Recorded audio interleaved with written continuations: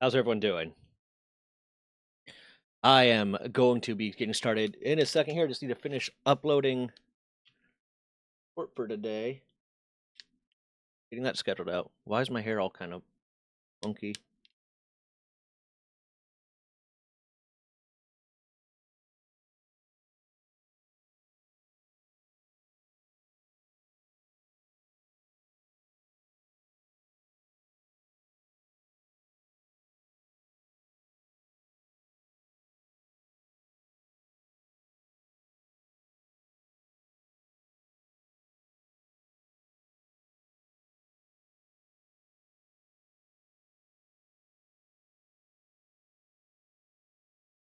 Bam!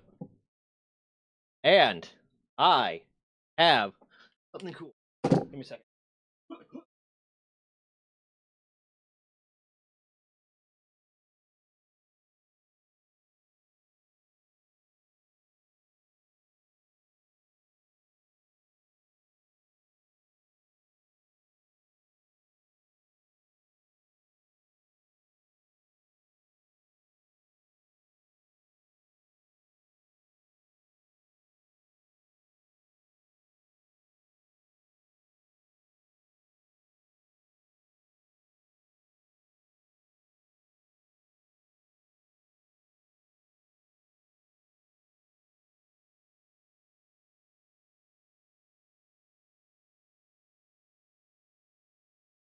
I'm back. I know you missed me. What chow?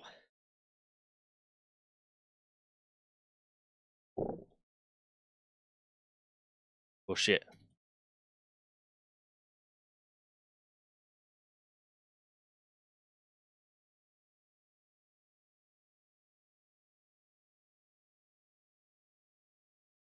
Bam and bam and bam. Why didn't I already start Fallout 76? I knew I was about to do this. What am I doing? Oh, I needed. That's what I needed to do. I forgot something. But is it working now? Yes, it is. Look at that little guy. That little guy right there. Stream avatars is now a thing. I've had it for so long and I never bothered setting it up, but now I have it. So, I have it. Oh, wait, hold on. I need to do something real quick. I need to change one of the settings.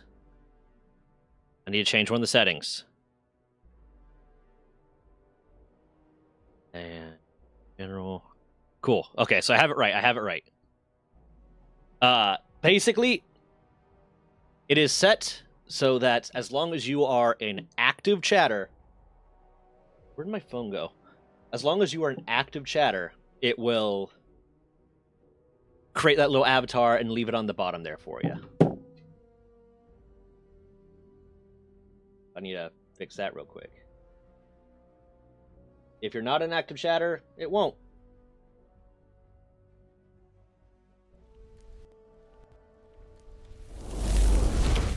What am I doing?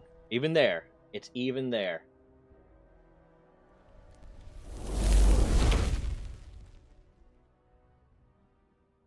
Why is it being difficult? And that's how I know you're here. HGTV boy. How you doing, man? I missed you last stream.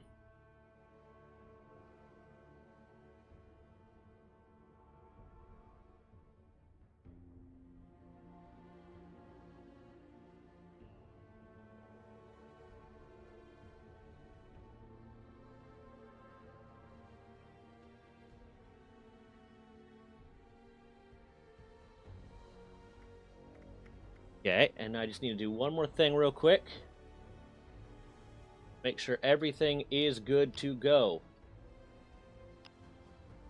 Bam.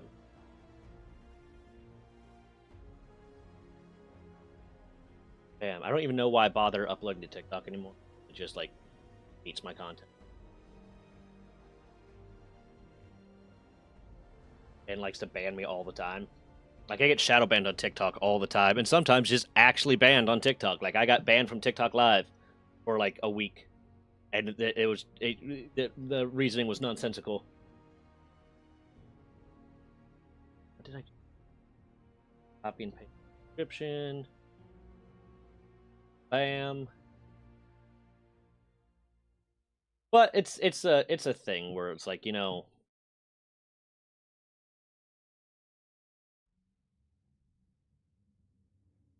if I'm already making the content for YouTube, I'm obviously tailoring it towards YouTube. But if it's gonna do well, if I already have the content, so I might as well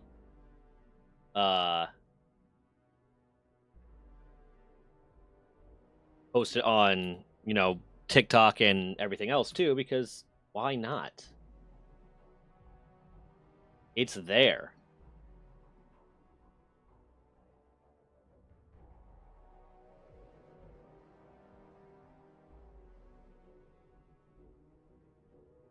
If the content exists, even if it's not going to do as well because it's not tailored to TikTok, I might as well post it on TikTok. I've had like 1 or 2 people say they found me on TikTok. I don't think any of them are still around, but I've had 1 or 2 people like pop into stream and be like, yeah, I found you on TikTok. It's like, okay, cool. It's doing its job. It's taking me 30 seconds of extra effort usually to post it to TikTok, so why not?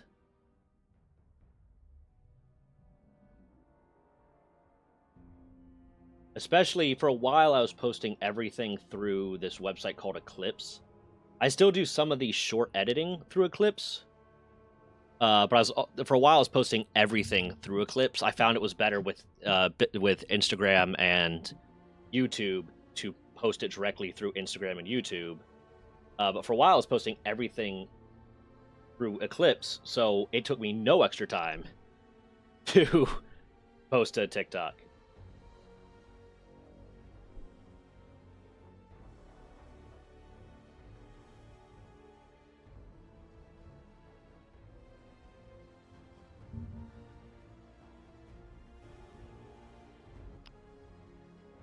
I'm getting this going.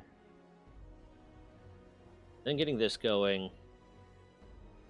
Popping up the live controls so I can actually see your chats. I can only see them on my screen right now.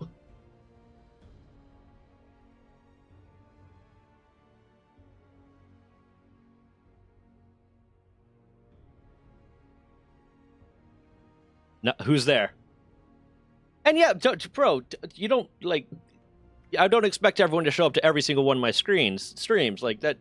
Don't no need to fucking apologize. Don't make me feel weird about this. Ugh. Hi.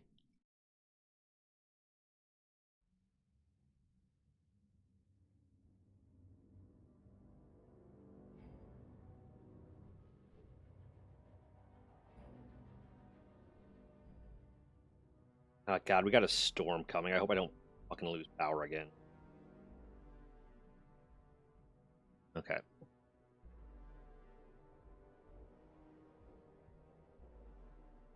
That was so frustrating the other day when I had all that stuff recorded and ready to go, or not recorded and ready to go, but I had all that cool stuff we talked about, the funny video, the funny like little moments that I markered out, and since power went out, the marker file didn't make, the CSV file that shows me where my markers are didn't get made, and the video didn't get recorded. So I was able to download it from Twitch, but it still has all the stream stuff that I normally don't have in the videos.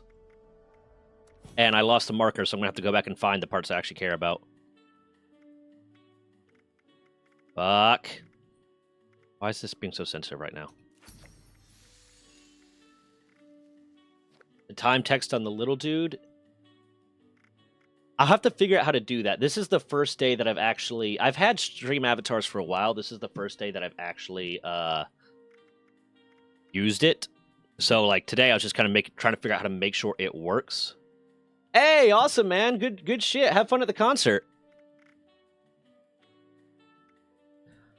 But I was trying to make sure that it actually works. It was giving me a little bit of trouble. But it's working. I got it. It's good. So now it's just a matter of of figuring out how to do all the extra stuff. Like apparently there's like commands you can set up for it, where you can have the avatars do something. Right now, I only have the basic avatar that they give you for free. I can buy new avatars from like artists and stuff that post them on there, or I can have my own made. So the avatars I'm gonna have made are. Why am I stuck? The avatars I'm gonna have made are all gonna be cryptid themed, because that's like, you know, the vibe. So I'm going to try to get like a Slender Man and a Cthulhu and a Mothman and all that different stuff. I love him, to be honest. He's my baby boy. Good, I'm glad. I figured people would like this. Yeah, you take care of that, Ada. I'm going to figure out why this is being weird.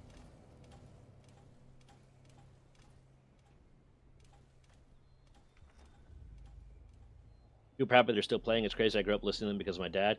Yeah, I'm genuinely surprised that they're still playing. I did not think Creed was still around, to be honest.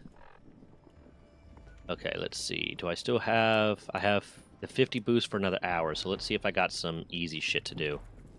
Ballistic ammo, teapots, collect caps, that's easy enough. Collect a teapot, complete event, kill a gulper, kill a mutated enemy, scrap junk to produce antiseptic.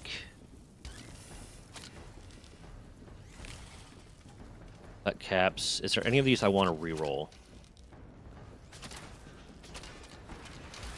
I get the mature warning when I, because like I said, I keep my stream up on my phone so that I can see, like, everything exactly the way the rest of stream sees it, and I get the mature warning.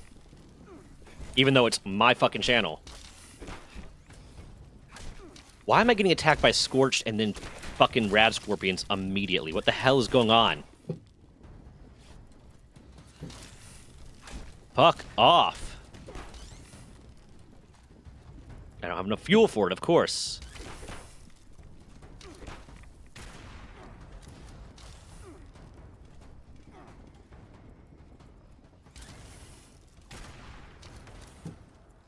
This is a hell of a way to start.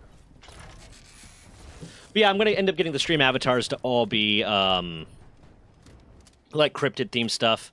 And I might make it a Patreon reward or a third-tier subscriber reward, maybe, or something like that, where I will add in a custom stream avatar for you. Because I can also assign it so specific people get specific stream avatars, and I think I can assign it so that you can select what your avatar is. I'll have to figure that out. But I might set it so... Like, I know I can set it so that different ones are unlocked at different, like, subscriber tiers or membership tiers. So I might make it a, hey, subscribers get access to more, and then higher level subscribers get access to even more. Because, hey, give them something for supporting more, kind of thing. Anyways, gonna head out and enjoy the ride with my parents. Have fun, man. Here's the little bandito. But yeah, so I'm looking forward to figuring out how to work the stream avatar stuff more. That it seems like it's gonna be a lot of fun.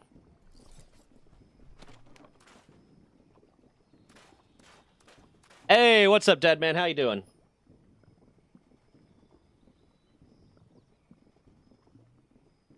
This.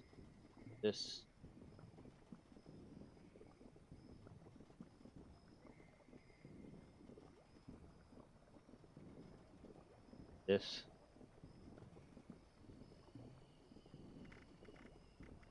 I ran a comment on a YouTube short of me hitting a insane shot. Good shit, man. It's nice when you see yourself start getting those comments and start getting the likes and stuff. It was technically yesterday. You're a day late. I'm pretty sure. There was two numbers that I was counting the 15th as my affiliate anniversary because that's the day I got the email, but the 16th was the day they officially processed me as affiliate. But hey, thanks, man. I appreciate it. Okay, what do I need to do? Collect a teapot, kill a mutated enemy. Can I do this one quick?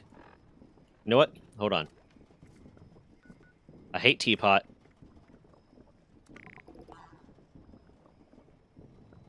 Don't want to do that. I have that. Awesome.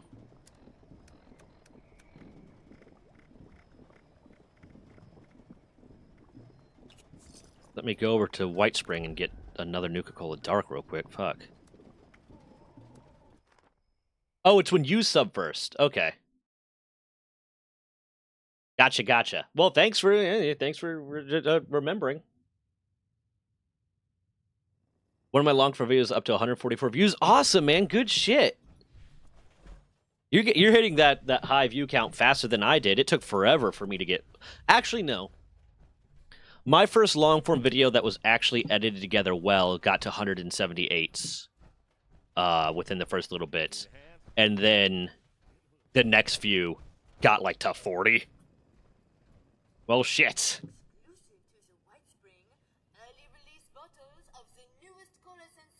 Yeah, I have a Patreon.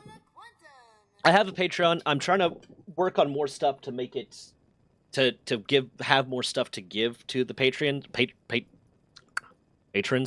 So right now, patron tier. I can't get over my own sentience. Right now, patrons have tiers that will...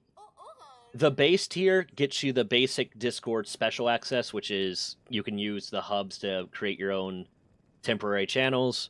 And then the second tier is I will write your name.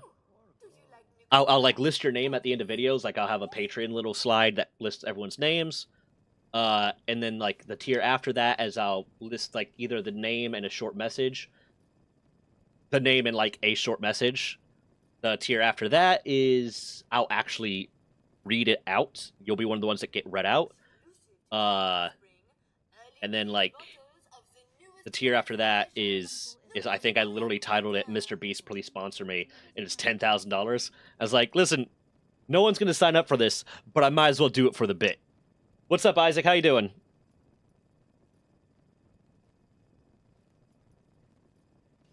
There is a so that is also one of the things that you get on Patreon.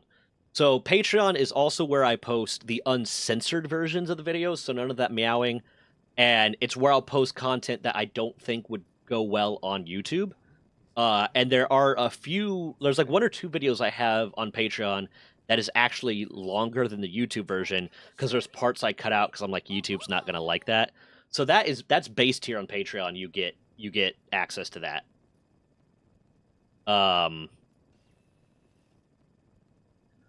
And that's where like also Patreon's the one where like if I get to a certain amount of patronage on Patreon, that will also trigger me to get pepper sprayed and do the pepper spray video. That's also where I'm going to post spicy content, I said, which is just going to be some of my cosplay content shit.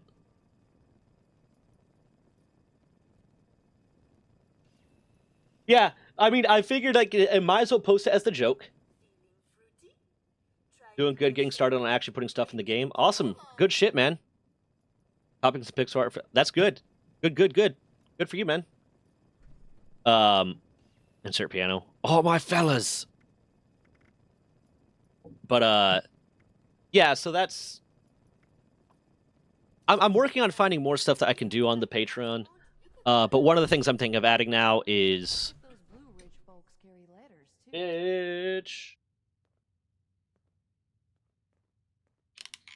One of the things I'm thinking of adding now is you get your own custom, at a certain tier, and it'll be limited, you get your own custom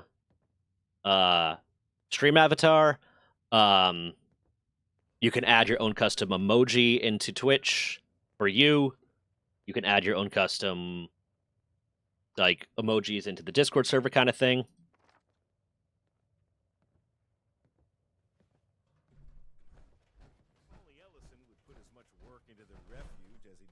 Oh, okay.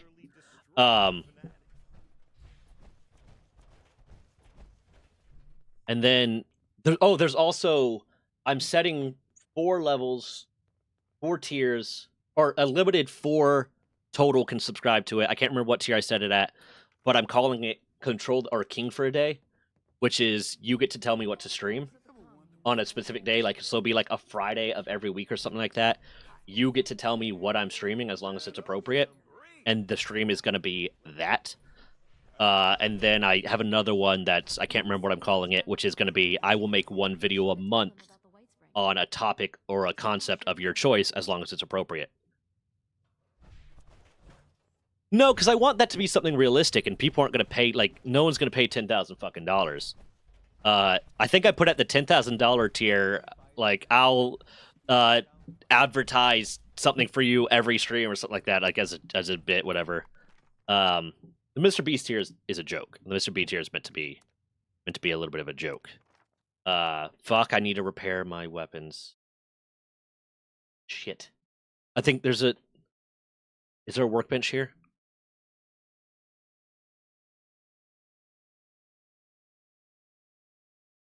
There's a Tinker workbench. My cremator's good, so I can make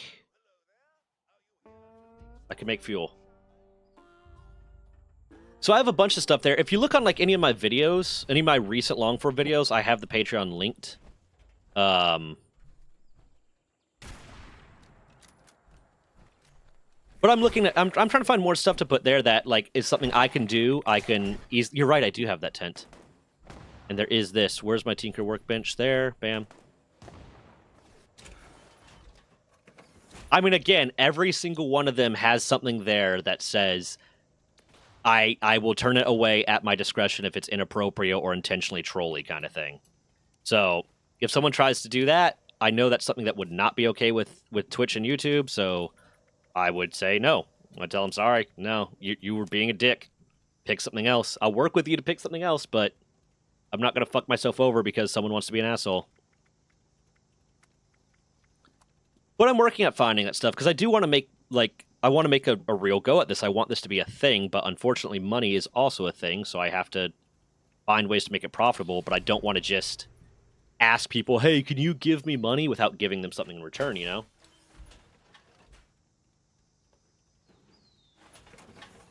So I'm trying to find stuff. The spicy content is going to be, like, a few different things. One, there's games that are not considered Twitch or YouTube safe, that I will do streams. Like, if you have the tier that unlocks the spicy content, I have a channel in Discord, actually, that would unlock for you. What am I doing? That would unlock for you, so if I'm going to stream one of those games that is not considered Twitch or YouTube safe, I'll stream it through that channel. And also just, like, cosplay stuff. I kind of got the idea. My friend Rachel is another streamer, and she ended up like making a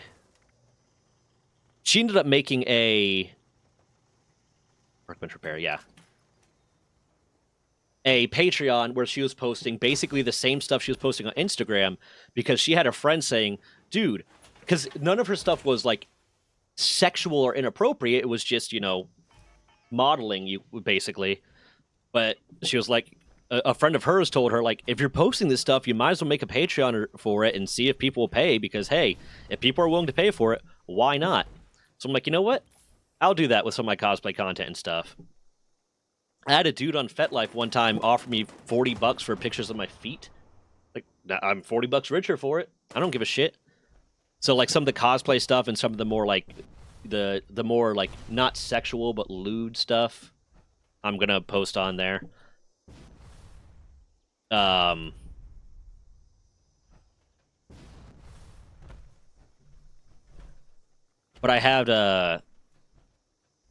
I do have an idea. I want to start an OnlyFans.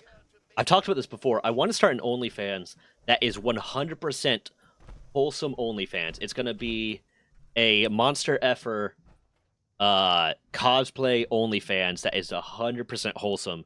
So it's just going to be me and cosplay as some different type of monster, an orc, a killer mime, whatever I can come up with, any cosplay that I feel like coming up with.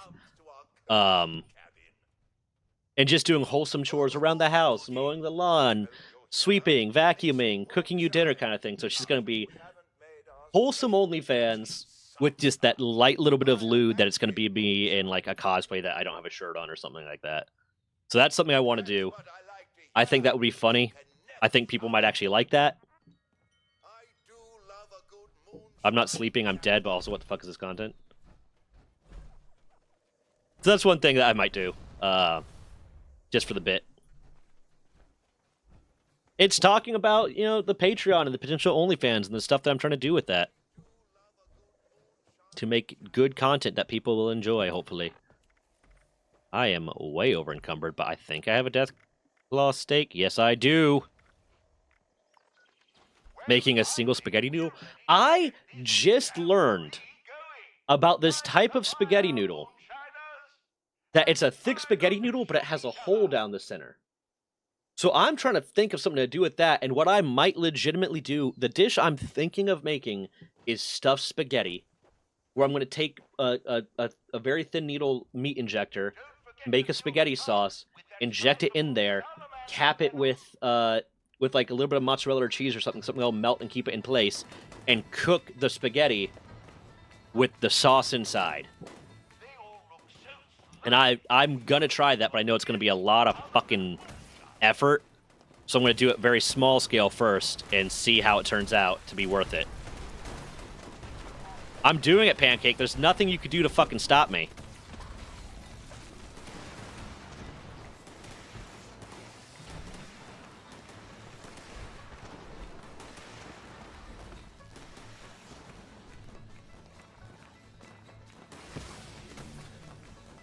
You're just gonna have to deal with that, man. Got 52 minutes left on that. Hopefully I can get that done soon.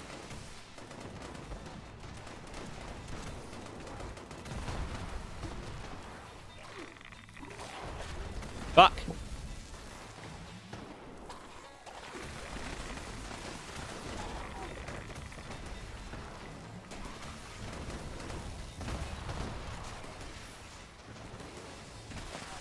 I mean, kind of like a long ravioli, but as a pasta thing, as a spaghetti type thing.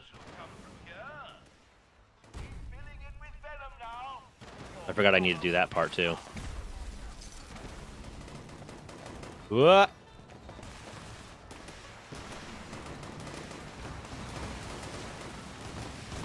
I'll probably get a few more legendaries out of this because I need to do that too. One of the weeklies is 5 legendaries.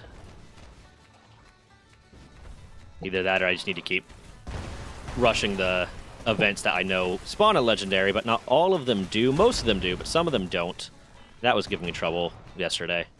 I did a bunch of different things and I only got 1 legendary out of it. But I got a bunch of ideas for different stuff. I also have, like, a lot of other projects that I want to do. That will require time. So, like, one of the big goals, like I kind of said this yesterday, but one of the big goals with getting a lot of the stuff monetized is, one, to just, like, make sure I can free up my time and I don't have to worry about, like, the stress of paying bills and stuff. But also so I can build a team that will help me actualize this stuff. Like, hire an editor to focus on a lot more of the editing work, because editing takes a long time. Like, that, the whatchamacallit video, oh fuck, what did I title that? The malicious compliance video is like 8 minutes long and took me probably 4 or 5 hours to edit. So the more projects I add, the more stuff that requires editing, the more stuff that requires all that, it's going to require more and more time. So if I can make enough money that I can hire an editor, hire like a full-time editor, that'll open up a lot of doors, which means I can start focusing on other projects that will also require my time. And I just have a lot of, like, creative projects and content-based projects and a bunch of different stuff I want to do. And right now, the biggest thing I need is time, and the biggest way I buy myself time is by literally buying myself time, by hiring someone I trust to do some of the work for me, so I can focus on the other parts of it. And I've said before, like I've said this before, kind of the way I want to do it, the way I want to go about it. Fuck you. That's how I want to go about it. I want to go about it by fuck you. That's exactly how. The way I want to go about it... This is so fucking loud. The way I want to go about it is I want to start, like... Say I have to have a team... I have to hire a team total to actualize everything at the beginning. I have to have a team of, like, 3 different people. So I have to have someone editing for me, I have to have someone doing content managing for me, and I have to have someone doing researching for me. Those first 3 people, the content manager, the editor, the researcher, I want to hire friends of mine that, like, I trust, that I know would be interested in doing it, and give them a good paying job that they can build something out of, hopefully. Like, friends I know that, hey, could use it kind of deal. And then, as the team expands, as I start hiring more people to get more work done, like, and this is obviously if I get to this point. If I get to the point where I'm successful enough that I can do that. But as the team expands, I want to start having those team members, the different heads of those departments, hire either homeless people or people that are down and out, people that, like, women that are living in domestic, or living in battered women's shelters, people that could really use the help and could really improve their life if just given the chance. So, like, homeless people that, like, still have all their mental faculties and are just kind of in a shitty situation. Or women living in domestic violence shelters, women in battered women's shelters because of a situation. So that it can turn from something that's, you know, helping my friends, potentially, like giving them good jobs and them helping me by helping me build up this thing that I want to do, into something that can help a lot more people. And I've said that a lot of times, so that's kind of the way I want to go about it. Fucking Christ, why isn't...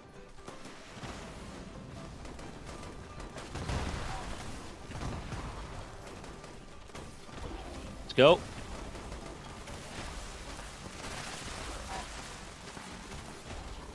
Will you just fucking die? I'm hitting you so much. Why aren't you dying? You are taking direct blows. Why the fuck aren't you dying?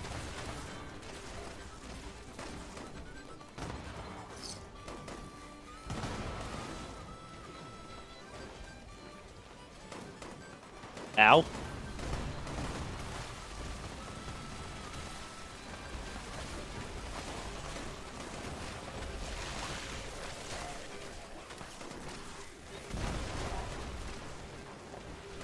You've been given an idea? Wait, why are you hungry for Taco Bell? What? I'm so confused.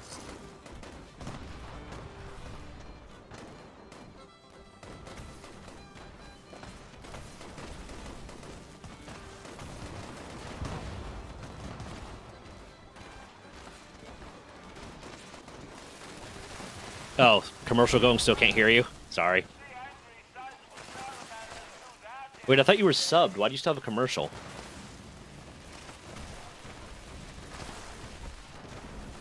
A bad idea? Okay, I want to hear it. I definitely want to hear it now.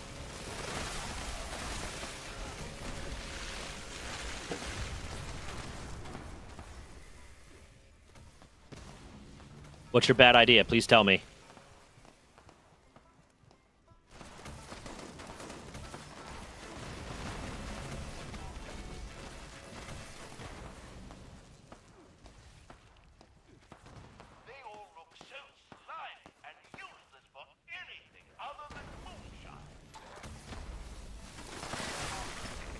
Fuck! Why aren't you hungry for Taco Bell? Honestly, I love Taco Bell's new, like, chicken cantina shit, and I've been, like, so often craving that and going out to get it, but I'm trying to stick to my fucking diet. Last year... Hold on, let me wait till this fucking... Give me a second. Last year, around, like, March or April... I started, like, really hardcore dieting. 1, because I wanted to get my body back into the shape it was when I was younger. And 2, because I have dangerously high blood pressure. So I was like, okay, I need to not just do the exercise portion of this, I need to get, like, my weight under control. And I wasn't, like, super heavy. But I was like, I need to get my weight under control, and I need to, make sure I don't die from a heart attack like my grandmother did not too long before that. Because basically, my grandmother went in the hospital for a heart attack, in the emergency room for a heart attack, the same day I went to the emergency room for my blood pressure being very high and thinking I was having a heart attack. So I started dieting super hard between March and April, or March or April to October of last year. I lost 40 pounds. Between October to now, I gained 30 of it back. So I need to get my diet back under control and lose that weight. I'm very upset about that.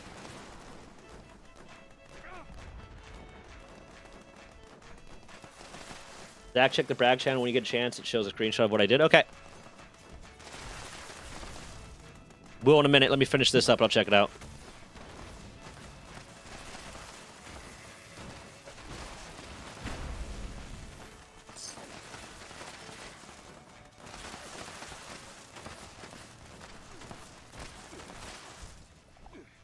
Okay, awesome sauce. There's nothing else for me to grab. How over encumbered I am. I'm pretty fucking over encumbered.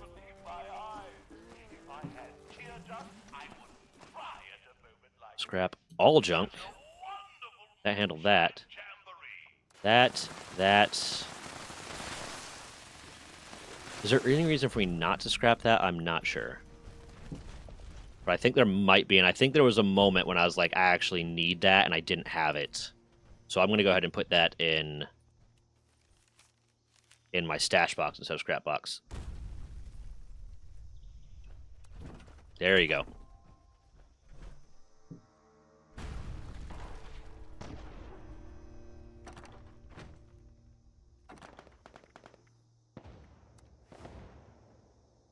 Saved up a lot of space. Anything else that needs scrapping? Nope. I'm going to go to Merg. The fuck is this? Oh. Merg. I just got really dizzy all of a sudden. I also haven't eaten today and I worked out, so that's probably why. That actually makes a lot of sense. Makes a lot of sense. I have food right fucking here. I'm adjusting to being back on Adderall because I stopped taking Adderall for a while because I had an ulcer and it could exacerbate it. But once that started recovering, I needed to get back on my Adderall because I kind of fucking need it from ADHD. But like I'm readjusting to the fact that it kind of makes you not want to eat. Not even not want to eat. It just kind of makes you not have an appetite. Because when I take it consistently, what I do is I make sure to like have a alarm that says eat something. So I'll eat my next meal. I'll do my meal prep, and then I have an alarm that reminds me to eat. And my first meal is supposed to be at 10. I do intermittent fasting, so I was supposed to eat at 10. It's not 10 anymore. It's 2. Okay, let me check this thing out, Isaac. Let me check it out for you.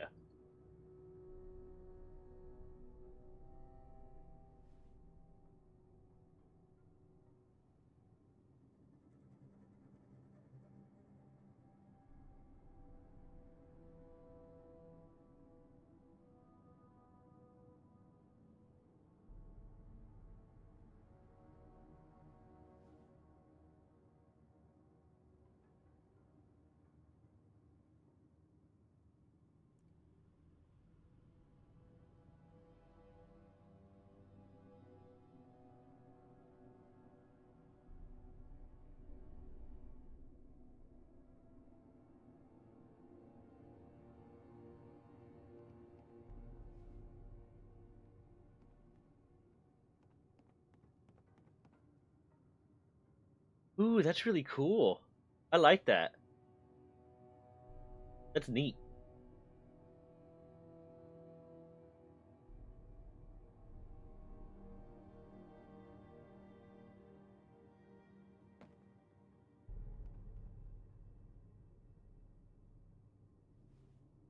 Hold on. I'm responding to someone's message real quick. I've been looking at getting into editing work, like being someone's editor, just to make a little bit of extra money. And someone just got back to me.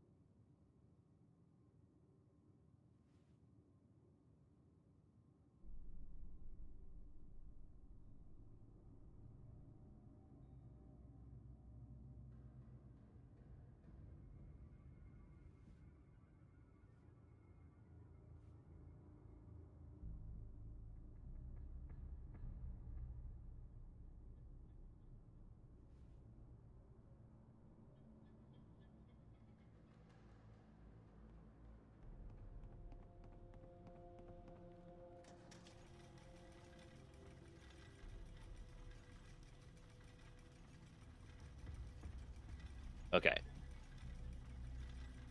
And yeah, don't worry about it, man. Like I just try to keep some conversations out of the Discord just because they can quickly transition from a light kind of conversation to someone getting upset, and then I have to mediate it and get people to stop being mad at each other.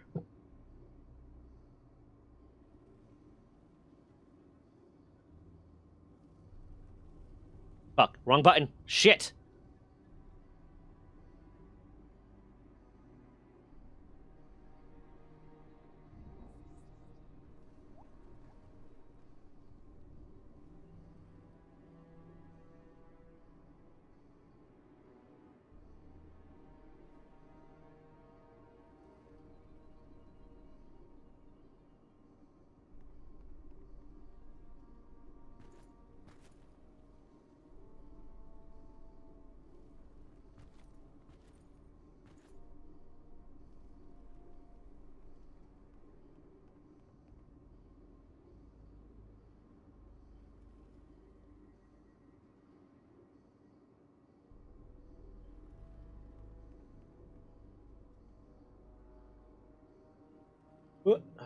Got that, got that.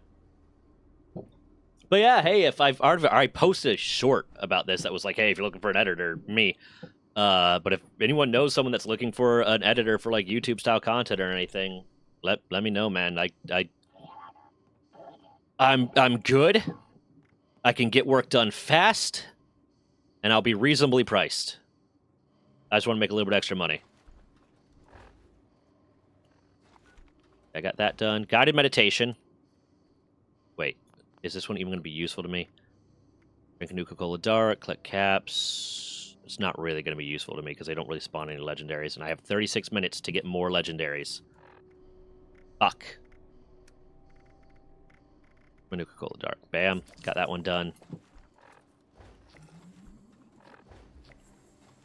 There's a storm coming in, apparently, and I'm like, I like the rain. It helps my garden. It's good for the garden. I just don't want to risk another fucking power surge, man. I need to get an up system. I just need to get an up system and put my computer and my Wi-Fi, my router on that. All my fellas.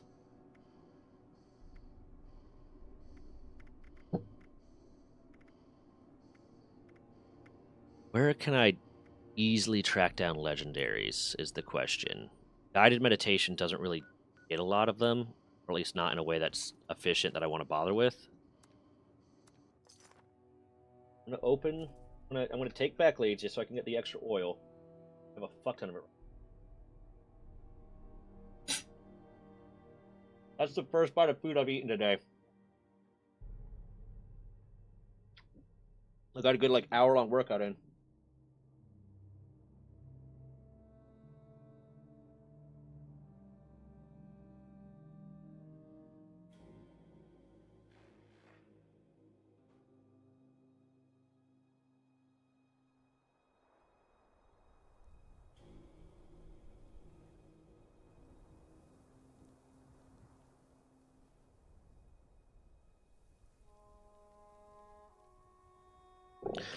Oh, like my fellas, da do do da da. Oh, my fellas. I'm like, I kinda potentially get the reference, but it is eluding me right now. It is entirely eluding me.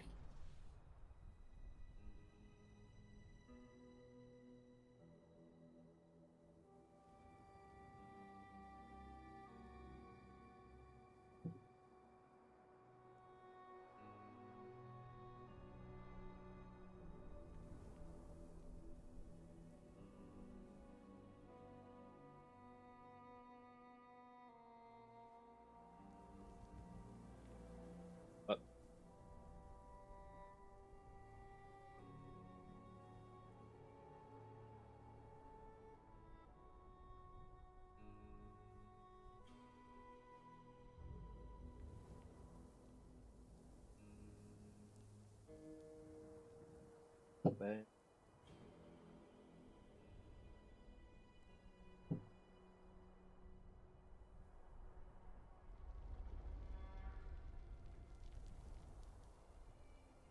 Let me see that. Let me see that stack.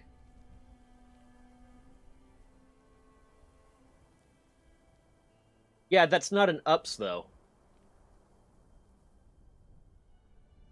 That's a good surge protector. I have a good surge protector. I have a good surge protector, so it's like my shit's perfectly good.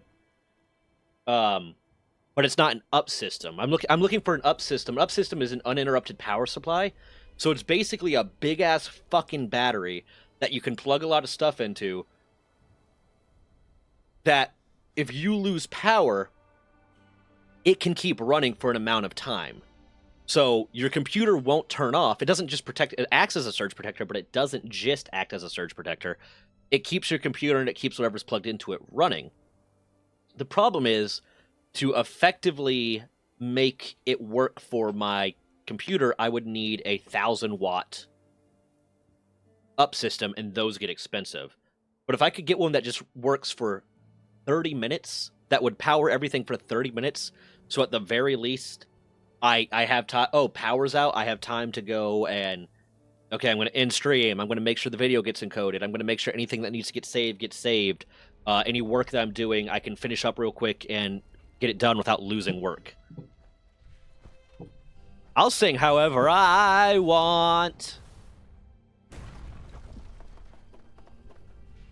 All my fellas do. It's a specific song that's rather catchy, but the only lyrics are all my fellas pose for the camera. Oh. Then I don't know what that is. Man, I'm going to be 30 next month, okay? All these young references, I don't get them. I don't understand them. They elude me. Fuck you.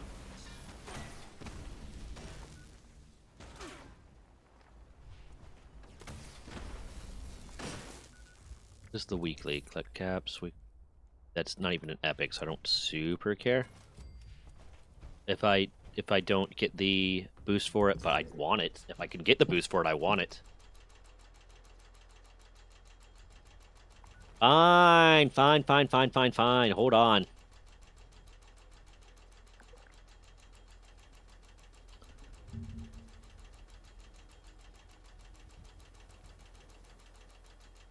Okay, I'm gonna have to kill desktop audio because I don't want to get it copyright struck, and I don't want to have to go back and edit this.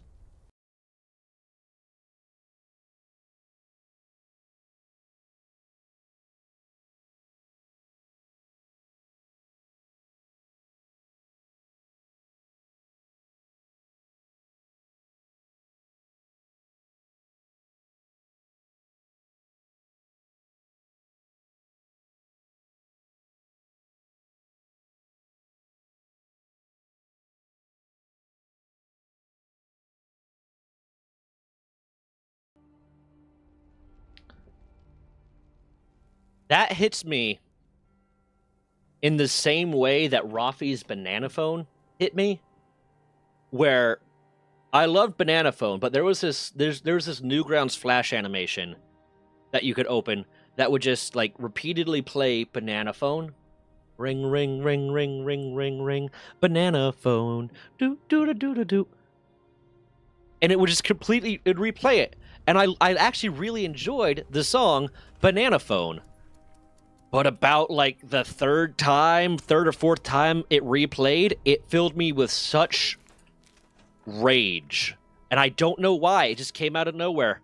There was just a fucking moment where, like, I'm enjoying Banana Phone, then all of a sudden, I'm furious that it's replayed the same line for the 15th fucking time. And I feel like it's catchy as shit. I'll give you, it is catchy. And I feel like I could enjoy it for a very brief amount of time. And I feel like it probably makes a really good, like, TikTok soundbite to play over a video. But I also hate it because it reminds me of that.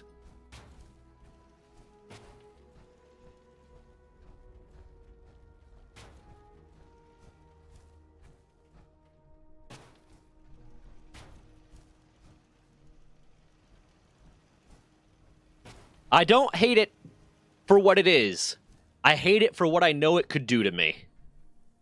And that is the fact that it is catchy enough that I would end up, and it's repetitive enough that I would end up not noticing that it's replayed 100 times and then hate myself.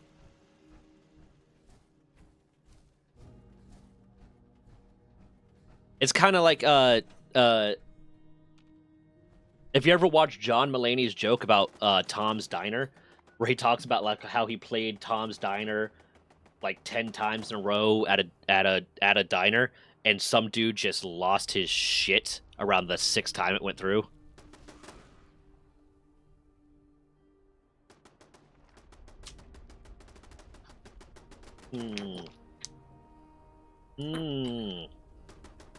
Water.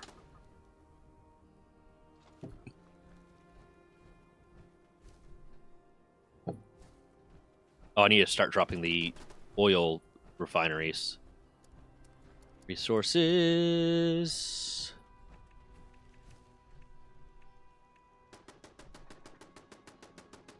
Oil.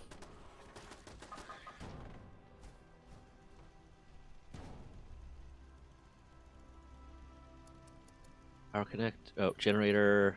Bam, 10. This one doesn't require any oil or anything. This one doesn't require any oil or anything. Bam. Bam. But yeah, I remember I was younger. I was like a kid. I was still obviously with my parents. I can't remember if I was like in middle school or high school.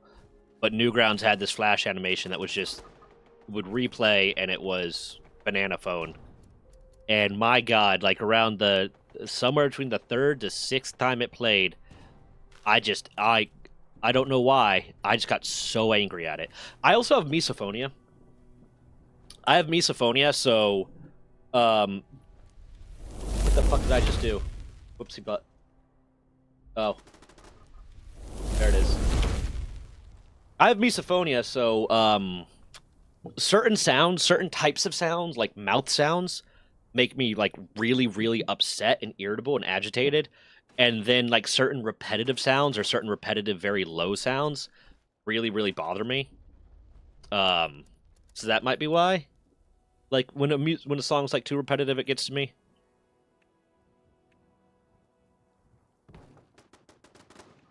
Make the nodding donkey. Where's the nodding donkey? There you are. Yeah, I accidentally pressed a button.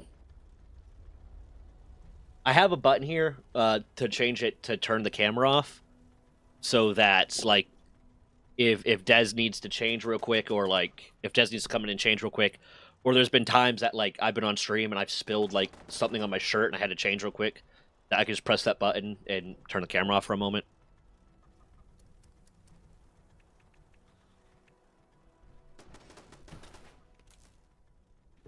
Yeah. Makes it a little bit easier than having to tab down and go to Streamlabs and shit. Where the fuck are these mole rats? Just open yourself up to death, please, for the love of God. This is why I hate the mole rats ones. This is why I fucking hate when it's the mole rats, because they spend the entire goddamn time burying themselves so you can't get to them.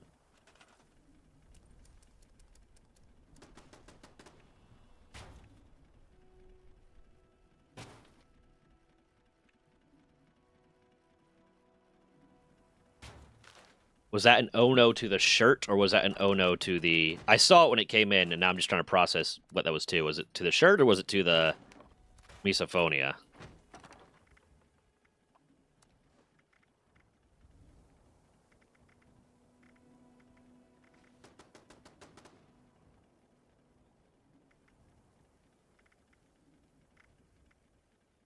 Oh, shit. That's a lot.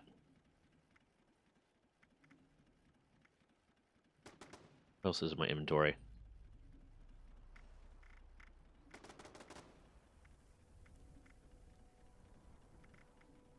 Right, we're gonna put that there. That there, gonna contract it. Oh no, the cam going down? Got it. If they add a mole trap, I mean, that would be cool if they allowed you to, like, kind of rebuild the environment a little bit so that you could just, like, dig a hole with a trap door and it's just filled with fucking mole rats. What would you do for a Klondike bar? Horrible things. I love Klondike bars. What I miss are Choco Tacos. The fact that they got rid of Choco Tacos is so sad. Hold on, and I got a story tangential to that, actually.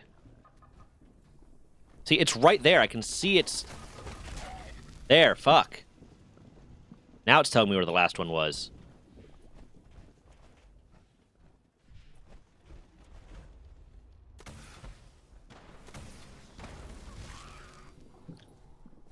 Thank you, die.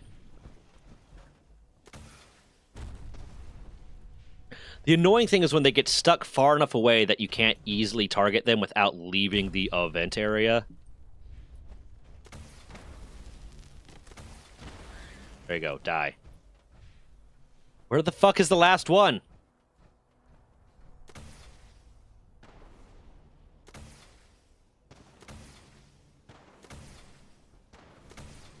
At least this one's legendary, so it counts towards my legendary count. Good, awesome. What is the story? Oh yeah, so I was in boot camp when was it Little Debbie, whatever the one that makes the snowballs and that series of snacks was like notionally going out of business, but they were supposedly either going out of business or getting rid of a lot of their stock, or I just now realized we might have been lied to. Our RDCs might have lied to us and told us that Little Debbie was going out, or Little Debbie was ending a lot of their brands and stuff, because snowballs still exist. But I was in boot camp and they told us that. They told us that Little Debbie is going out of business and there's not going to be any more snowballs. There's not going to be any more of this or that. But there was a blood drive coming around. The Red Cross was doing a blood drive at boot camp. And if you volunteered to donate blood, they had a stash of those snacks in the back. They had the last snowballs we'll ever get. They had the last Little Debbie snack cakes you'll ever get. They had the last all this you'll ever get. And if you donate blood, you get to get one of those snacks to get your little sugary treat after donating blood. And let me tell you, I am terrified of needles. I wish I wasn't, because I wish I could donate blood because I'm O negative. I'm a universal donor. I wish I was brave enough to have that. Even thinking about it right now bothers me. But to have that in my arm for 8 to 10 minutes to donate blood. I'm not. But I, for a little bit, got in that line to donate blood. Because they had lines based off your blood type. I got in that line to donate blood, and then I ended up like, I was like, am I going to do this? Am I not going to do this? Am I going to do this? Am I not going to do this? Am I going to do this? Am I not going to do this? And then they like end up calling, okay, we got the max amount of blood we can take today for whatever reason. I don't know why, but we got our quota. Sorry, no one else can donate blood in this line if you're O negative or whatever. I was like, oh, at least that ruined that. At least that made that decision for me. But the closest I ever came to overcoming my fear of needles was because I thought they were getting rid of Little Debbie's and getting rid of snowballs in particular, and it was going to be my last chance to get one. Yeah. And then I think, now that I think about it, I'll need to look into it to see if that was actually something that was happening or not. Because now that I think about it, I think we were just being lied to. I think that was never a thing that was happening and they were just lying to us. But I'm not 100% on that.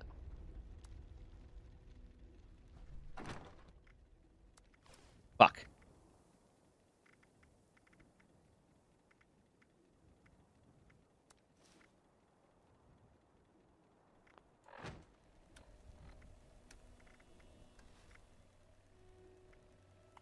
I will need to. I'll have to look into it.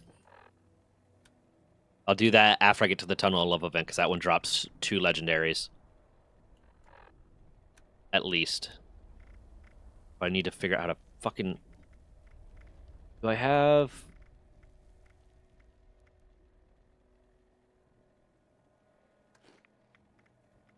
anything that will... increase? Okay, here's Old Possum. Anything to increase my fucking carry weight.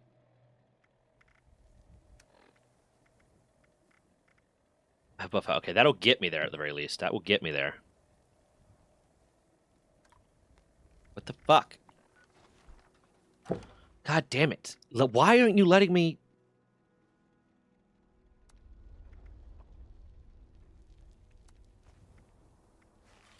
Oh, because it was too much. Okay, cool. I can get to the Tunnel of Love. Why?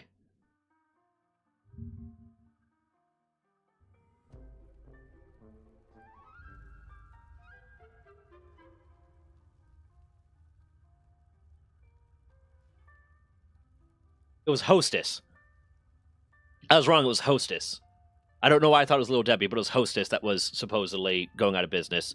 I'm looking up right now if they were.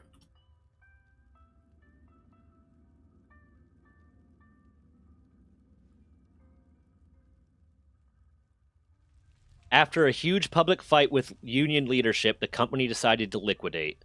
And briefly, there were fears that its iconic products would disappear forever. So they weren't lying to us. They weren't lying to us. They were just using the fact that we were stuck in boot camp, not getting great food, hungry, and might never get the chance to enjoy a delicious treat again, to manipulate us into getting stabbed and our blood stolen. But they didn't lie. They just manipulated. Oh yeah, why are you going to be in the news, Dead Man? I need to know.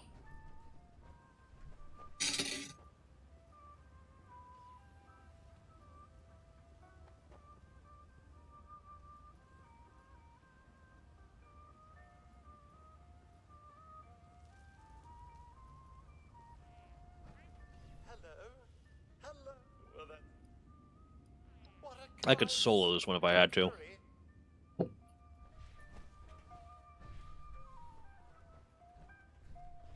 Gotta feed the vampires, yeah. I really don't like needles, man.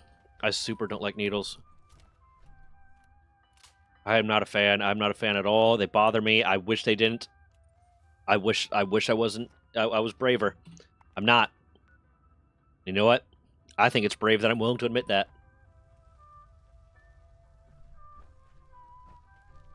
I panic more when I know I have to get my blood drawn than I panicked when I've had guns pulled on me. When I've had guns pulled on me, I go into problem solver mode. I go into, like, handle this situation, resolve this, you know, de-escalate the conflict. When I have to get a needle in me, I just go into straight panic baby mode. Fear. Straight fear. That's it.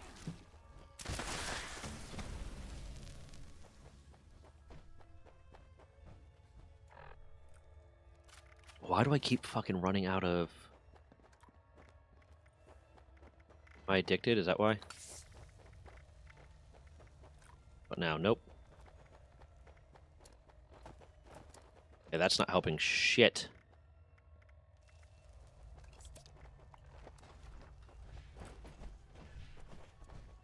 There's one.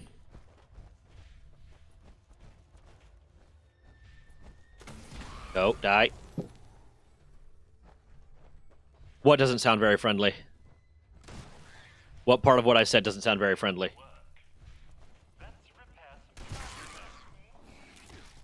Ah!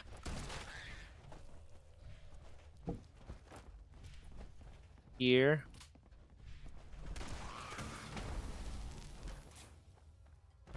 How long do I have on that? I have 14 minutes, so I can get it through this one pretty easily. I can get 2 through this one, and then I just have to find another legendary within a few minutes, so I don't have to waste that thing. Because I'm not going to spend a goddamn a score booster on getting one thing done. I fucking hate needles. Not everyone can handle it, and that's fine. It took me a lot of things in life to be able to say this sucks, but life has been worse, so I should be grateful with that. I don't have to deal with this. I mean, that's fair.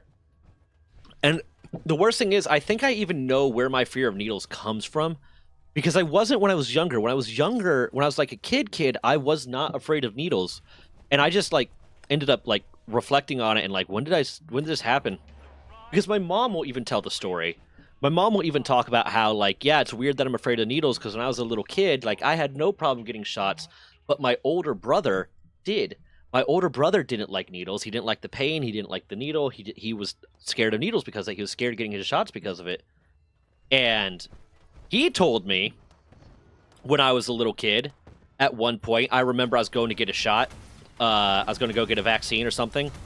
And he told me that sometimes the nurses like to inject you with like air or poison to kill you because they don't like little boys. So you got to be really careful because when you get your shot, you might get one of those nurses that wants to kill you.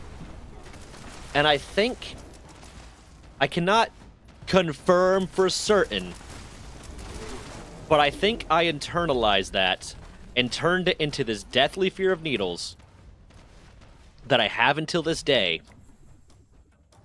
And even though I recognize it, and even though I recognize it's a stupid thing to be afraid of, I still am. And it still bothers me. And among all the reasons I hate my brother, that's not one of the reasons I hate my brother. But that is something I will never fucking forgive him for.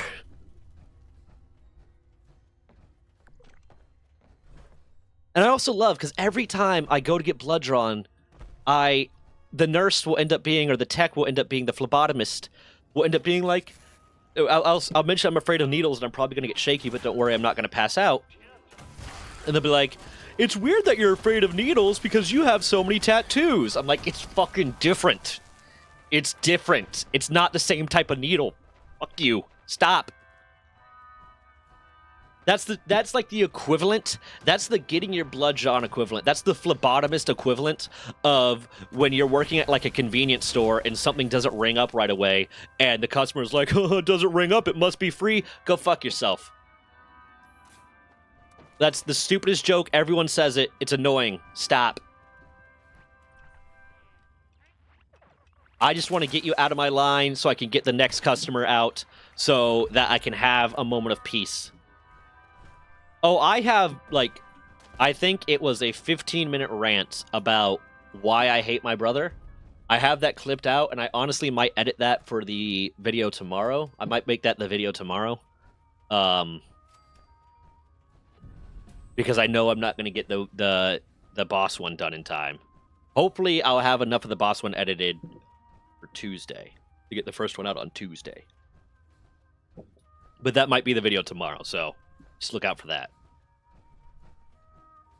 But I fucking hate my brother. He's a bad person.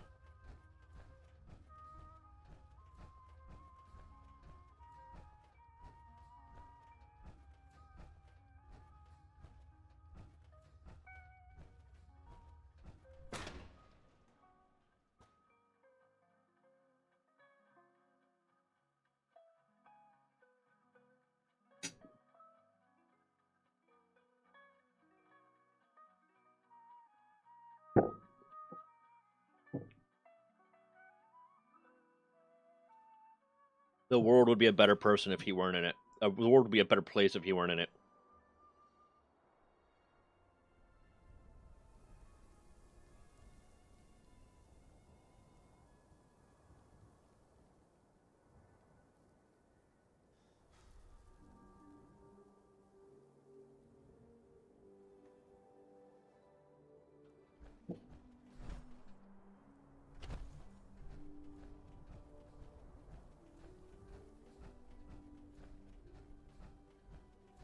Now I have to get somewhere I can put my tent down real quick. I have 9 more minutes of that. I just need to collect a few more caps. That should be easy enough. At worst case, I go sell something. Yeah, it was... The funny thing was, it was the same rant, the same like time frame, the same like hour period of stream where I told the story about my weirdest roommate and my worst roommate. Right after that, I started telling the story about, I started just ranting about my brother because someone said something in stream that reminded me of it, and I just kind of like casually like bitched about him, and then it turned into like a 15-20 minute long rant about why I hate my brother. And it doesn't even cover all the reasons why I hate my brother. It's very surface level why I hate my brother. So I might end up doing that video for tomorrow and then do a very organized discussion on why I hate my brother later.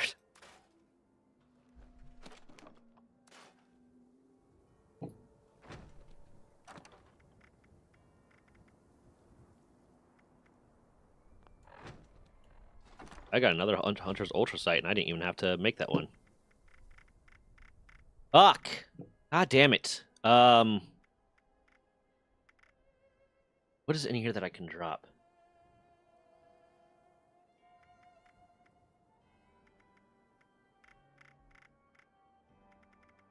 Don't need this.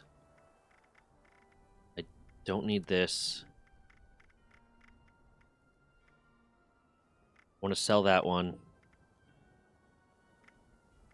Don't need more soldier suit. I don't need more than one cop hat.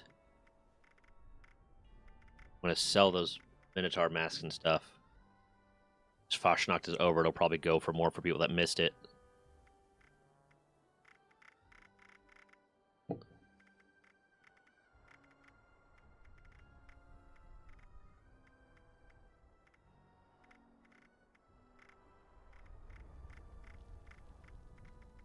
Eastern Fire Axe, I need to sell that.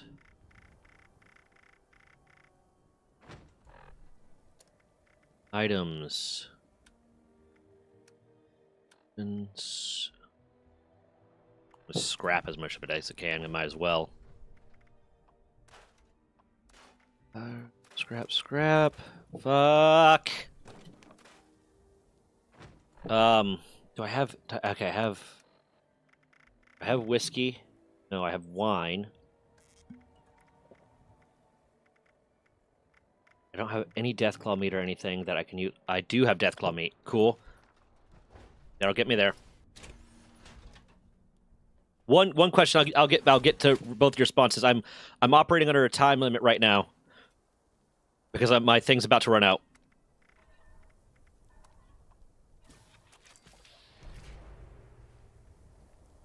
Food, Deathclaw steak. Okay, that'll get me right where I need to be.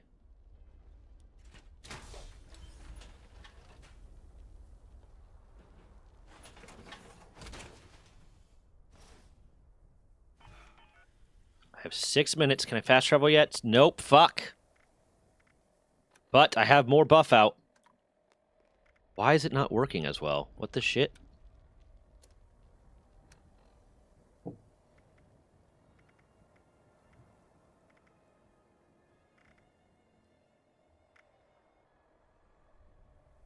I don't have anything on that should make buff out not work as well. Did I get hit by something?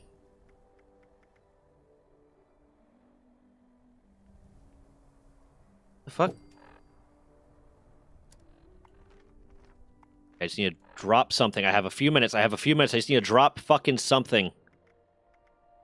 That's worth that I don't need. What do I have? Oh, yeah, these.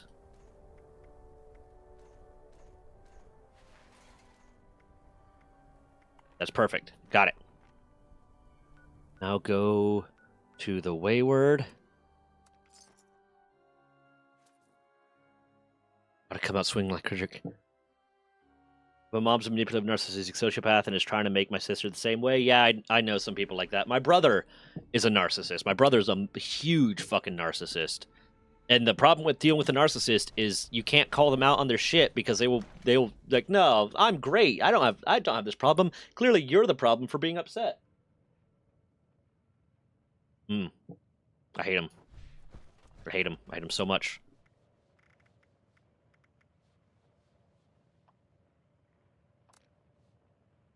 Yes. Okay, I did that one. I'm not going to manage to get another legendary within this very brief... Oh! I killed enough legendaries. Yeah. Coolsies. So I got it all. I'm good.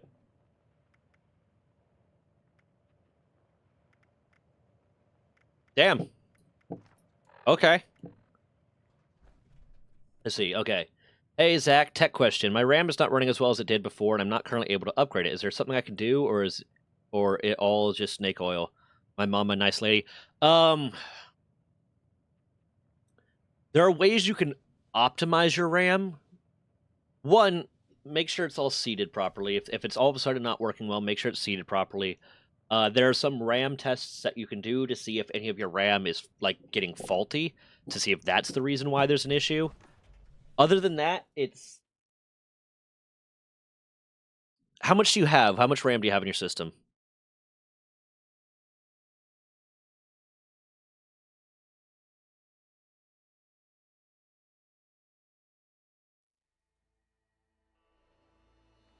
Oh, God. 16 means you're probably, like, pushing your max capacity when you're streaming. you're gaming and streaming, you're probably pushing your max capacity, I imagine. There are things you can do to optimize. That's the best thing is, honestly, there's some stuff you can do. You can do defrags, you can do stuff that optimizes like your RAM and your RAM's ability to access memory. That most of those are pretty built into your computer. You can run a mem test to see if your RAM is faulty, to see if that's why. And past that, if your RAM's not faulty, if everything's optimized as much as possible in terms of defragged and your computer's system's ability to access it, it's going to come down to optimizing the things that you're doing and maybe having to allocate a limited amount of RAM to different processes. So if you have 16 gigs of RAM and, Streamlabs takes up... How much is Streamlabs taking up from me now? Let me see. Right now, like, me outputting... Default Diek, hi! Hello. Right now... For instance, Streamlabs outputting to both Twitch and YouTube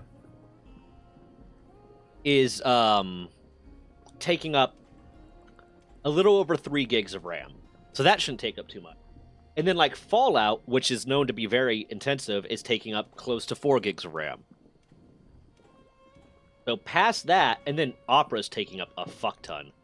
So the best thing you could probably do to make it work for now until you can upgrade your RAM is minimize the number of processes you're running when you're trying to do resource-intensive things. Aside from running those mem tests to see if it's broken, aside from seeing if it's seeded properly, and aside from like optimizing everything, defragging everything, optimizing everything, it's making sure you're not running too many processes. Because Opera, which is supposed to be the better than, and it is a lot better than Google, because Google was taking up a lot more when I was using Google predominantly, despite the fact that I have the same amount of stuff open. Opera takes up a lot less, and you know me, I have a fuck ton of tabs open, but it's taking up a lot. So just minimize the amount of background processes you're running, and if necessary, you can allocate an amount of RAM to specific things so that it won't go over that. That's a pretty simple task to do. Default Dick, how did you find me, man? Like, you're new. What did you do? Was it one of my shorts? Was it one of the like the Reddit or like the Discord I'm in or any of that? Like, how do you find me? I'm trying to optimize. I'm trying to learn what drives people to the channel. See something. That short did go up. Did it get any views yet? No.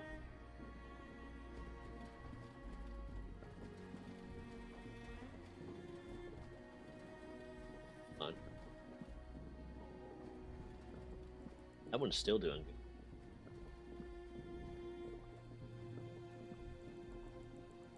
That one is still good.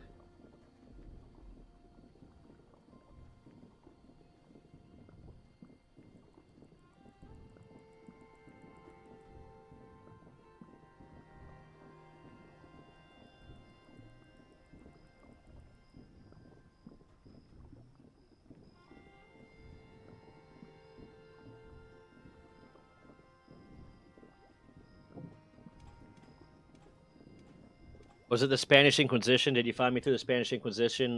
Deadman wants to know. Just found via the vet tag and enjoy Fallout 76. Awesome. Hey, man.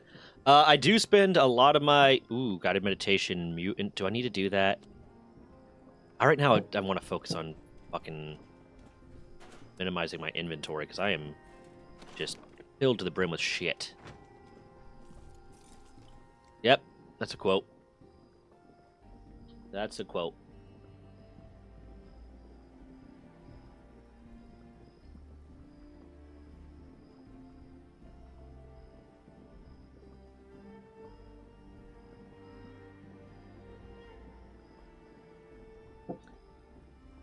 Yeah, that was probably smart when I finally started actually adding the tags.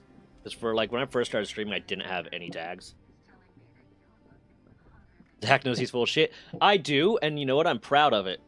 I'm proud to be full of shit. Fuck you. What What was I about to say? No, a lot of my streams and like my YouTube stuff is a lot of military storytelling stuff. We got a lot of vets that show up to my streams, like Stack there. Rayvon Lovely is a Marine or was a Marine. Once a Marine, always a Marine. Don't fucking come after me. I will kill you. So we got a lot of that. I got a lot of like. Occasionally, I like to tell stories from my time in the military on stream. Play a bunch of different games. Vault 76 is one of the big ones, but I also play like Pow World, Phasmophobia, a bunch of other stuff. There's this one that's coming out soon that I want to get. I can't remember what it's called. But it's like you're managing a private military organization. I was like, that's going to be interesting. But yeah, glad to have you, man. Glad to have you. If you find you like it, if you want other people to play games with or talk to or whatever, get in the Discord. Sorry, I completely got thrown off. I'm brain dead right now. It still doesn't help that I haven't even finished 4 eggs. I worked out not Zookosis. Zookosis is one I want to play when it comes out. Like I want to play that the moment it comes out. It's gonna be fucking awesome. What's it called? Hold on.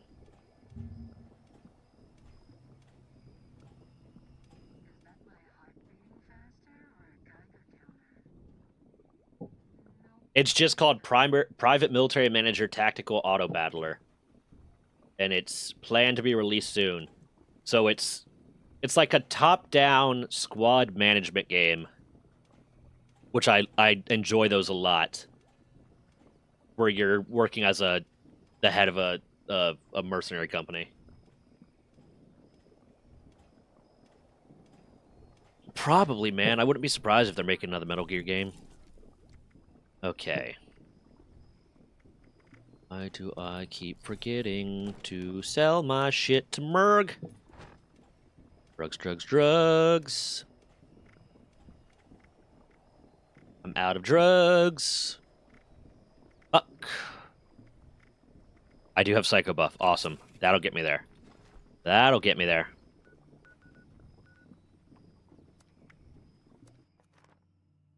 Yeah, it's gonna be fun. I'm probably gonna play it and stream it.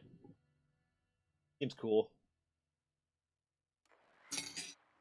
Or maybe it's shit. Who knows?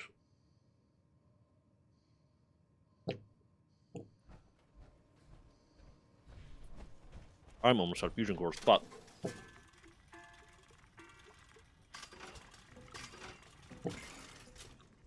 That's not good. What's in here that I need to get rid of? That are taking up space. There's armor that's taking up space. Metal left leg. Terminators. Prototype. Raider power armor. Get rid of that. That.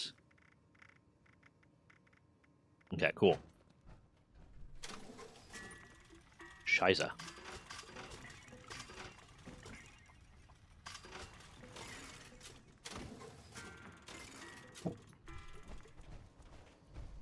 What branch were or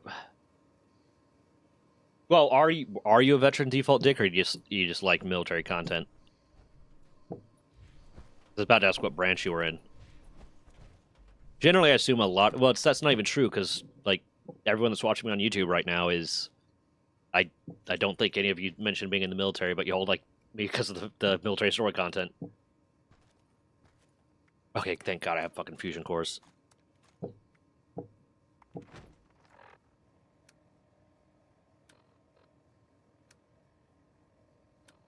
Okay, what was I about to do? What was I to do?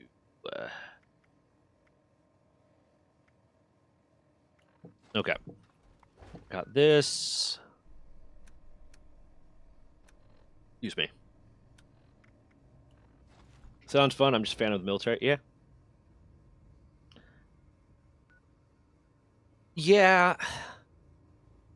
There's the thing. A lot of these AAA agencies, these AAA game studios, have just been kind of dropping the ball a lot or making like copy paste games that are just not worth the price tag.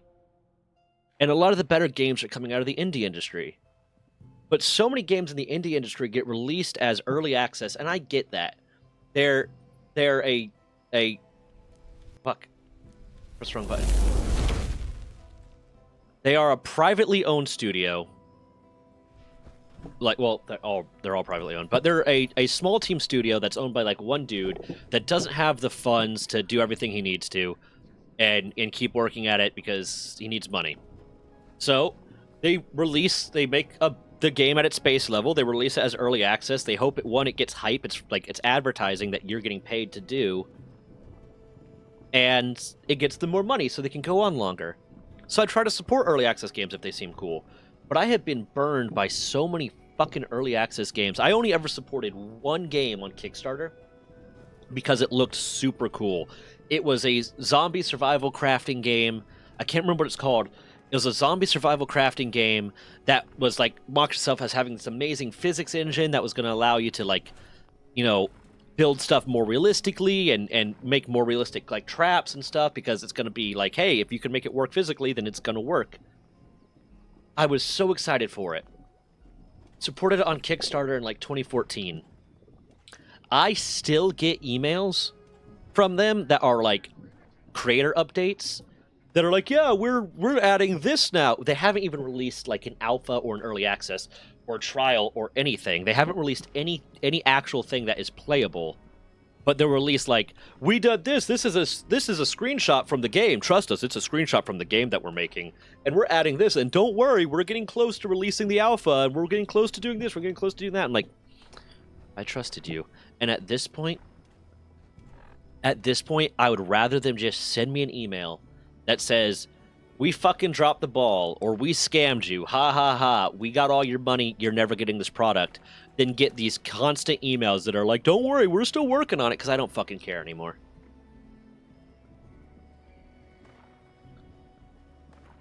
What was I trying to do? When I need to use this. Do I need to fucking bomb someone? I did find out yesterday that you can, in fact, use artillery pieces to attack other people's settlements. But you can only put one artillery piece in your camp. So it would have to be from a workshop.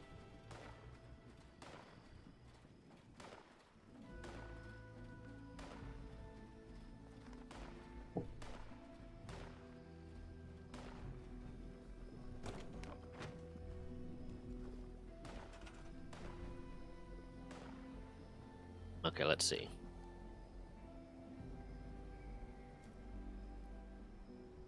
I hate the fact I expect space to be the go up, but it's not. It's what the fuck is appliances? Oh.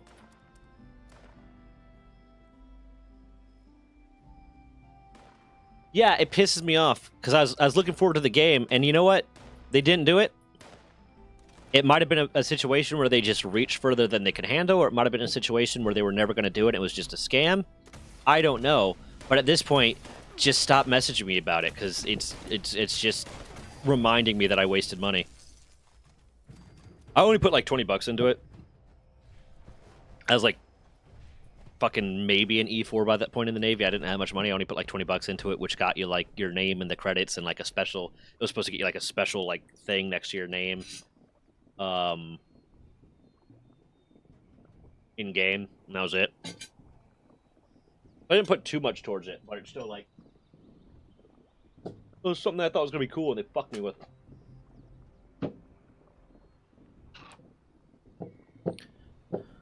Okay, got that guy killed. Where's my thing again? Okay.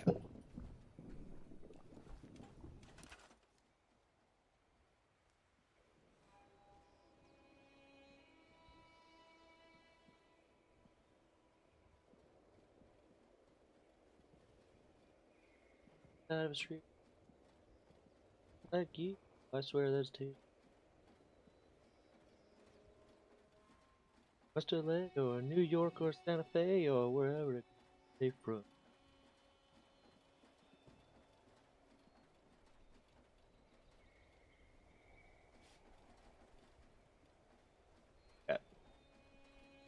What am I doing? Defenses, walls. That's what I'm doing. Scheiße.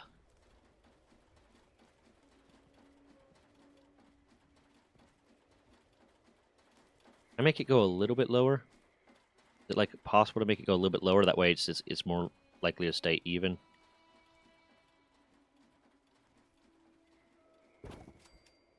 Plus, it's just easier to put the thing up to shoot over it if it's not really tall.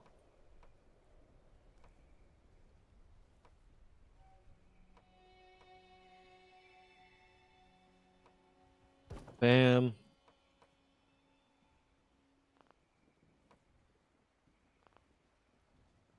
Hold on.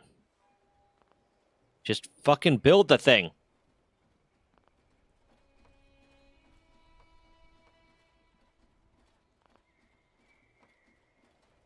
If you're not going to let me build it, then why give it as an option? It's not fucking floating. What are you talking about? What nonsense are you spewing right now? Okay, hold on. Move you. Pull you back a little bit.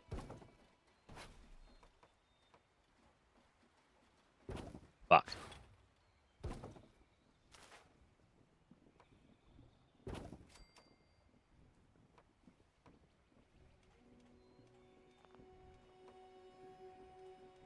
How is it floating? It's not floating. Bethesda, get your shit together.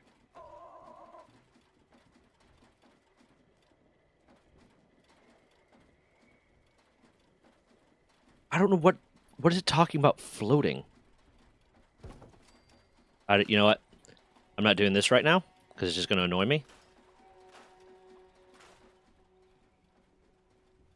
What I will do is instead, let's see. Nope.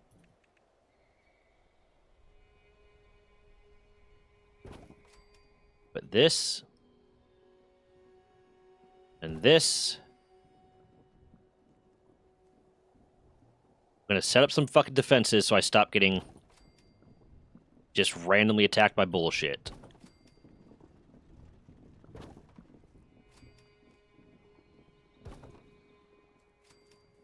I wish they let you get settlers that you can use as to man the guard post and shit, because that would be cool, and I would set it up to look better with that. But no. You can build a camp, but you can't build a settlement. That's stupid. Bam. Okay. I have 1, 2, 3, 4, 5, 6, 7, 8. Bam. Easy peasy. Lemon squeezy. Let's see. Do I want to do missile turrets or do I want to do laser turrets? I think it's going to be missile turrets facing outward, laser turrets facing inward.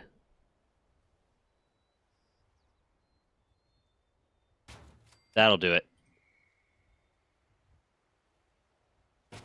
That'll solve this. Listen, I love Bethesda's games. I love their storytelling. I love the worlds they build. But sometimes, just sometimes, Todd, you could be fucking better. I need more oil. Shit. And that is why I set up 1,000 places to gather oil. Because you use it more than you think you're gonna. You use it way more than you think you're gonna. Go Santa Fe or wherever to get away from me. Oh, but that one time was more than just... Why is that song stuck in my head?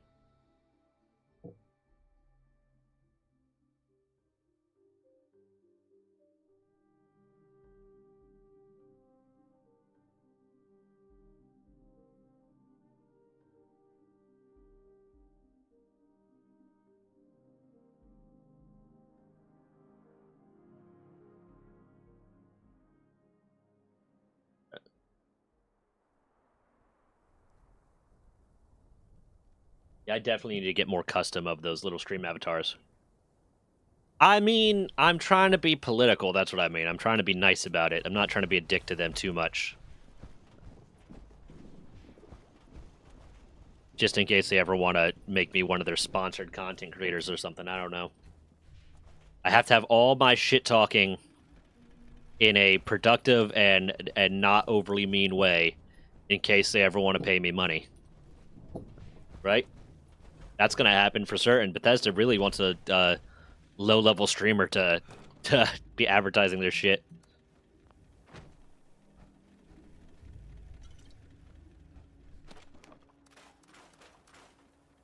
Whoops, daisy.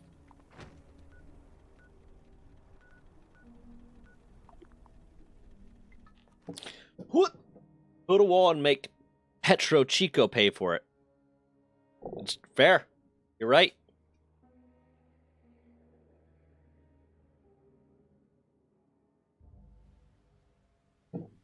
Actually, I'm going to Google that. What is the status of the border wall?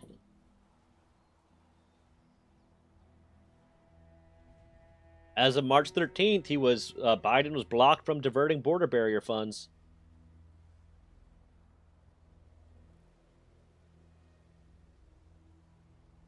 And as of the 3rd of this month, Governor Abbott's border wall will take around 30 years and $20 billion. So it's going to be a fucking while. How'd you fail, TV? How'd you fail?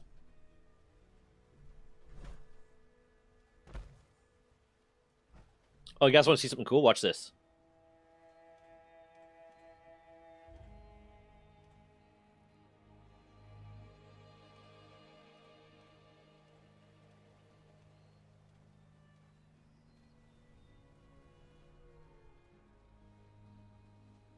Uh-oh, politics. I'm scared.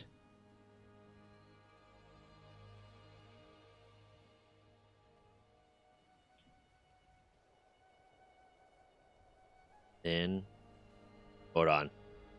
That's my border wall.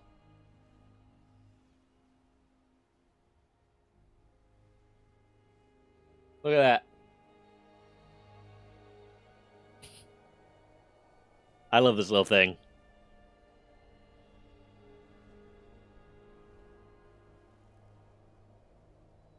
Why don't I just clear all the blocks? And then I can make like a little staircase for them. They'll actually try to go up this.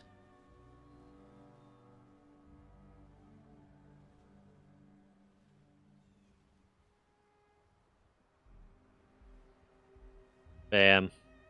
Oops, I fucked that up. Yeah, see? Yeah, kinda. That's what the goal was just to, murder all of you. Kinda. I mean, it worked. I need to find more stuff to do with that, because I do love stream avatars right now. It's a cute little thing. Can I make them bigger? I do want to make them just a little bit bigger.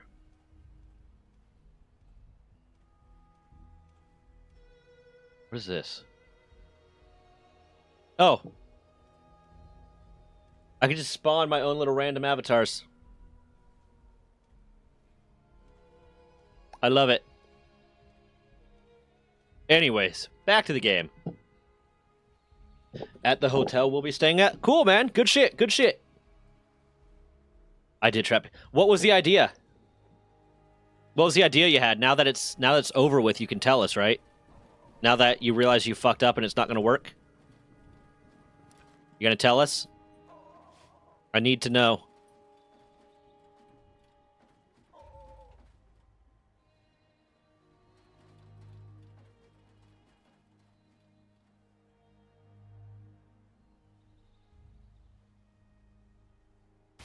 Bam.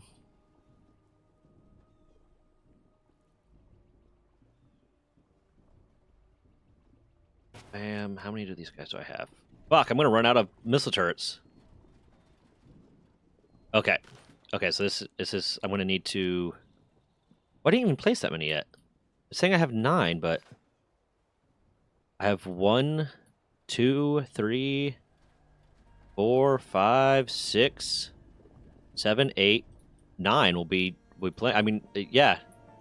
10 is exactly as much as I need. I might have some stored. Do I have missile turrets somewhere?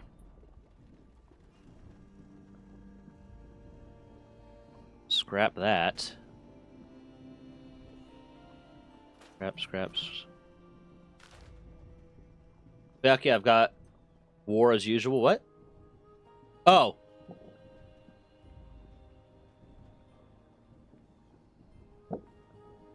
It was to make Streamlabs sprites. It's hard, and I'm stupid. Why is that hard? Well, why one, like what specifically hard about it? Are you talking about like something similar to like what this stream avatars is, or where the fuck? Why is it saying I have 9 turrets when I don't? 1, 2, 3, 4, 5, 6. I don't see where the other ones are, and I don't see anything in stored. Wait, there is something in stored. Okay, I was wrong.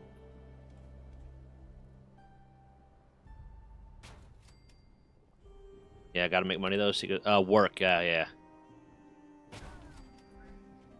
Art's hard. I'm not gonna, fault you there because I am a terrible artist. I wish I wasn't.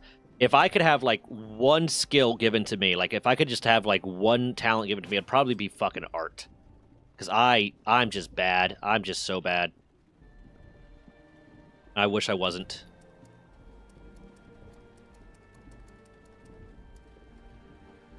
I got 10 of that, so that's going to require 20 power from that.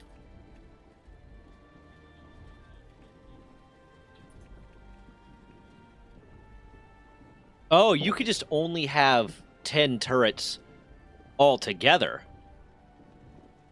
Well, either way, my 10 are going to be these. I mean, if you send it to me, like, I can see if I can work it in. Like, are you talking about making ones for stream avatars? Because I can just add it to stream avatars, like, next stream and see if it works for you.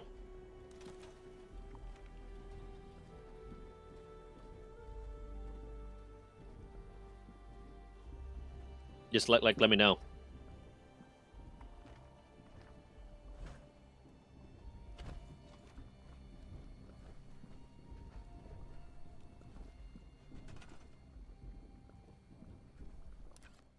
Okay. I need 20 power.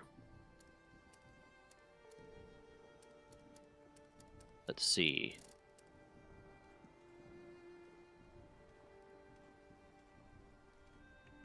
If I...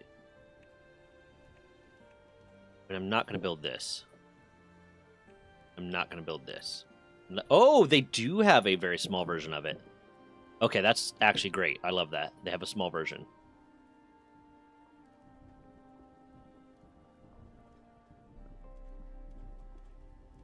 I'm going to put that right here.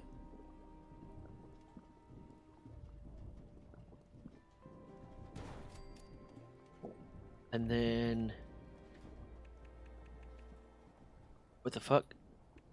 Random switch? No. What's this? I kind of do like this a lot. Yeah, but they'd suck, LMAO. It's horrific, but if I manage to make one with some artistic integrity, I'll submit it for testing. Okay, coolsies. Yeah, I'm not great at art, and then you think, like, oh, it's pixel art. That's super easy. No. No, it's super not. Not if you don't have, like, the artistic eye to begin with. It's super not. Okay. Pylon.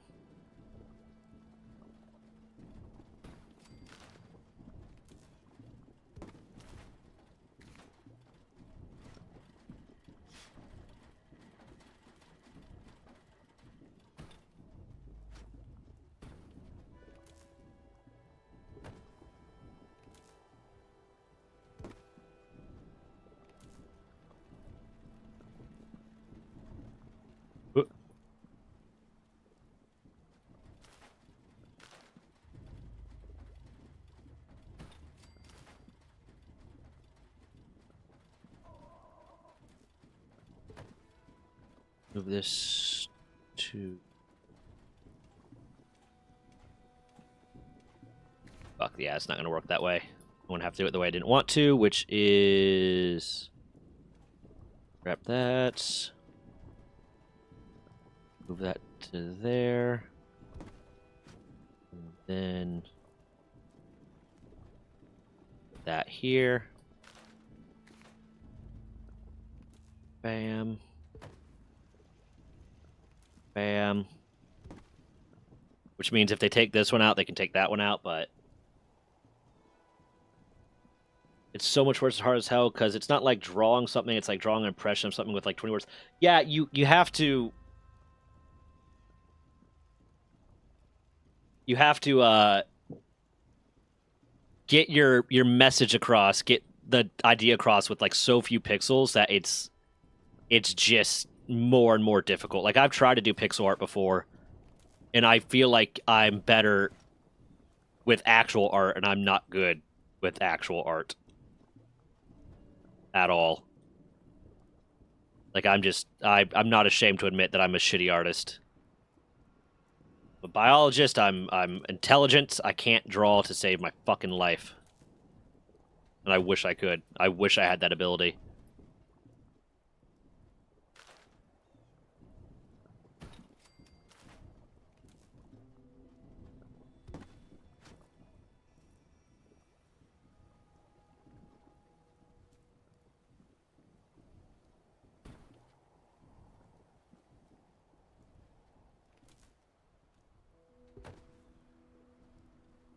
Okay, see you, dead man. I'm gonna miss you. I wish you could hang out for longer. I'm sad now. I don't know why I wanted to sound condescending about that, but hey. Have a good day, man. See you in the server. Once I got these defenses set up, I'm probably going to switch back over to Palworld again.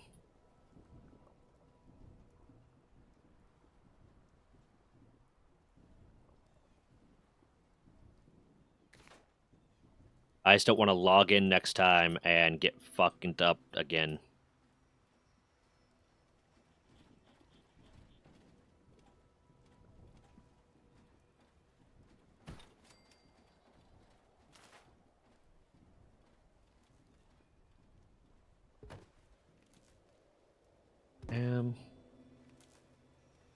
Why is it not? Okay. I'm going to need to remove this here.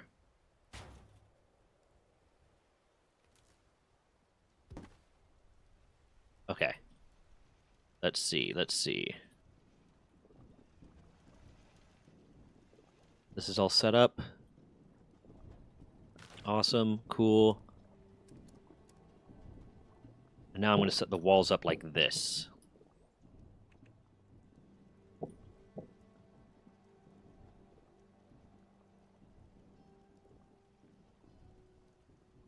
That is perimeter wall frame stairs.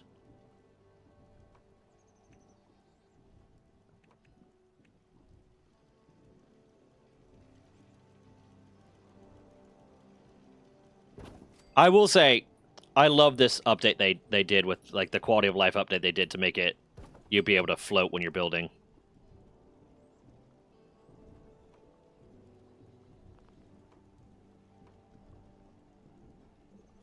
I'm trying to toggle snapping off, man. Stop.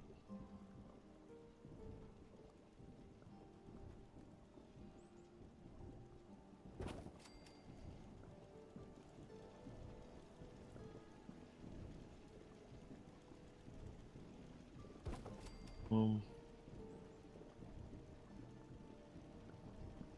Boom. Might want that to be the entrance.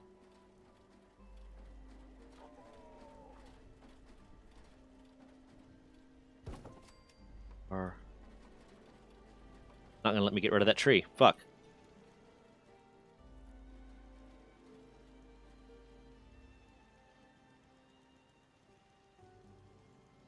Bam. I'll have two entrances, this side and that side.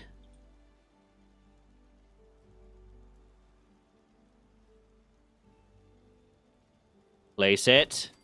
Good boy.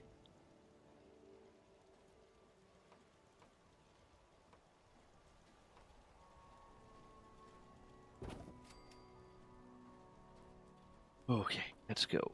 Bam.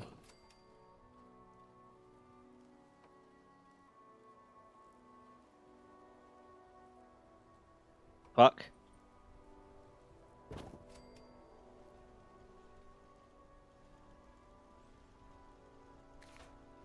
know what I'm going to do? Instead of trying to make it fit weird. That there. that out of the way a little bit. I want to move this to fit that instead of trying to place it weird so that it fits the way I want it to.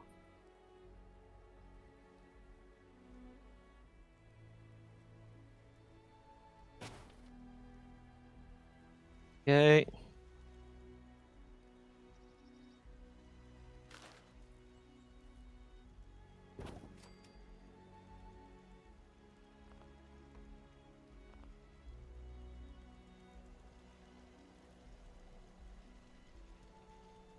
God damn it. That one didn't want to place because it thinks it's floating for some reason. Why does... Get your shit together. That's Bethesda. Bam. We can do that. Awesome. Awesome, awesome, awesome.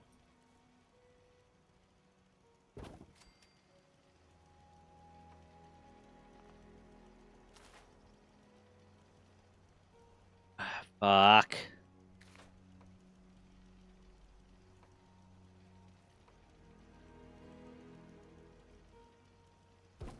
Bam. Bam.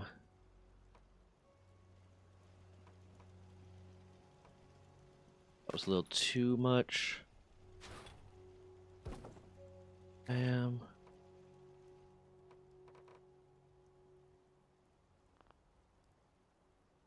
Okay. Bam. It's not going to look as nice as I wanted it to, but it still looks okay. Okay, have fun, War Dog. Get a good nap in.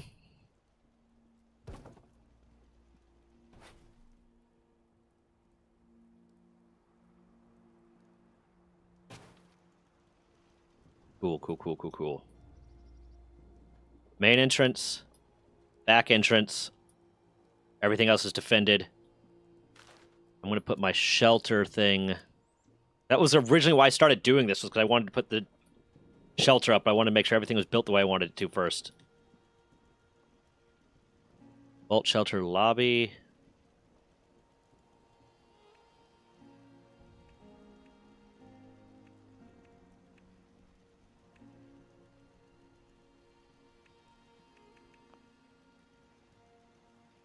You still exist, yes. If you don't, so it's, I think I have it set so every 6 minutes, it'll delete the bot if you're not being active. It'll delete the little guy if you're not being active every 6 minutes.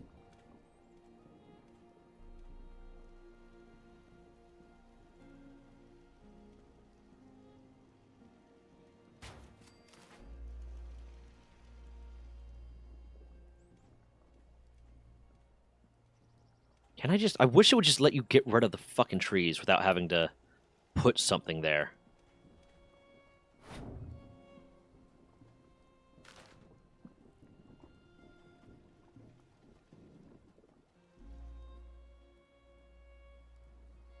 What happens if I try to put this here? Good, that clears that up a little bit.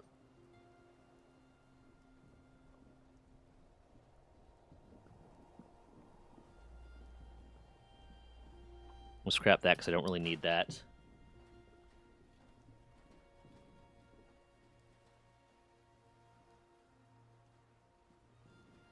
There's something I could put here to get rid of that? Yeah. Okay.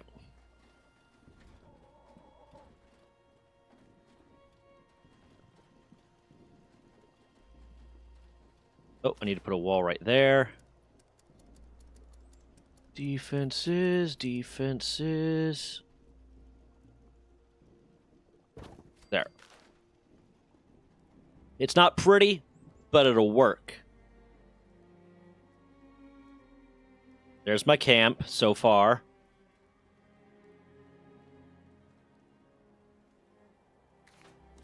Okay.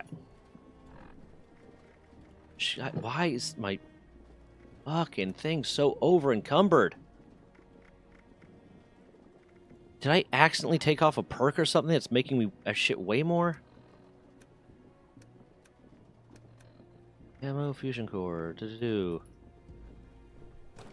all that. Put all that away.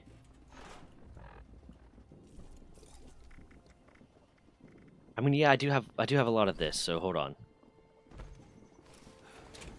Hold on, let me make a lot of food.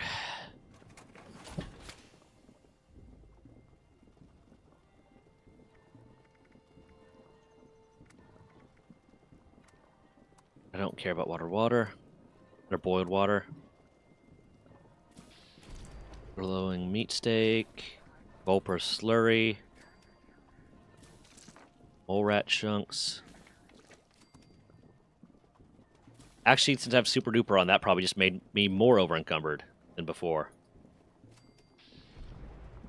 I didn't think about that too hard. Fuck.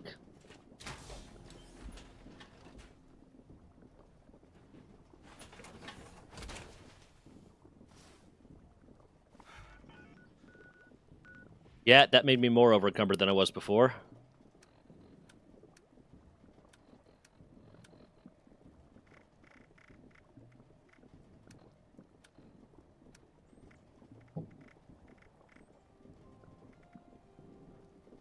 Yep, 8. Being underwatered is fucking me up a little bit.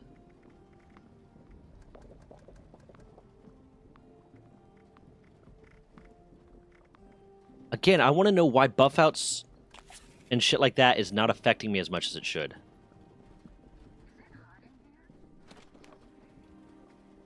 Oops, wrong one. I cleared out a good bit of space here.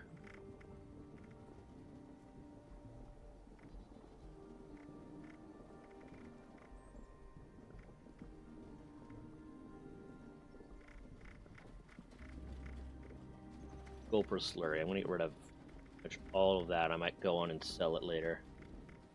Right now, I just want to clear up space. Stack weights.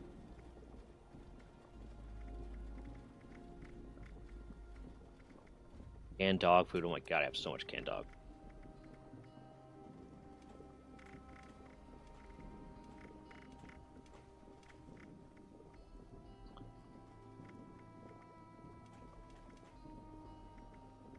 I don't think it can do emoticons. Why is there a star? I didn't even notice the star. Did I do that or did you do that?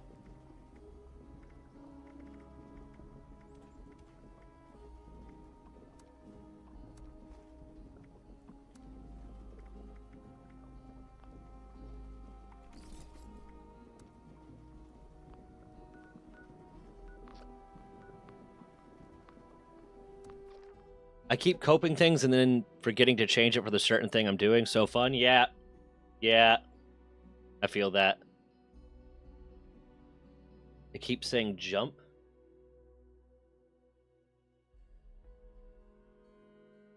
Let me see if I can pop up the... I'll have to figure out... Hold on, let me go kill this real quick, and then when I do my little intermission to...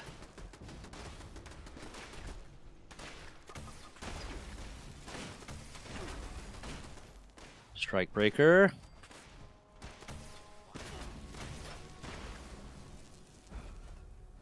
Yep. I'm not going to bother repairing everything because I'm about to switch over, so... Jump? I think you'll have to see if... that might be something I have to set up. I didn't turn off actions. You know what? Let me try something. Let me get my guy active.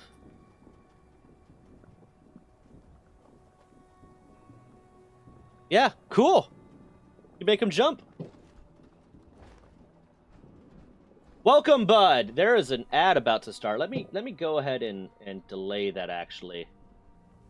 I'm going to snooze that for 5 minutes. Welcome, bud. I love that your first chat... I don't know who you are. I have no clue who you are. But I love someone's first chat being interacting with the stream avatars. Because that's just a cool little thing. The stream avatar, it gives... Hey, interact with chat. Have fun with it. There's a few other ones I want to get. There's a few other things that I want to get that actually add, like, little games chat can play while I'm streaming. And I want to add that.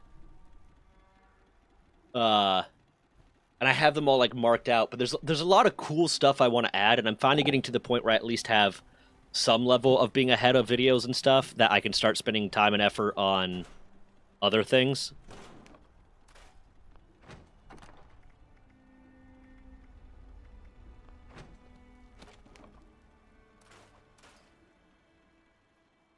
But yeah, Bud, how'd you find me? Tell me. Tell me, Bud, how did you find me? Was it the Tube? Was it the Reddit? Was it a Discord? I'm trying to figure out what's working best to drive people to stream.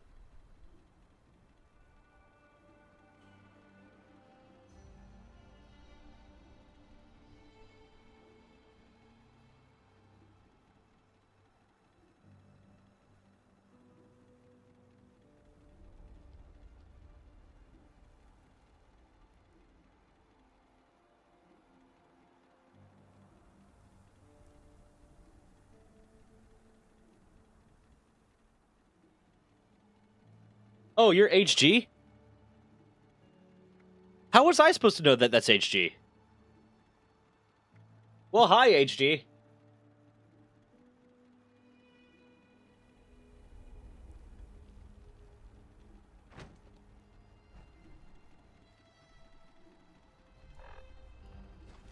Okay.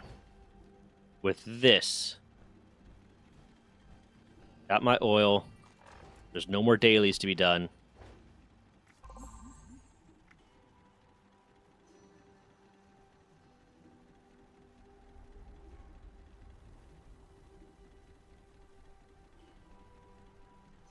Gotta love the bots. I need to start turning on follower only mode, but I don't like follower only mode because I know a lot of people, they don't want to follow. Like, I've had people say like, I waited to follow because I just wanted to see if I actually vibed with the channel.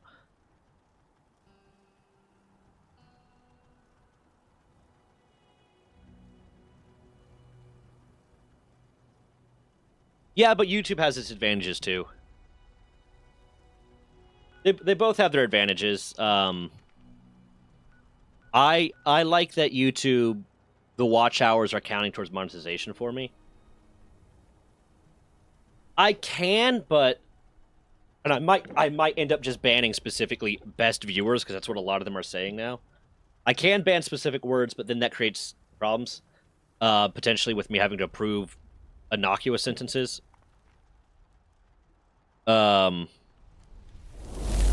I like the fact, one of the things I like about the YouTube side, like Twitch is ahead in a lot of ways for streaming, for sure. I like the fact that YouTube watch hours on YouTube Live, as long as I make the video public, counts for watch hours to get monetized for my long-form content on YouTube.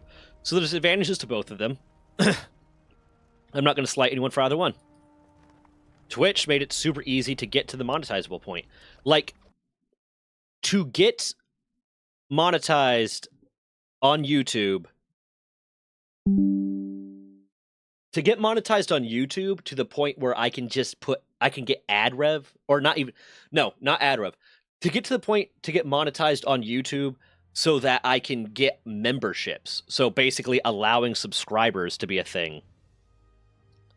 I have to have 500 subs, which is harder to get than you think, and 3,000 watch hours, which means the shorts watch hours don't count. Because if it counted for the shorts, then I would be fine. I'm at 4,000. I'm over 4,000 the last year. You have to get 3,000 watch hours on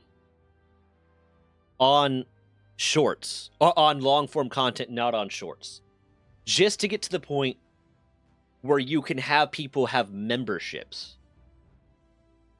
That's insane. That's a lot of watch hours to get to the point where someone can decide if they want to sign up to be a member. And to get to the point where they'll put ads on your content, both your live stream and your videos, so that you can get monetization, you have to have 1,000 subs and 4,000 watch hours in a 365-day period. It is really, really hard to get monetized on YouTube to the point where even like your community could try to support you, kind of thing.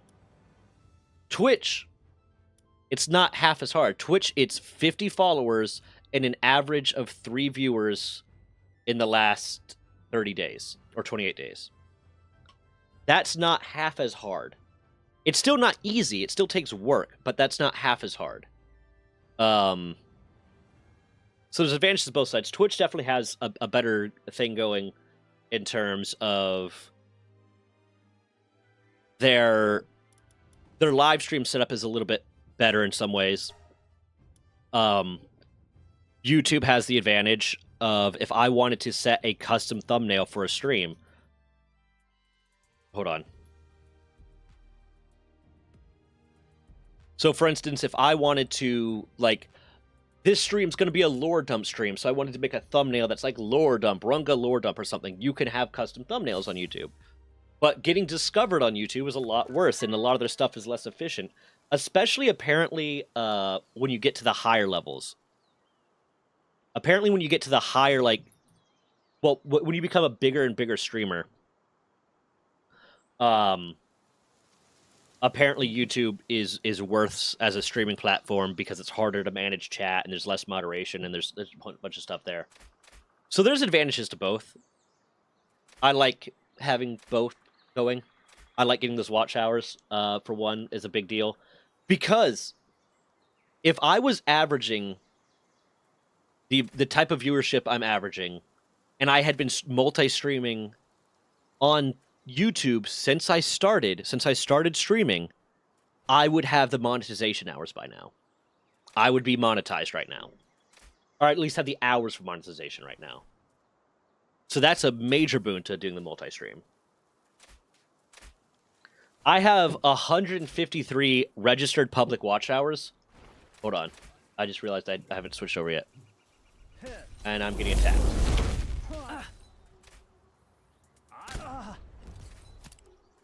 I'm gonna drop this guy out so he can handle problems for me. So, here's like how crazy it is. And I get why they don't count. I get why they don't count short watch hours as watch hours for monetization, just because like you're gonna get a lot more watch hours, but you're not necessarily. It's not gonna necessarily lead to the same amount of ad time for YouTube.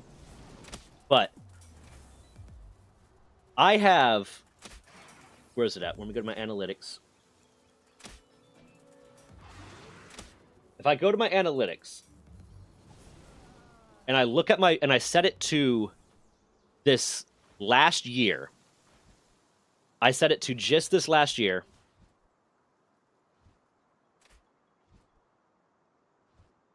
On YouTube, I have 4,216 watch hours.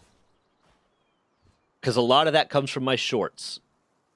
But if I go to the Earn tab, where it tells me what I need to reach in order to achieve monetization on YouTube, it says I have 153 public watch hours because it only counts content that is not shorts and streams if they are made publicly available. That's why I started kind of censoring myself a bit more on streams.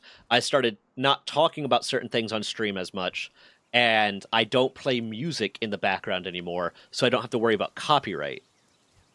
Because I want to be able to publish these videos, make them public, so that I can get the I could get the monetization from them. I can get the watch hours from them, rather.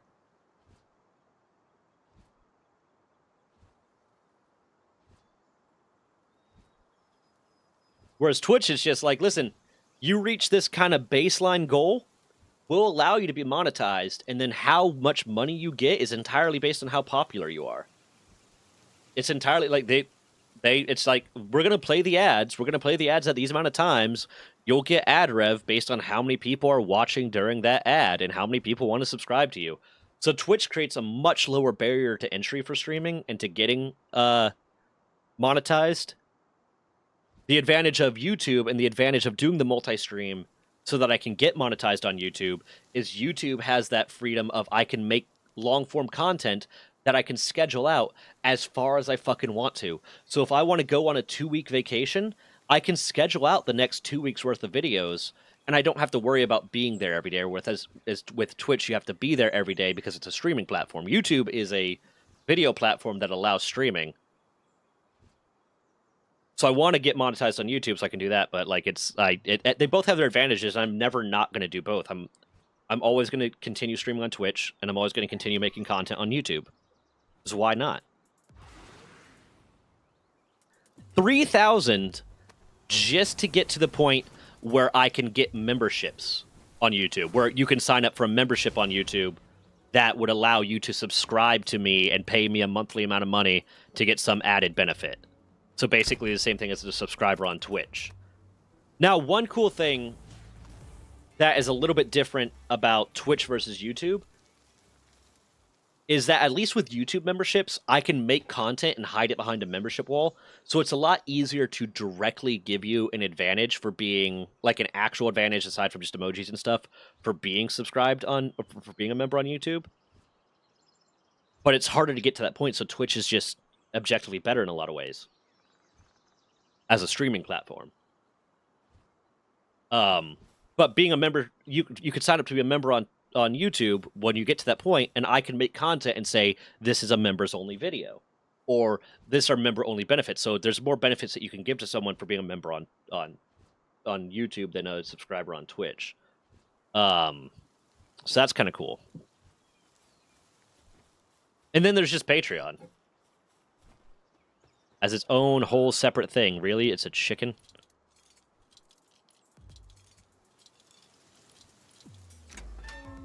But yeah, I need to get to the point where I can get memberships. I need 107 more subscribers and roughly 2,847 more watch hours. And then if I want to get monetized, if I want to get ad revenue from YouTube, I need 1,000 subscribers and 4,000 watch hours. So I'm really just waiting for a video to take off. I'm really just waiting for one video to take off and drive people to stuff. And I'm really hoping it happens sooner rather than later. Like, much sooner rather than later, largely because I want all my new YouTube videos that are coming out to be getting that ad revenue immediately. Because, like, if I get 4,000, if the next video I post gets 4,000 watch hours and gets me the subscribers I need so I can get ad revenue, and then I go through the process of applying, because they tell you when you're eligible, but you still have to apply. And I go through that process of applying, and I get that ad revenue. None of those watch hours on any of the videos I had already posted, none of the watch hours that already exist get me money. It's only new watch hours. So if I run out of funny things to say and then finally get monetized, all my following videos won't be good.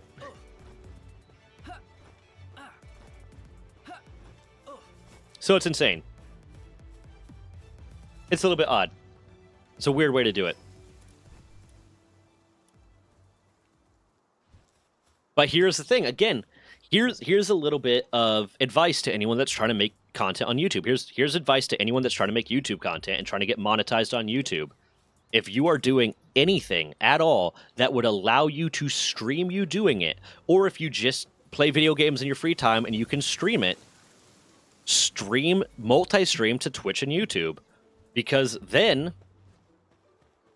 every single hour, every single minute that you are streaming, anyone that's watching, all that watch time from people that are watching your live stream, as long as you make your stream sanitized enough that you can put it up live, that you can put it up as a public video after the stream is over, all those watch hours count towards your monetization hours. So, multi-stream to YouTube. You might get a new community on YouTube that you wouldn't get on Twitch. Who knows? But at the very least, that time spent streaming counts towards your watch hours. And if you stream for 6 hours and you have 2 people watching the whole time, that's 12 hours.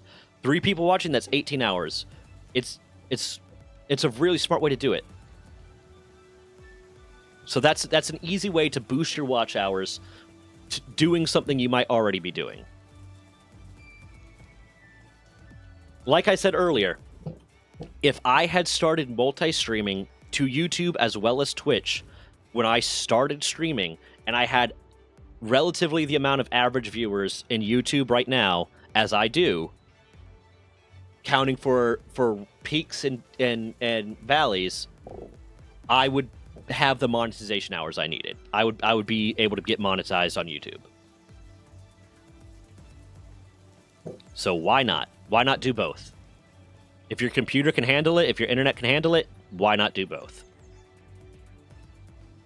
Des just texted me. What does she want?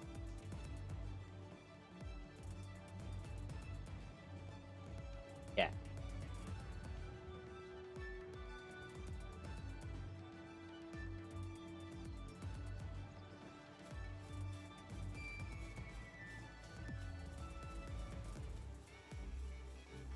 I can't see where I'm supposed to go.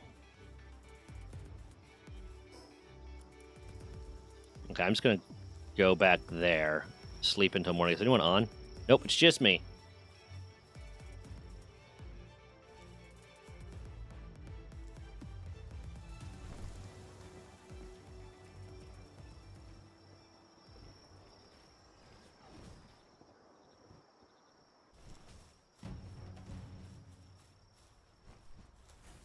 She just texted me, can you? What?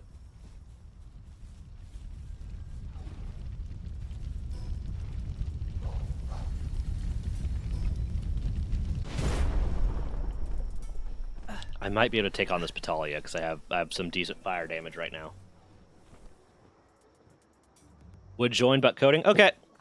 I mean, that I don't listen, man. Get it. You're spending your summer break learning a new skill, and I respect the fuck out of that. I wish I had been more productive during my summer breaks learning new things. I wish I was more productive right now. I wish I had the time to be more productive right now.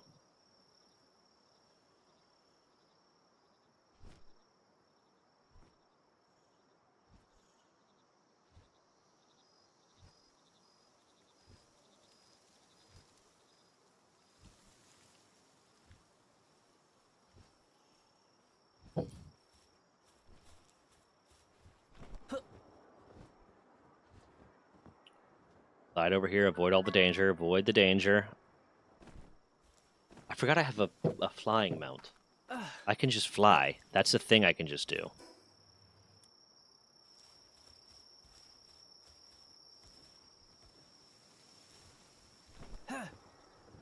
Ooh, Xenovander.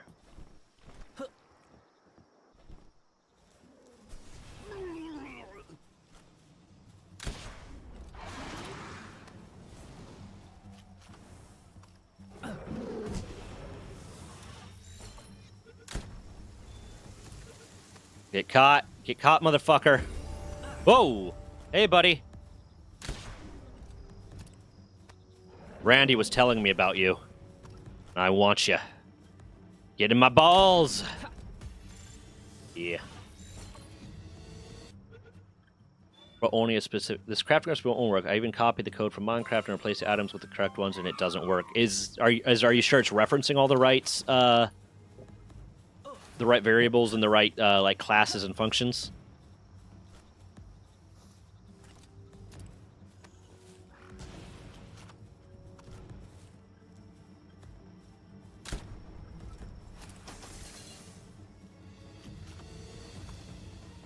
Get in my balls.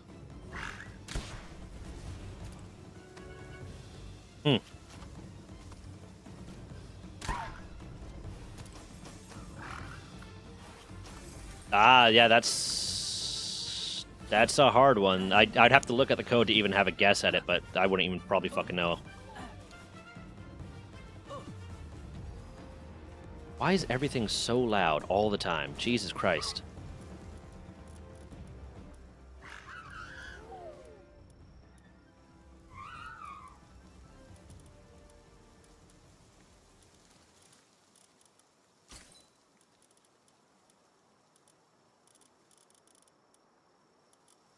I hate the fact that the battle music gets so fucking loud, man.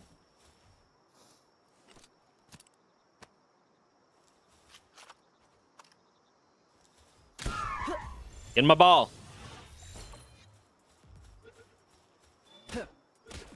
Okay, you're right. I don't even know what this is used for, but I want it. It's mine now.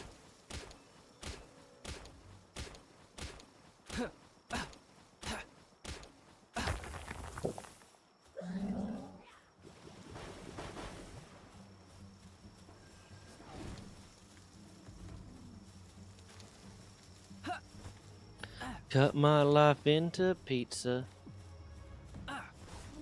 This is my plastics book. Suffocation, suffocation. Don't give a suff if you're on vacation.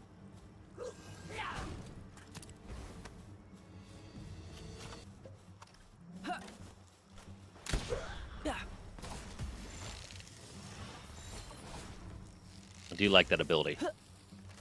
Get in the ball! What the fuck are you doing?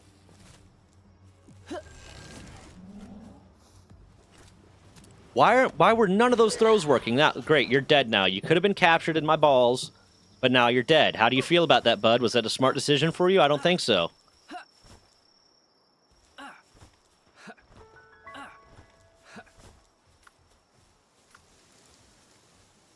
Okay, so that's right there. I'm going to get over there. I'm going to wait until morning, fully heal, make sure I'm geared up, and then take on Patalia. Plus, then I could switch out for a few more fire guys. That seems like the smart decision here, honestly.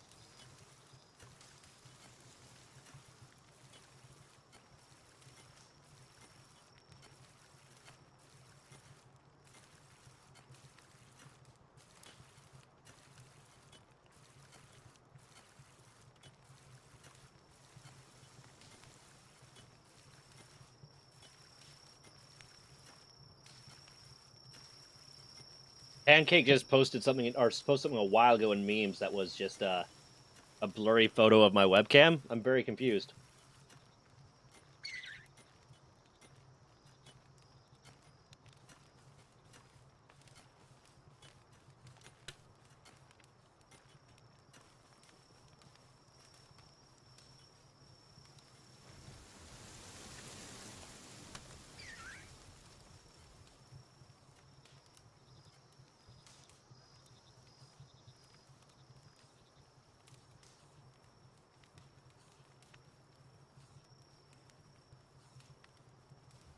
Okay. I'm waiting to see if that guy has replied to me yet.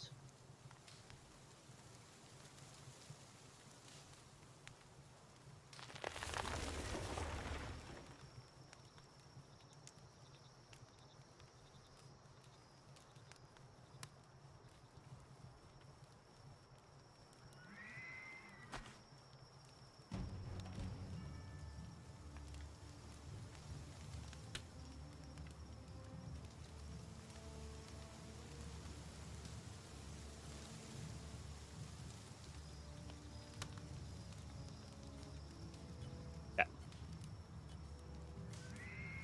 Why is it not waking in the night? Why is it not doing the night spin thing?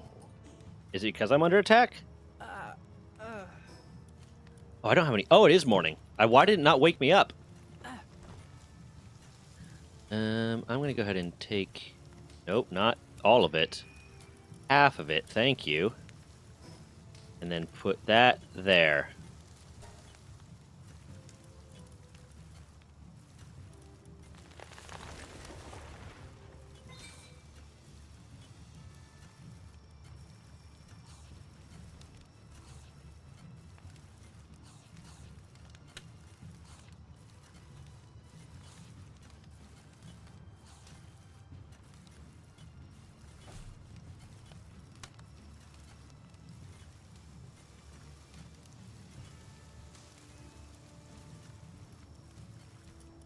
Okay,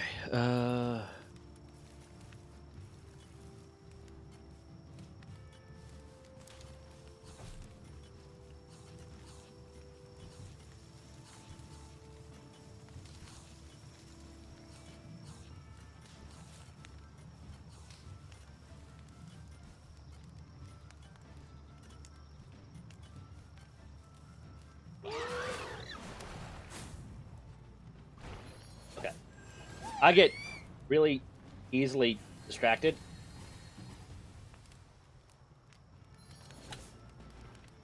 Sorry, ADHD kicking in. Cut my life into... What the fuck does that guy look like that for? Oh, it was just a weird glow on its back. I was very confused.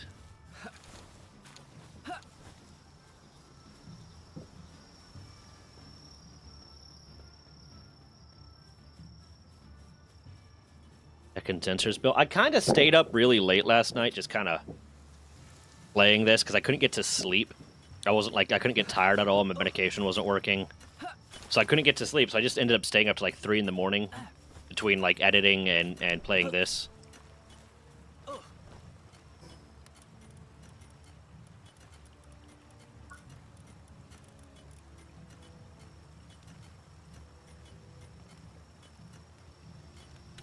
Hold on.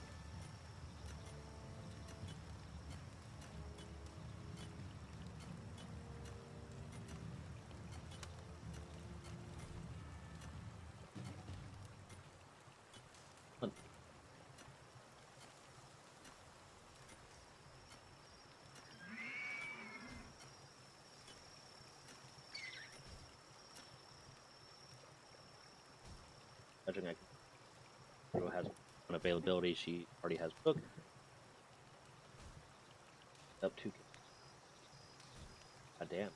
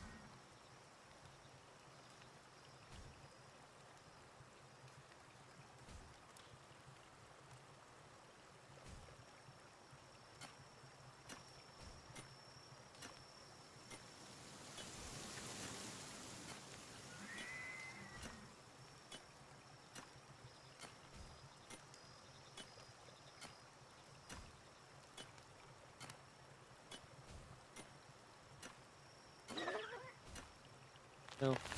Dude, sorry, I'm replying to stuff. I completely forgot I was streaming for a second.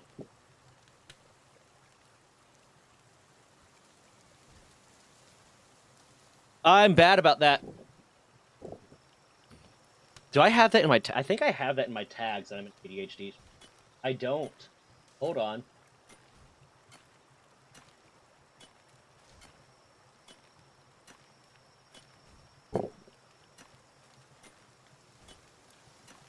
Yep, now I do. ADHD streamer. It's probably something you need to know when you're coming in. You need to know there's a good likelihood I might just have like 6 minutes to 15 minutes where I forget that I'm streaming and I forget what I'm doing. And I just do literally anything else. That's just a part of it. That's a part of being a Runga fan. Rungoffin. It's to improve the planting efficiency of pals.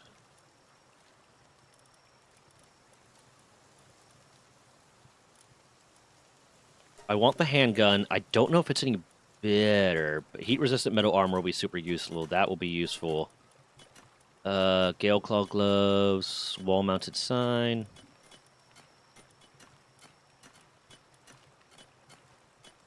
I don't even know what that is for. I probably should get the meat cleaver. So I can start butchering animals. That sounded fucked. That sounded super fucked.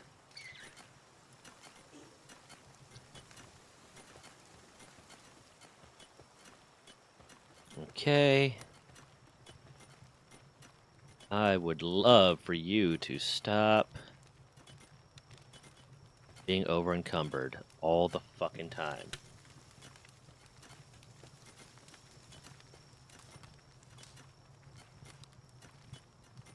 Hold on, I need to do something. I need to do something. This is very important. A friend of mine hasn't streamed in a while. I was streaming today, and I need to make sure they at least know I'm fucking lurking.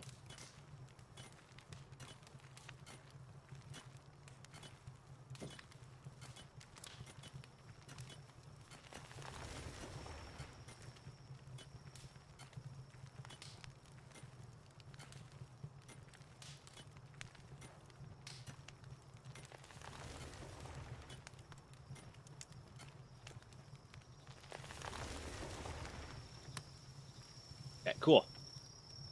Awesome sauce. I can. I have a bunch of them. I have a bunch of them just captured. I'll do it right. I'll do it right fucking now. You think I won't? Let's put that there for the temporary. Let's see. What do I need? Can I use this one to make a cleaver? Yes, I can.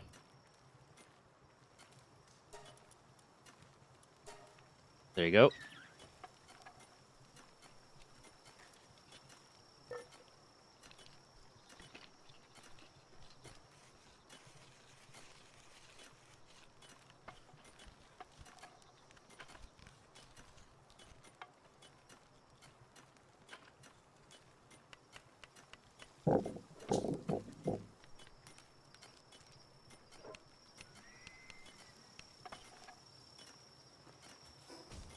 Let's see. Let's replace this pickaxe with that. Ooh, a metal helm. I forgot I had that even being made. And it's a blue one, too. It's better than normal. Okay. Let's see if this gets me banned.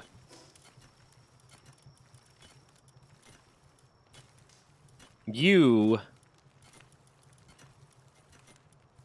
guys are just trying to make money for yourself. You are insane. So.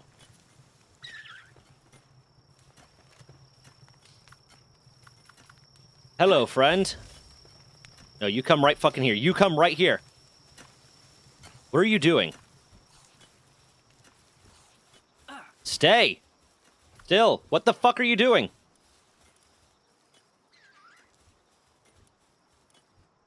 Oh, I need to actually equip it. Hold on.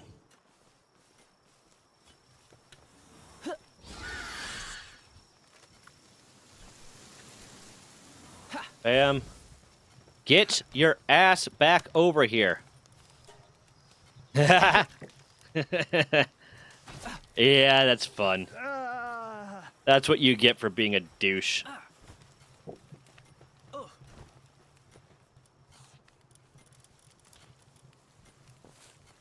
Which one of you is better? Attack 252, defense 188, work 70. Yeah, you're just plain out better. But also, I just bought some yesterday. Electric type.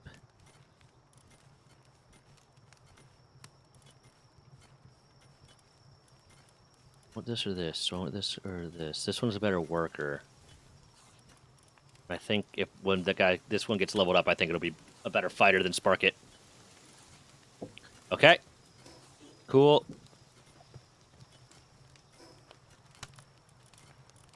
I got plenty of those.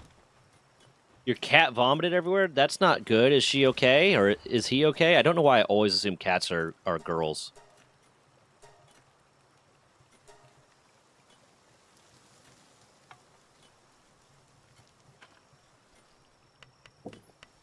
Run, come help. There you go.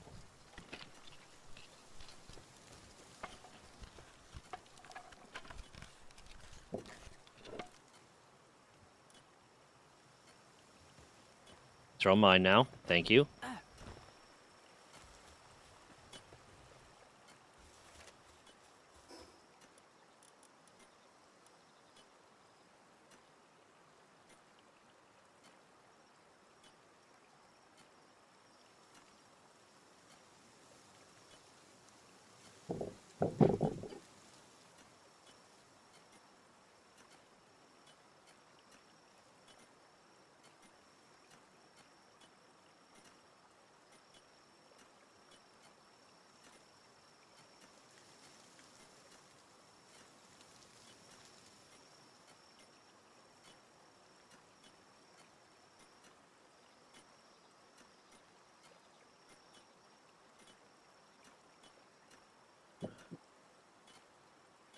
I keep getting distracted, man.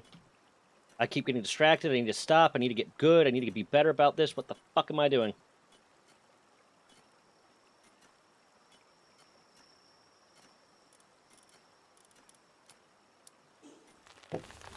Okay, hold on. I'm going to want more Paldium. I want to get more stuff made. Running manual. Oh, that's what's taking up so much space. There's large amounts of power from which can be extracted by Ooh, crusher. Okay, got it. So I don't even need to do that. Fuck.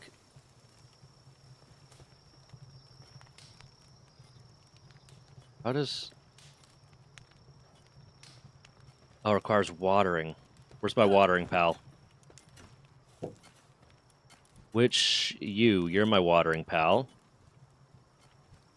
One water, one handy, one ice, one that. Let's see. I want to get the Pingullet. You're just objectively better at all of that, so I'm going to put you up there since I'm not using you right now.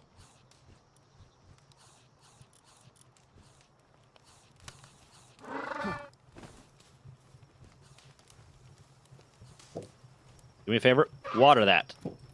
Nope, motherfucker, get up. Mm.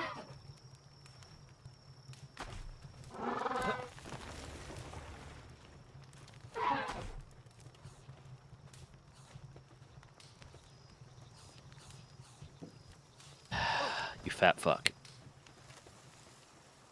They're all resting good on a short break. They seem hungry, but there's plenty of food, so that's on them. Cut my life into pizza. This is my plastic fork. Suffocation, suffocation. I am suffocating. Seems a little too proud of himself for me to think he's hurt, but I'm keeping an eye on him. I mean, sometimes cats just be vomiting, man. But yeah, I definitely keep an eye out. But like that's just... It's a weird thing to say that cats vomiting is just kind of fucking normal, man. It's just a thing they do.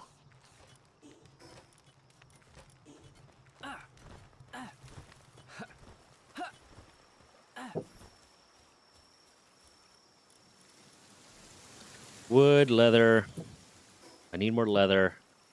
What was I about to do? I got the flame stuff, so I was gonna make a thing. Was it this? No, I already got a cooking pot. Was it this? Yeah, I think it was this is what I was gonna make, but I also need to gather a lot of wood.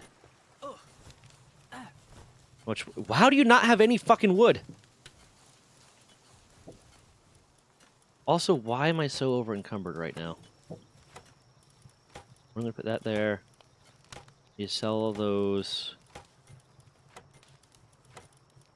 That in there. Put that in there. Can put that in there. That and that. That. Oh, it's probably all my armor because I just switched to metal armor. Aw, cutie pie.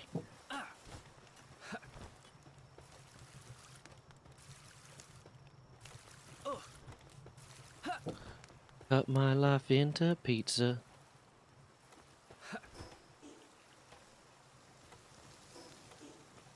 Watch out!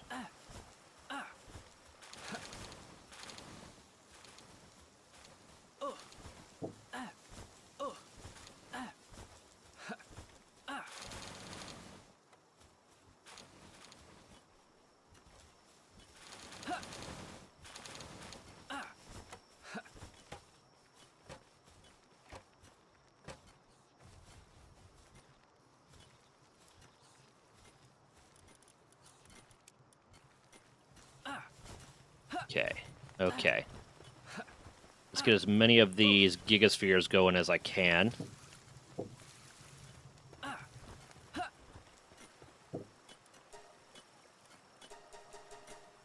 Good. Got the rest of this wood.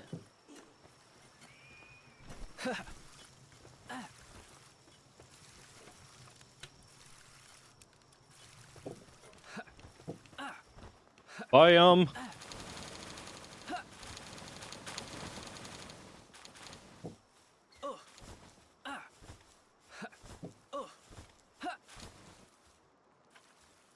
Fuck.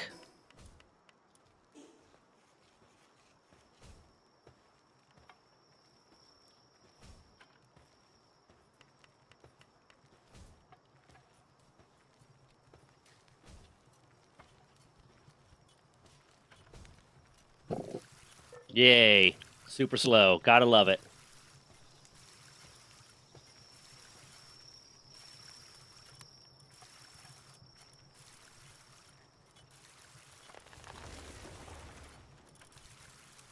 That.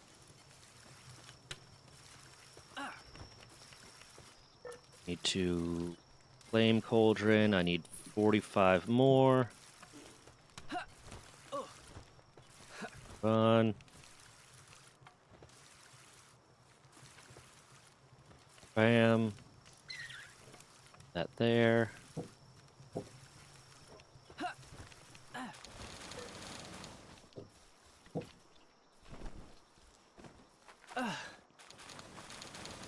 Okay, bam, got all that. Oh, that's a lot of weight of wood. Hooah! Hooah!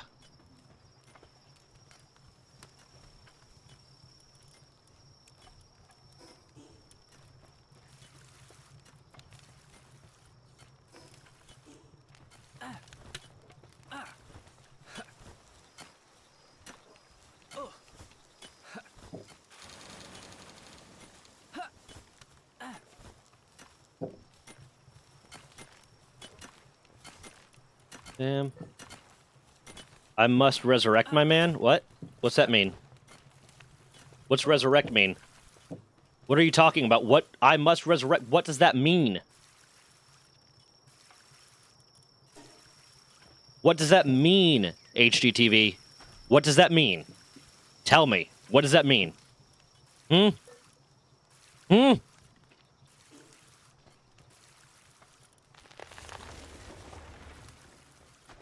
does that mean?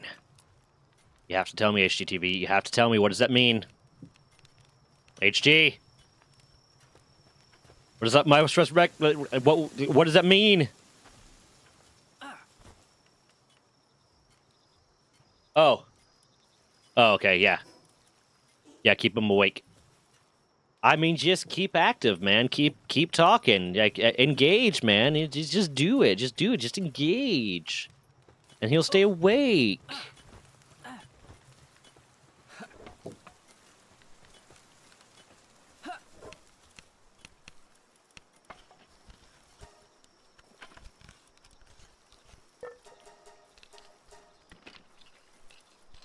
I'm getting this solely for the sake of harvesting lesser pals.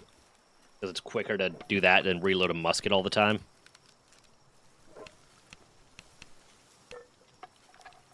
You can get to that.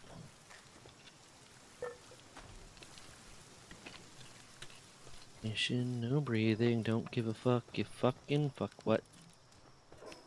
Oh, that's right, I wanted to get this too. I'm gonna have you do that work over here. Sorry, bud. Over here. Because I wanted to make this, and I need leather for that still. Fuck.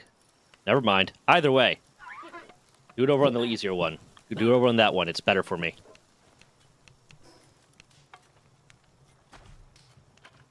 Oi! Okay. Ooh, shit. That was faster than I thought it would be.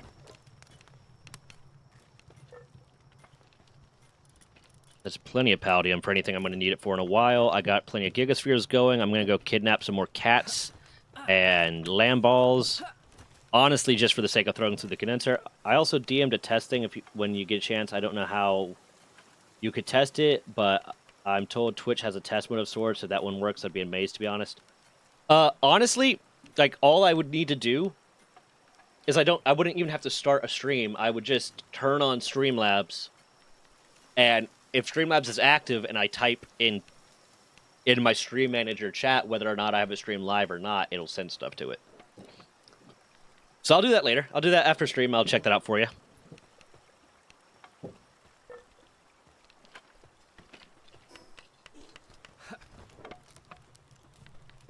Okay, you can just kind of go do your own thing now, man.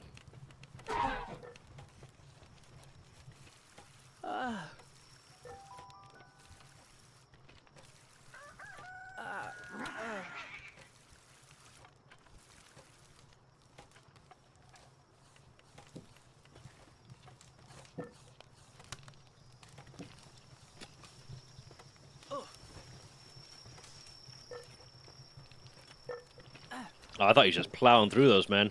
Fuck. I was impressed.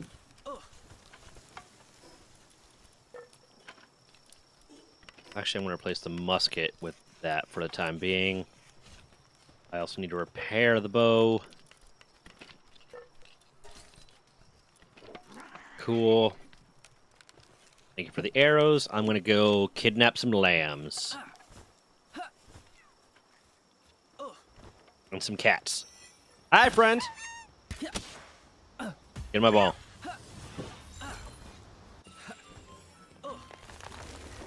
We got being toyed with by Cativas in many ways of great disgrace. See, there's the thing. It's saying these are all... It's not saying whose this is. And I think it's Isaac. And I think I'm going to destroy him with it. Isaac, I'm going to destroy your base. You okay with that, man? Oh, that's uber convenient. Also, does the personal thing work? I have some ideas about, like, making Pancake one since he has a Pixel PFP, no promises. What do you mean the personal thing work? I don't know, man. Just to be a dick. Fuck it up. Just to be a little shit.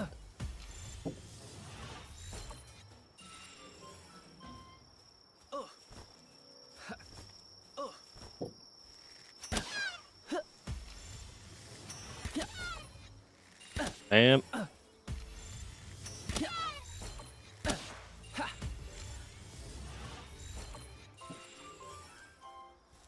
gonna capture so many fucking lambs.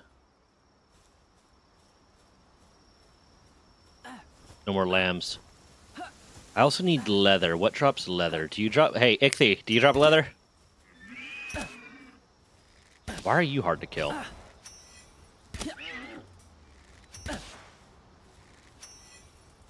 Hey, stop it. Be good.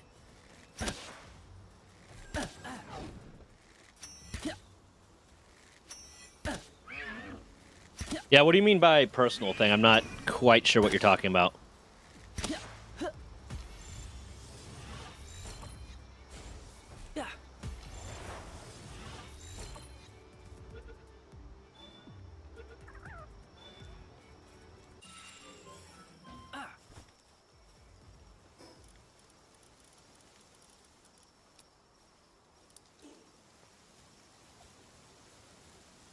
I want to get another Ichthy. Those ones drop leather, and I need leather for my new average, my average feed bag. Now I can keep a little bit more different varieties of food going. And just frees up inventory space. Hey, cat, do you drop leather? Huh? Yeah, bam.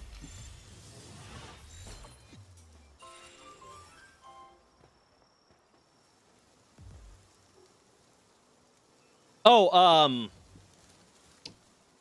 I'm not I know it's something I can do. I'm not exactly sure how to set that up.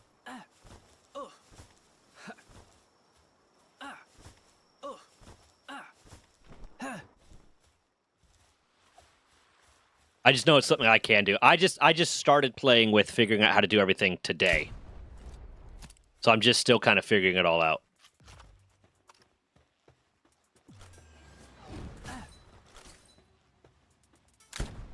Fuck, I missed. How did I miss?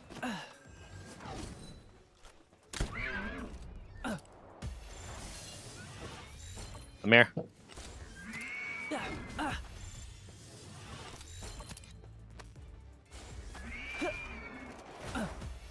God damn it. It's a 50% chance and it keeps failing. There you go. Fucking Christ. Give me a little bit more time to reload. I also found that's the best way to like get the bee guards to stop from exploding. Is a little trick for the bee guards is if a bee guards are getting ready to explode on you, throw a ball at it, it'll cancel out this explosion thing and it might not even try again.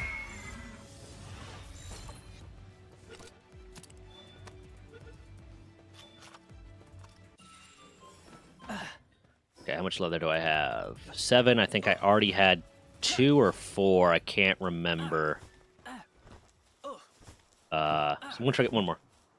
We'll see about making one that works for everyone. Also, I have zero clue how like gear and custom animations work. I'm really surprised more people don't use this. There's so much potential. Yeah, I mean, it's a paid thing, so it's probably people don't want to pay for it and don't want to set it up. Once I learn a little bit more about it, then I'll try to figure it out. How all that works, and I can try to explain it. But it's also a potential way you can make money. If you make decent pixel art and shit, you can sell it on the thing.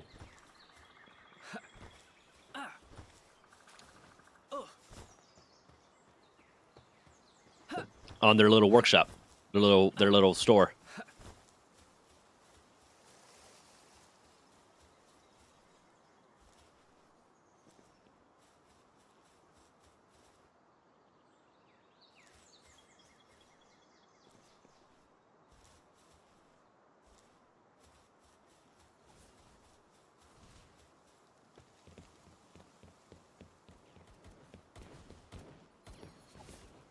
Yeah, I'm kind of surprised more people aren't using it, to be honest. Like, that is kind of odd, because it is a really cool tool that adds a new level of, like, way to engage, for, like, chat to engage and keep chat, like, involved. And there's other stuff, like I said earlier, there's other stuff I want to set up that's also, like, chat engagement type things. Like, there's games that chat could be playing while I'm doing something, or maybe I turn on when I have a BRB screen or a starting soon screen, there'll be a little thing for chat to play. Or maybe just something small in the upper left corner.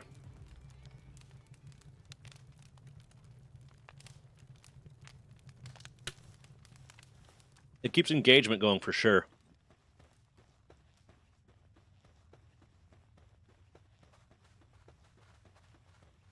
What's this? Oh, carrying Lotus. To get carry weight boosts.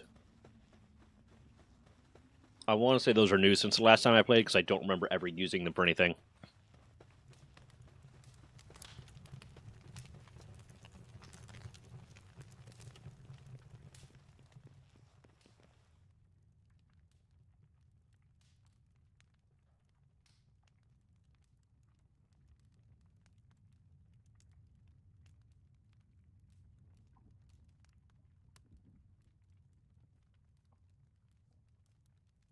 Those are actually pretty cool.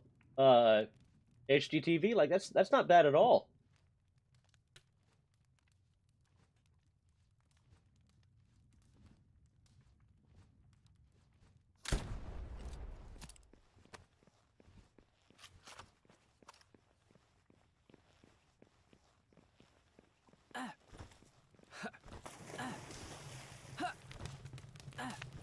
Making one that works for everyone else. Oh, I already read that.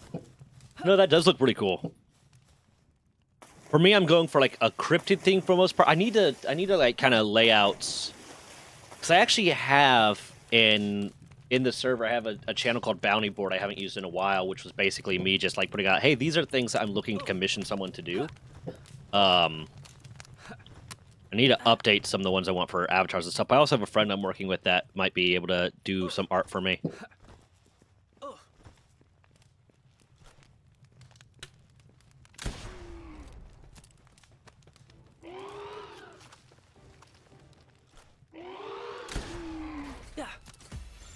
Getting my balls, getting my balls.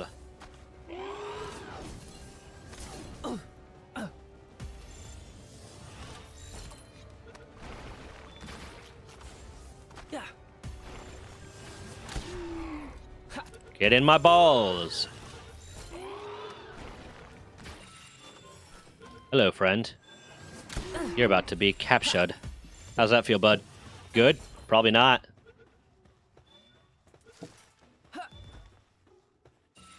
Are zombies cryptids?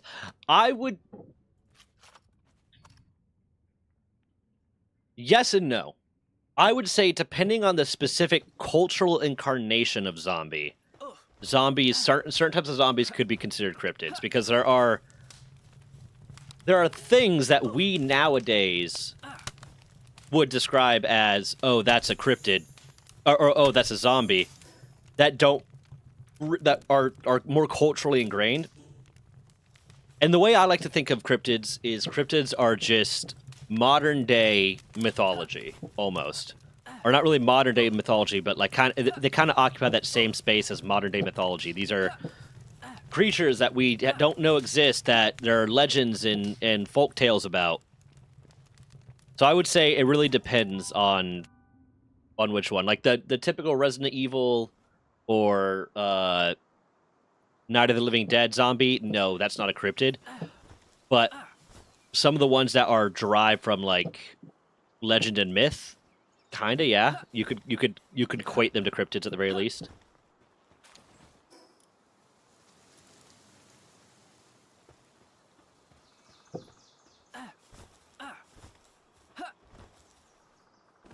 Why do you ask? What was the purpose of that question? I just got randomly dizzy and a little bit nauseous. That was odd. I don't like that. Again, I think it's because I barely eaten today. Like, I'm just now getting into my oatmeal. That, again, I was supposed to eat at 10. So I'm just now getting some carbs in my system. I'm not feeling normal for a moment. That's weird. I don't like that. I don't like that at all.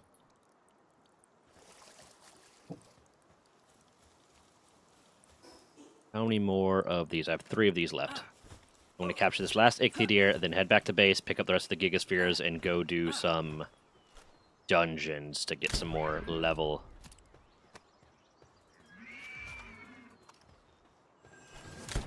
Gonna get captured? Gonna get my ball? Yeah, you are.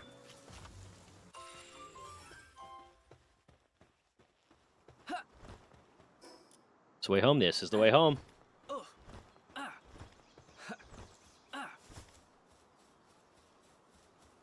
I don't give a fuck about you. Cat!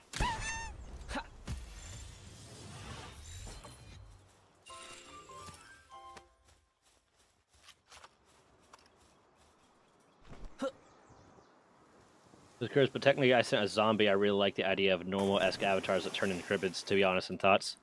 I mean, depending on the cryptid. Like, if I do, like, a werewolf one, then that'd be a really cool thing. Especially if I find if there's a way I can set it to change, do, like, an animation sequence or something like that. Then a zombie one wouldn't be bad. I'll have to see how many different ones I can have, and then decide how many I want to have, and then flesh out what I want them to be.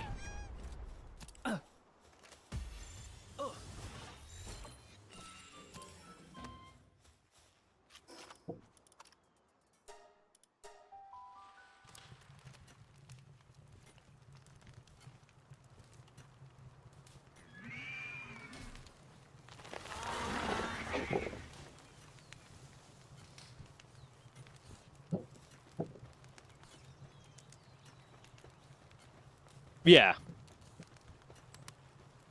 I get what you're saying.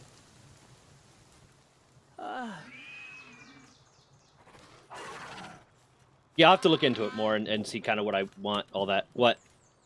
OMG, what?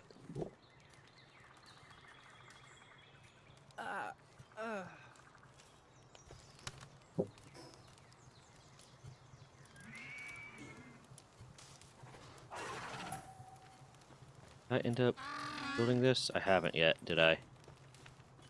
No, because I still want to do the feed bag. There, I can have that now. Someone make that for me. Gonna grab the rest of these Gigaspheres. I mean, that would be a cool one. Yeah, that's kind of what I'm thinking there. That'd be really cool.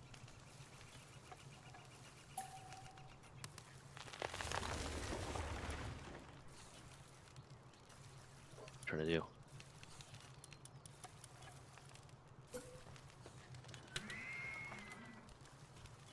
Yeah, no, there's a lot of cool stuff you can do. I want to increase the size of them just a little bit before next time, but in order to do that, I have to stop it, and I don't want to do that right now. Is it? Shit, I thought I updated it. Oh, world. Thank you for letting me know, Mask. How you doing, man?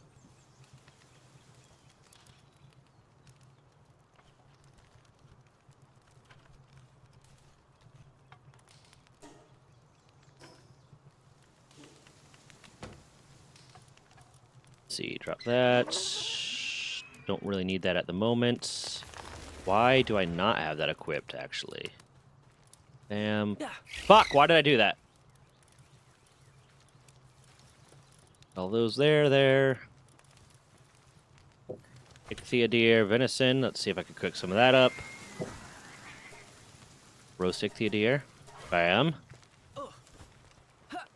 Up and coming pal tamer.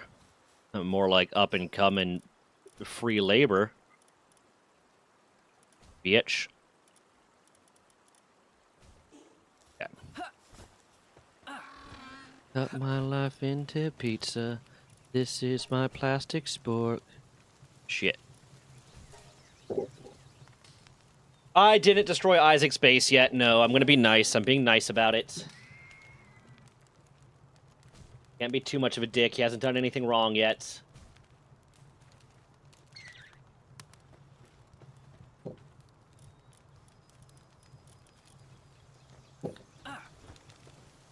That's taking forever to cook. Holy shit.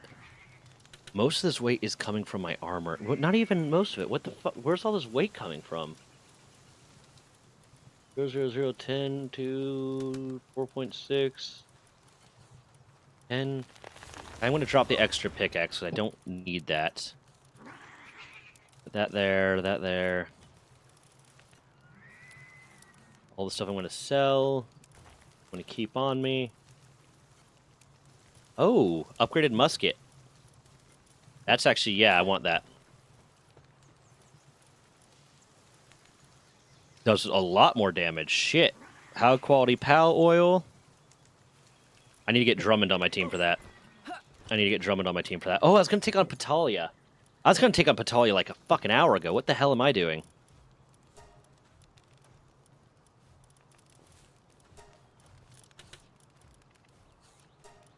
Not the water one.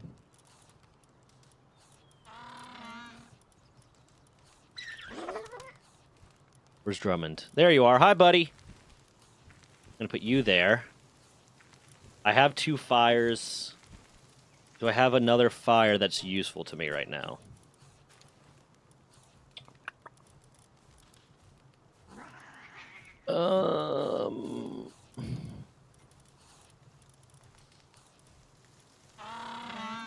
No, I think I can take out Patalia without both of them. I think I'll be fine.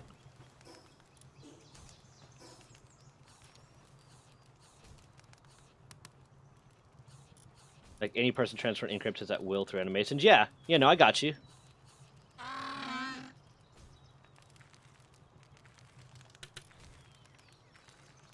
was wondering who would be the first to PvP.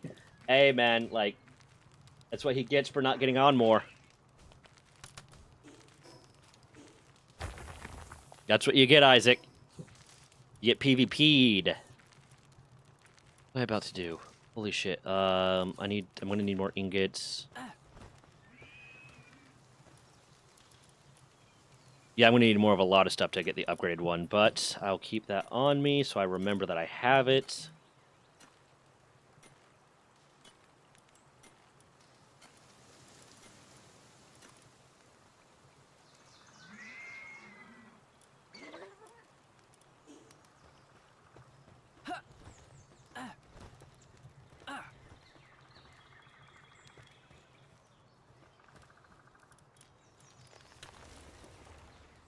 What else was I gonna do? Patalia.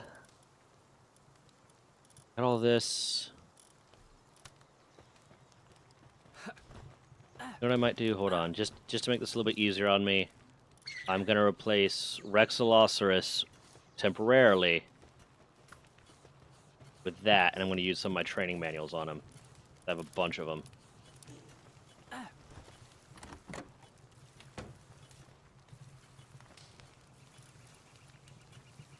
You have a fuck ton of training manuals. That'll get me to the point. Alliance to try Isaac's base, secretly revenge for how they destroyed us in Worm Game. Exactly. That's what you get. Emeralds at the other would only be temporary, as in they would only be decrypted for the show or having a frame to animate the sprite, and 2, that would be projects of mega size.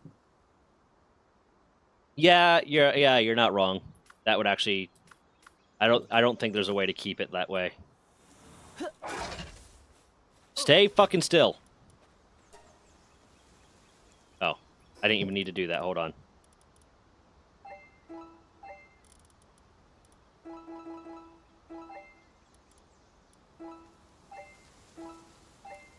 There, that got him close to level.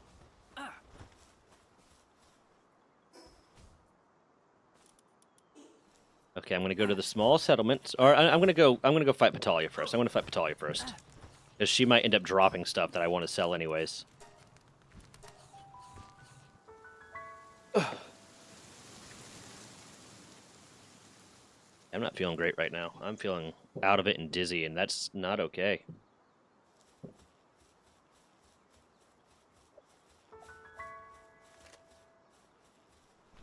Wait, am I going the wrong way? No, I'm going the right way.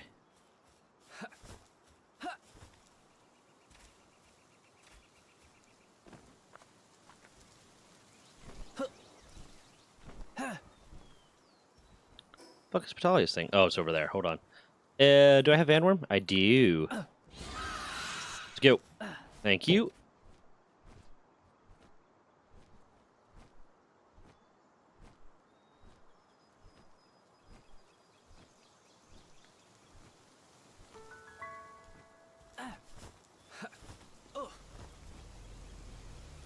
Yes.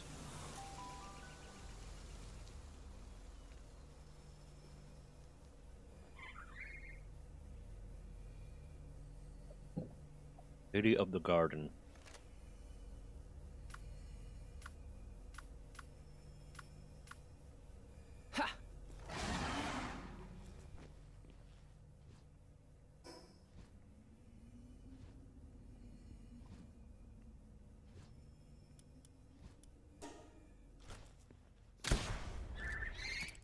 Fuck him up.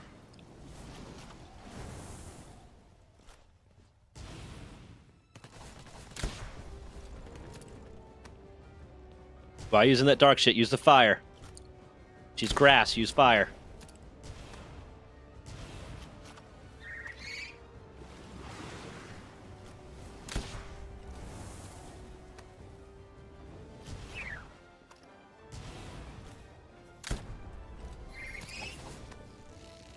Come on. Come on.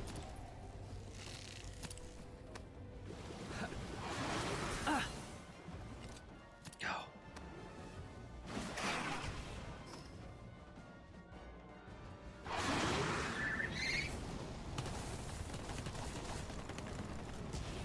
Oh shit.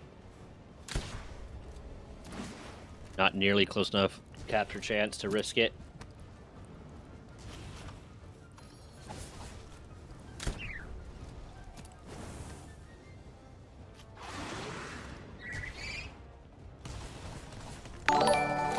Whoa, who's that? What's that? Kevin just subscribed. Hi, Kevin. I think you just subscribed from one of the videos, though, not from stream, because I don't see the views rising. But if you are here, Kevin, hello. Thank you for the subscribe. It's nice to know you. I always thought Kevin was a very neutral name.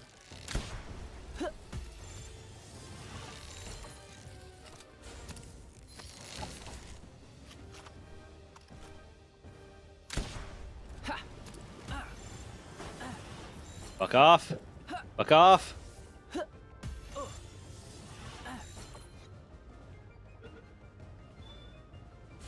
God damn it.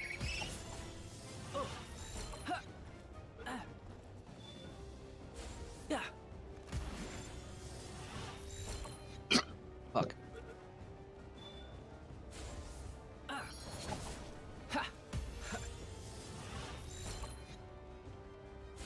God damn it, just get in the goddamn ball. Like, the math works out. You should be in here by now. It's a 20% chance at the start. I've thrown more than 5. Why are you being so fucking difficult? Why are you wasting my balls, you big green bitch? There you go, goddamn. What do I get from that? It's ancient civilization, beautiful flowers, precious entrails.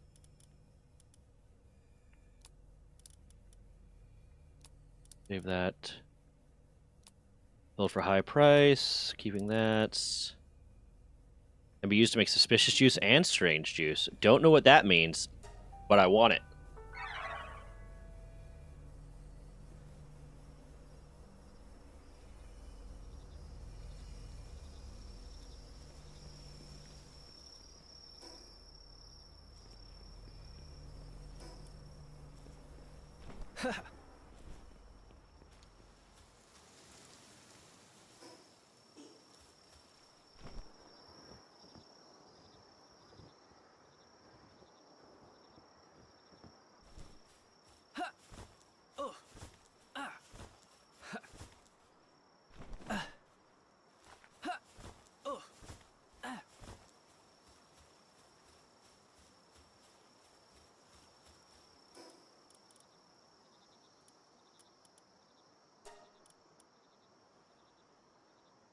No, that's not where I want to go. I want to go to small settlement first. Yes. That's where I was going first. That's right.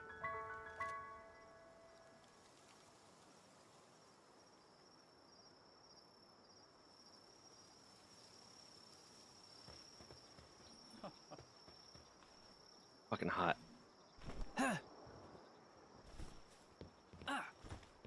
What do you got from buddy?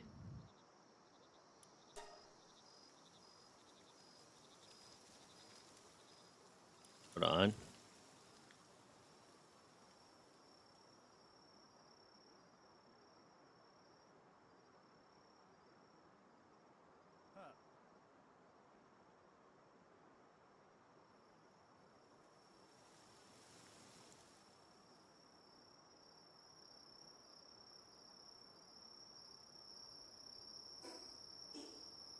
What am I doing? Dude, don't give a fuck about any of those. Cut my life into pizza. Hello, friend. I'm selling to you today.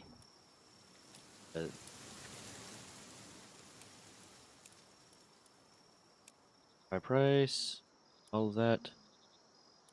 Bam. Boobies. Claw.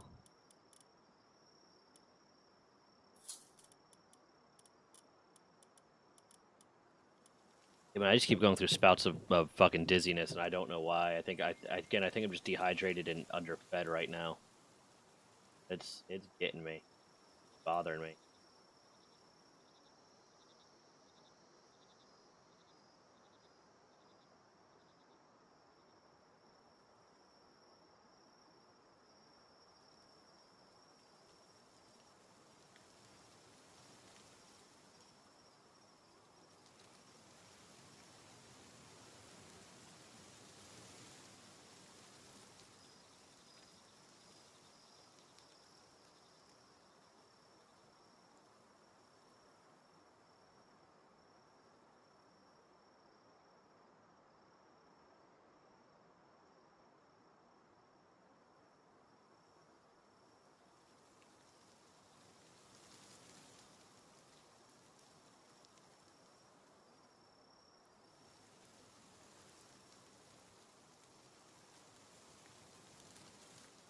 I'm kind of used to my health being all kinds of fucky. I also didn't get much sleep last night because I was up to at least 4, and I had to get up at like 6:30 or 7 to take Des to work. So I didn't get much sleep. Combined with I got a workout in this morning, but didn't eat anything.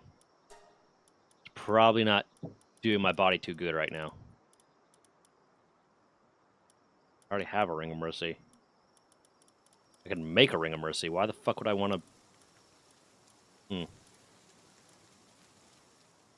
Okay.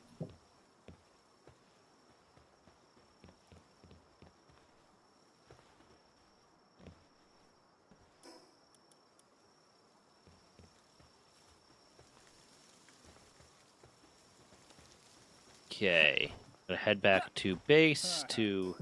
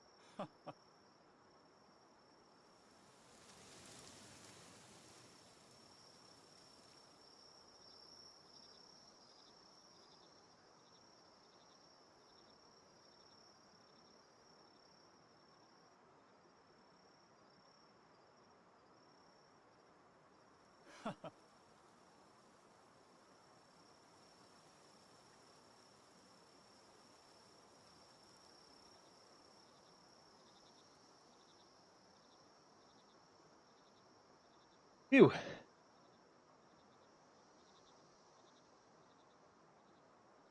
Man, my body's all kinds of fucked up, okay?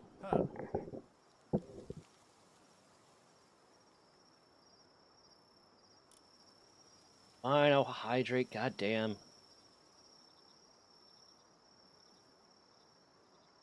I'm gonna die young, and I know it. I've already accepted the fact that I'm gonna die young. Between just the rampant amount of disease, not even disease, but like health issues that run in my family, the fact that I have a sleep disorder that prevents me from getting really any amount of healthy sleep on any given day. Like, on a good day, I'll get 4 hours of decent sleep, but very often I don't get that much sleep. And my mental health, I've just kind of accepted that the likelihood is I'm going to die very young, and the likelihood is I'm going to get dementia before I do. And that's just the thing. Either I'm going to die very young from like dementia or Alzheimer's and the effects of that, or I'm going to have a heart attack and just disappear. And you know what? I accept it. It's going to happen. I'm cool with it. Whatever. I mean, I'm 29, and when I was still 28 when I got my blood pressure checked and found out that my blood pressure was pretty consistently in the high 170s over 100 very often. And the doctor's just like, I don't know what to do about that. That's weird. That's whack. Keep an eye on it. Do you eat healthy? Yeah, I eat very healthy. Do you exercise? Yeah, I exercise all the time. That's weird. If it gets worse, come back in. If it gets worse, I'm already dead, man. 180 is a hypertension crisis. I'm very frequently just towing the line of hypertension crisis. So, I'm going to die young, but I want to leave a beautiful corpse.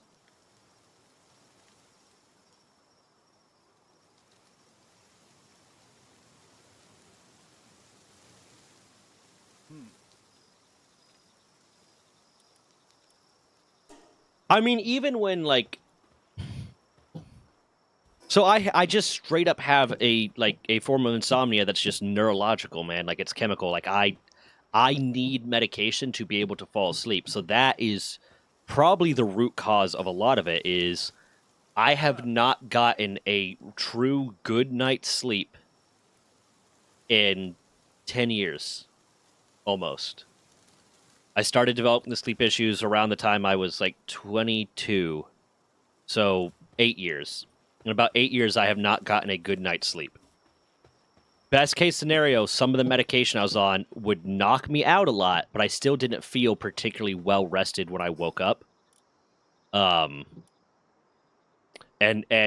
not getting good sleep or having, as they're saying, as I have not gotten a good night's sleep in 8 years, and there are very frequent times, like not uncommon at all, where I will just go 2 or 3 days without sleeping because sometimes the medication just decides it doesn't want to work. And if I take any more, it could potentially kill me from taking too much. So I just have to be like, cool, guess I'm not sleeping tonight. So that is probably a big cause of my my high blood pressure and some of my other health issues, and that's why I'm probably going to develop dementia or Alzheimer's, and probably fairly young. because I don't sleep. My brain doesn't get. I don't sleep well. I haven't slept well in 8 years, and I'll like as of right now, there's not much they can do about it. I would love there's a because I also have sleep apnea, but CPAP machines make me have panic attacks, so it's very hard to use them for me. But there's this device they can implant in you. I can't remember what it's called. What's it called?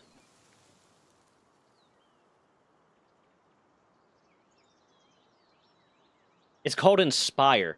There's this thing I would love to get right now, but my insurance will likely not cover it unless I go through a whole bunch of other stuff that I can't do.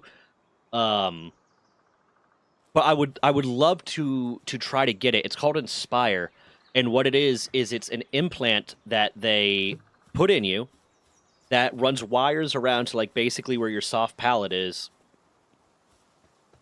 that causes sleep apnea. And before you go to bed, you turn it on, and if it notices an apnea-like event, it gives that part of your body a little tiny shock to stop it. This is my understanding of it, to stop the apnea event so you can keep breathing without having to wear a CPAP. That would solve the problem of CPAPs give me panic attacks, which make it very hard for me to get to sleep, and solve the sleep apnea thing. I would love that. It's just I can't afford to do it without insurance, and my insurance isn't going to cover it.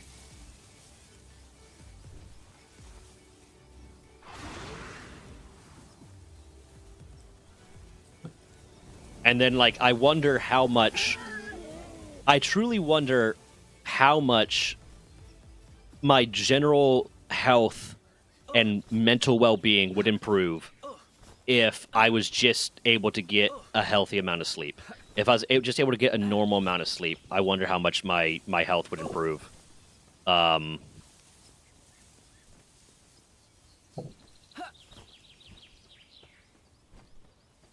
Because it's a big part of it. Like, and I truly do not remember. Hold on. No, I truly do not remember what it feels like to fall asleep naturally, to get whatever that feeling of being naturally tired and able to fall asleep is. Like when I know people is like I'm so tired, I can't stay up any longer, I gotta go to bed. I don't remember what that feels like. I truly do not remember what that feels like. And it's such a weird feeling because I'll get times when it's like I'm so physically exhausted, like my body is exhausted, but I still can't. Like, I don't feel mentally tired. I don't feel like my brain can go to sleep. My brain doesn't feel like it can go to sleep. I don't feel like I can go to sleep. I just feel physically drained and realize that I need rest to recover, but I can't sleep. So I have to take medication to sleep. There have been very, very few times over the past 8 years that I have actually fallen asleep without the aid of medications or alcohol, to be frank. And a lot of that is usually because I've stayed. It's after about 3 days of not sleeping. After about like 2 full nights of not sleeping. So the third day that I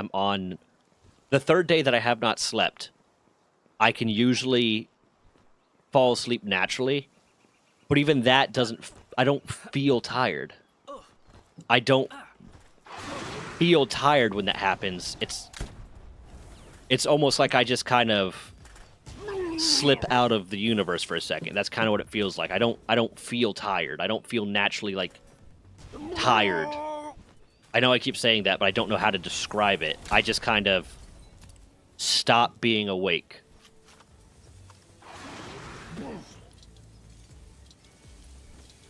And it's really weird.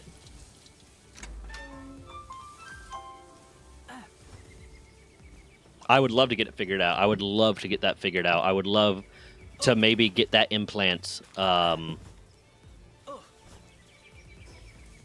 put in. And I have like I have PTSD and I have like panic disorders. So I have a hard time even preparing myself to go to sleep. Like, if I take actions to ready myself to go to sleep and I have some like just kind of trauma around sleeping, I guess you would call it, because one of the medications they had me on, and I actually made a short about this, but one of the medications they had me on made me feel like I was suffocating every night before I would fall asleep. Like the moments before I'd fall asleep, I'd start to feel like I was suffocating. So I developed a little bit of trauma around there, plus just my general level of anxiety and paranoia. I don't like not being conscious. I really don't like not being conscious. I hate being conscious sometimes. That sucks in its own way, but I don't like not being conscious. And I always have this, like, whenever I try to lay down to go to bed, I have this level of, how to describe it? Like, I start panicking about, what didn't I do today? What did I forget to do? Is there something I'm missing? Am I failing to accomplish something? Is there something imminent that needs to be done, or something bad will happen? And I start having that, and that gets me into the state of panic that wakes me up. So now, like, legitimately, the way I fall asleep 9 times out of 10 is I take my medication, I take my sleep medication, and I try to I do some things to help myself dial down I do some things to kind of help me prepare to fall asleep, but they are more so about, the things I do to help me sleep are more about helping me not be more active than they are about helping me sleep. Help me not wake up more than they are about helping me get tired. So it's more so, my sleep hygiene is more so based around not getting my blood pumping and not getting active than it is about calming down, because I just can't. Because when I do things to try to fall asleep, to try to relax and fall asleep, I have panic attacks, or I start freaking out about things. I start getting really anxious, and that gets my blood pumping and wakes me up.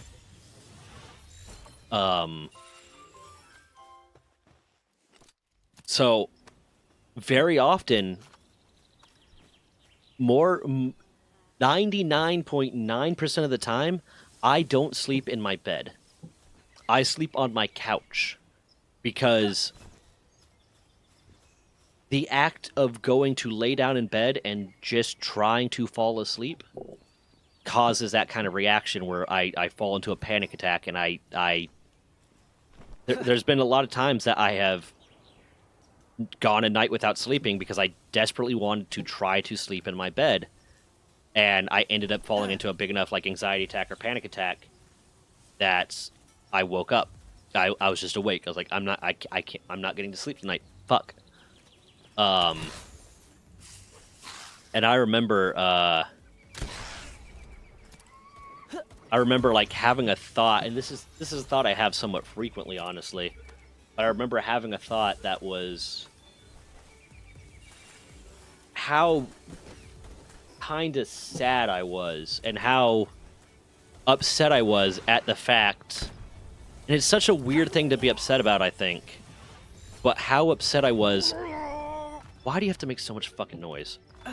How upset I was at the fact that when I eventually die, I will have spent so little of my sleeping time, so little of my resting time in a bed. And for some reason, that thought, when the first time it came to me, it just made me so fucking depressed. And so sad. And then I'll have spent so little time sleeping, and I'm gonna die young. That's just almost a fact at this point. And that just kind of screwed with my soul for a very long time. And there's been very often times when I'll just, like, it'll be 4 in the morning and I'll desperately be trying to sleep. I'll be desperately trying to fall asleep and I just can't. That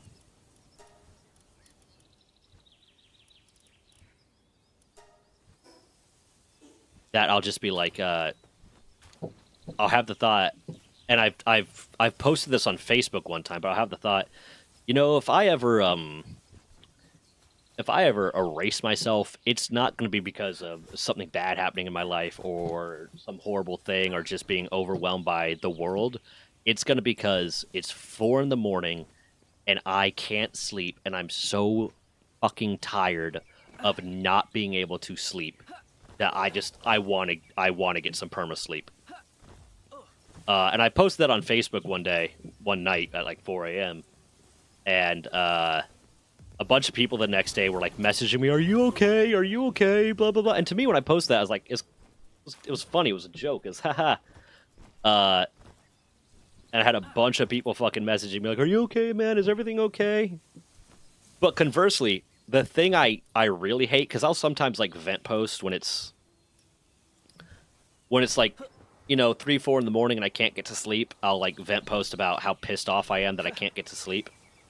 And the thing I hate the most is all the Facebook doctors that will be like, "Well, you know what I do when I'm trying to get to sleep is I turn off all my devices at 2 hours before I want to go to bed, and I read a book, and I drink some tea, and I do this, and I do that, and blah, blah, blah." And I just want to be like, dude, do you know how fucking condescending that is?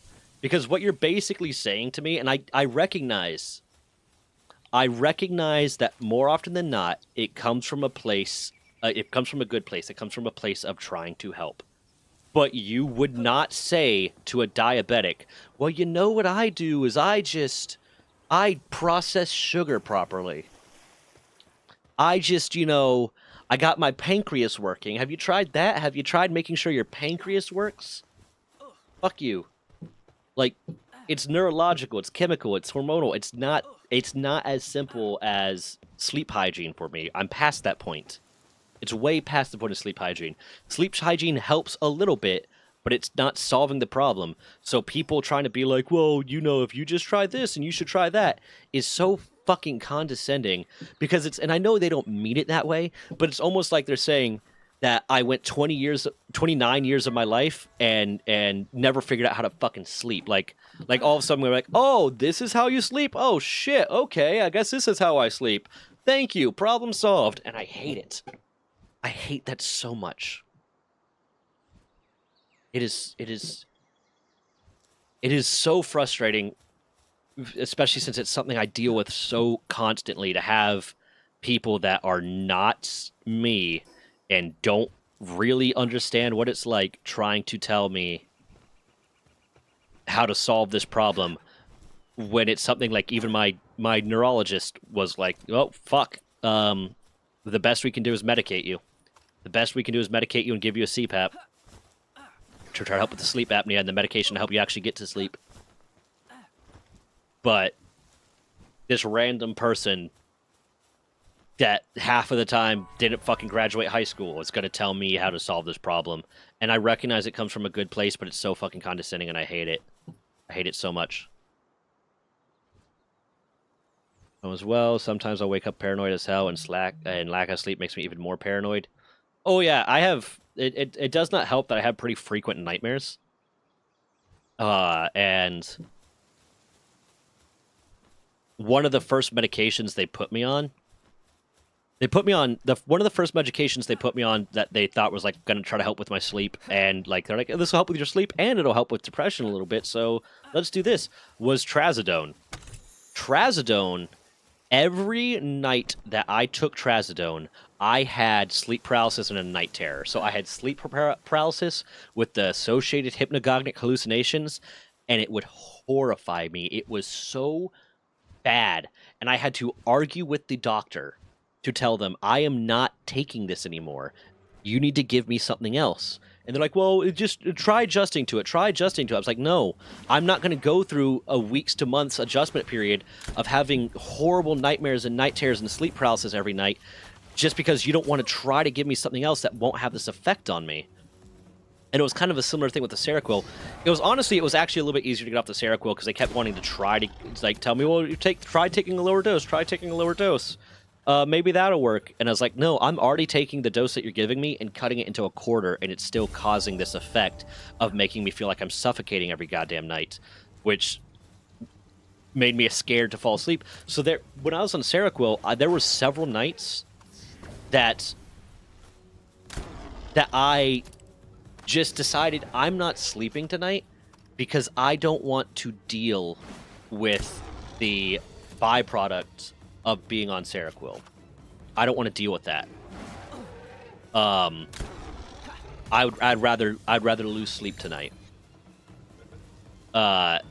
And there's the thing too, Seroquel for the first while I was on it actually worked really well and it was good, and then just all of a sudden my body started reacting to it very poorly, and I'm afraid to ever go back on it again. Like my doctor at one point asked me like, "Hey, it's been a while and you said it worked well. Would you want to switch this?" Because one of the medications they put me on after that stopped working. I said no, I never want to touch that thing again. It scares the shit out of me. I hate it. I don't want to do that. But that it was just awful. The Seroquel was awful. That caused that. The Trazodone was causing nightmares. I have PTSD, and I've had a lot of shit that has happened in my life that will occasionally just well up and cause me to have nightmares. And then the combination of all that just makes it so I'm kind of afraid to go to sleep. I have somnophobia, so part of my sleep issues come from the fact that I am scared to sleep. So my body doesn't like when I try to sleep. My body panics. My mind panics. It doesn't like it. It doesn't want it. Combined with the root cause of it, which largely like comes back to when I first started trying to get help for my sleep when I was in the Navy. I remember actually messaging, or not messaging, I remember like going to all the like different higher ups in my chain of command and some of the other chiefs that had a lot of experience and a bunch of people and being like, because I was snoring a lot and I was getting really bad sleep, so I was really tired during the day a lot. And my snoring was upsetting my girlfriend. It's actually the girlfriend that you met, Mask, Skull Kid. It's the one that you know, or I think you know, or knew. But my snoring was upsetting her and keeping her awake, so I went to... All these people said, is this going to affect my naval career? Is this going to affect my naval career? Is this going to affect my naval career? And every single one of them said, no, you can have sleep apnea and stay in the Navy. But effectively, what ended up happening was I went to get a sleep study done because I wanted to get my sleep apnea diagnosis so that I could get a CPAP machine, and they could give me like this little mouth guard type thing that you use when you're like on deployment and you can't have your CPAP machine. That kind of helps alleviate the symptoms a little bit.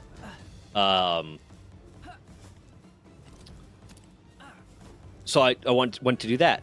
When I got my sleep study done, I measured just below the scale to categorically have sleep apnea.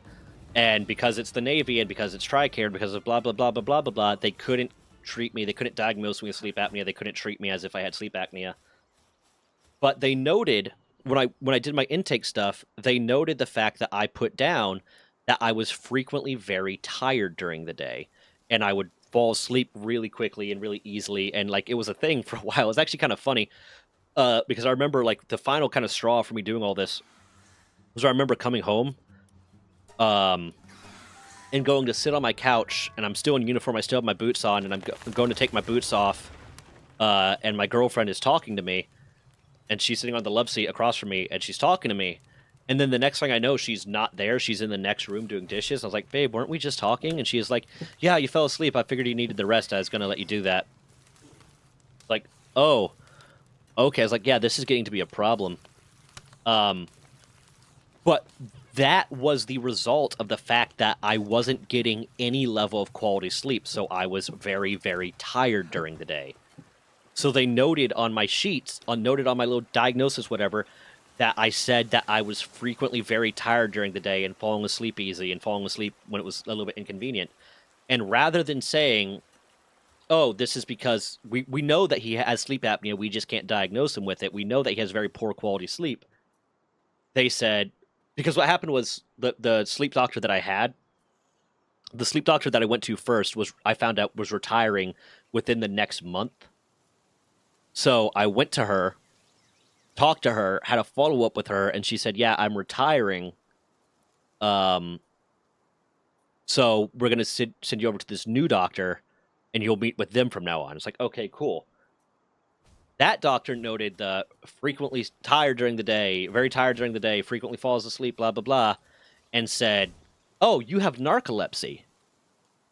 I don't have narcolepsy. I had very poor quality sleep.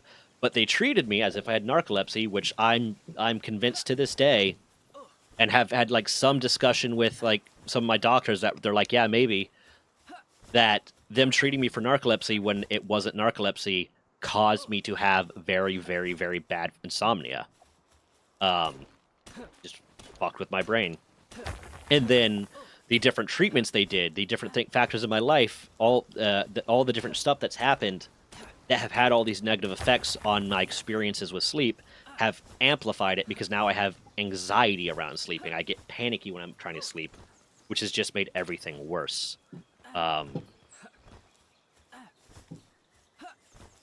So that's a whole thing, and I wish I could just like fix that one problem. Like if I could fix any medical problem, because I have a bunch of medical problems. I have a lot of joint pain, a lot of back pain. My L5 vertebrae is out of alignment. I have heart issues. I have all this. If I could fix one thing, if I could just like wave a magic wand and fix one thing, I would love to be able to sleep like a normal person, and fall asleep naturally and get a decent quality of sleep on a regular basis. That would be phenomenal. I would love it. And that would probably fix a lot of the other stuff too. That would probably help with a lot of the other stuff too. But nope, I'm stuck in this shitty situation. So like the next thing I would love to do is if I either got to the point where I could afford it, or if I got it to the point where the insurance was taking it, would be try to get that Inspire device to at least try to help with the sleep apnea part of it, so that when I do sleep, it'll at least be better quality sleep. But it is having those sleep issues, having the sleep issues that cause me to not sleep for sometimes days at a time. I understand why sleep deprivation is used as a form of enhanced interrogation, because it is the worst feeling. It is that second day is bad. That second day that I haven't slept is bad. Especially because I tend to get really panicky on that second day. I tend to get really anxious on that second day. So that second day, I have to stay busy. And I also, around like halfway through the second day, I will get like this burst of energy where like I really want to work out and I want to do yard work and I do all this stuff because I think my body's entering adrenaline mode, because my body's just like, the primal instinct of my body is like, you've stayed awake for a day and a half. We must be being chased right now. There's got to be a reason you're doing this. We must be in panic mode. So it gives me like a burst of energy. But I have to stay busy at the very least. There was a point in time when I'd work out like that, and I realized it was a really bad idea because I just ended up hurting myself. I just have a burst of energy. But I have to stay busy, otherwise all that energy will turn into a panic attack. That'll just be really bad. That third day, it feels like your body's shutting down, man. It feels like you're gonna die. Like, it feels like you are dying. It is awful. It's so incredibly miserable, and I start to hallucinate too. I'll start to hallucinate on that third day. Like, I'll just start seeing like shadow creatures out of the corner of my eye. If I'm like, because I'll go for walks sometimes just to burn off the energy. I'll start like seeing like mailboxes and stuff will look like a person. It's just it's not fun. It's really, really not fun. So like if I got that would be if either the insurance started taking it or I just got the money to do it. Like, I would love to get that Inspire device just to see if it helped, because it might not fix the insomnia, but it might at least make my sleep quality better, so that when I do get to sleep, it's good sleep, and then I can keep trying to work on maybe fixing the insomnia someday. Who knows? Or I'll just die with it. It'll kill me one day. There's a legitimate part of me that is terrified that my insomnia is descending into FFI, fatal familial insomnia, which is just legitimately you slowly over time get to the point where you can't sleep. You cannot sleep, and you eventually die from that. And there is a big part of me that is worried that that is what's happening. And I'm just gonna one day I'm just gonna go several days without sleeping because I just can't sleep and nothing will get me to sleep, and it's gonna kill me.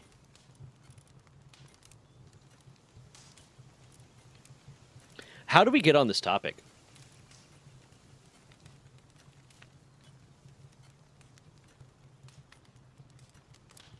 What's a quote to live by?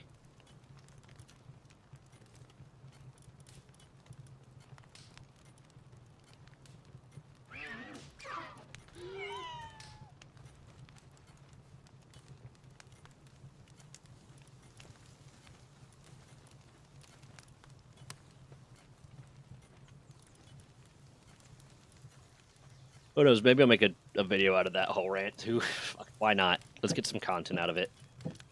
Out of my health. What's up, love? Good.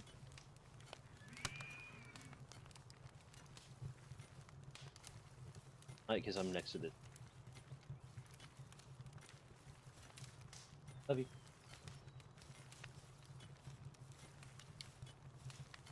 Yeah, I'll pop you into the center stage.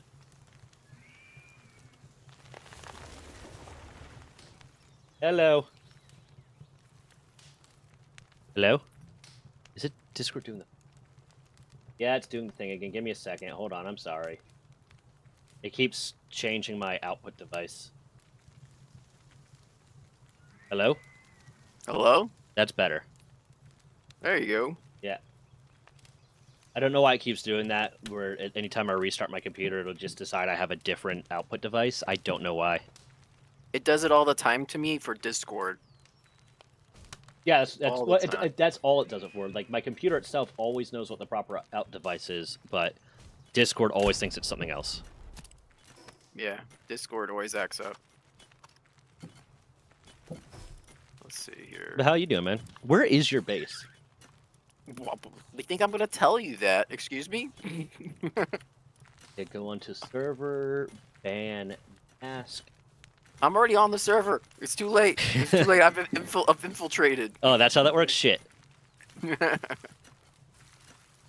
let's see. Actually, I'll boost my weight. Actually, I'm surprised you haven't found my base yet, to be honest. I think Randy has. I wouldn't be surprised. I'm surprised someone hasn't. Yeah, I think Randy has, because he came by a base the other day. Isaac is right next to me. Randy came by a base like yesterday when we were on. I was like, "Whose base is this?" I said, "Maybe which one?" It's like, "I don't know. Is it Dan's? Is it? It might be Dan's or Masks, because I don't know." Let's see here. I don't know. It depends where you guys were. What's the quote to live by, HGTV? I was kind of going a whole rant there. I wasn't really looking at chat. Sorry. That was said that 30 minutes ago. Was I ranting about that for that fucking long? A little bit, but I mean, it was quite a lot to talk about, so Yeah. it kind of makes sense. I don't know. Maybe I might make a video out of that. I don't know how I feel about that, but plenty of other YouTubers talk about their medical problems. Yeah. Well, let's see here.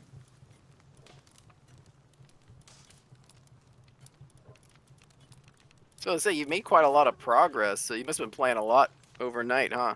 Not a lot overnight. Last night was the first night that I really played overnight, but I finished editing whatever video I was editing and then played until like 3 in the morning because my medication wasn't working. That'll do it. Yep. I remember at one point I actually like the point that I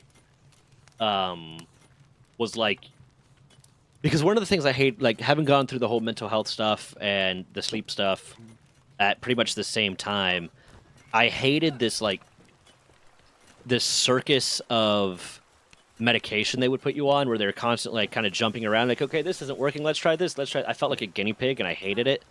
So after I kind of got to a point where like I was stabilized, even if like I didn't feel great, I was like, okay, this is at least working enough.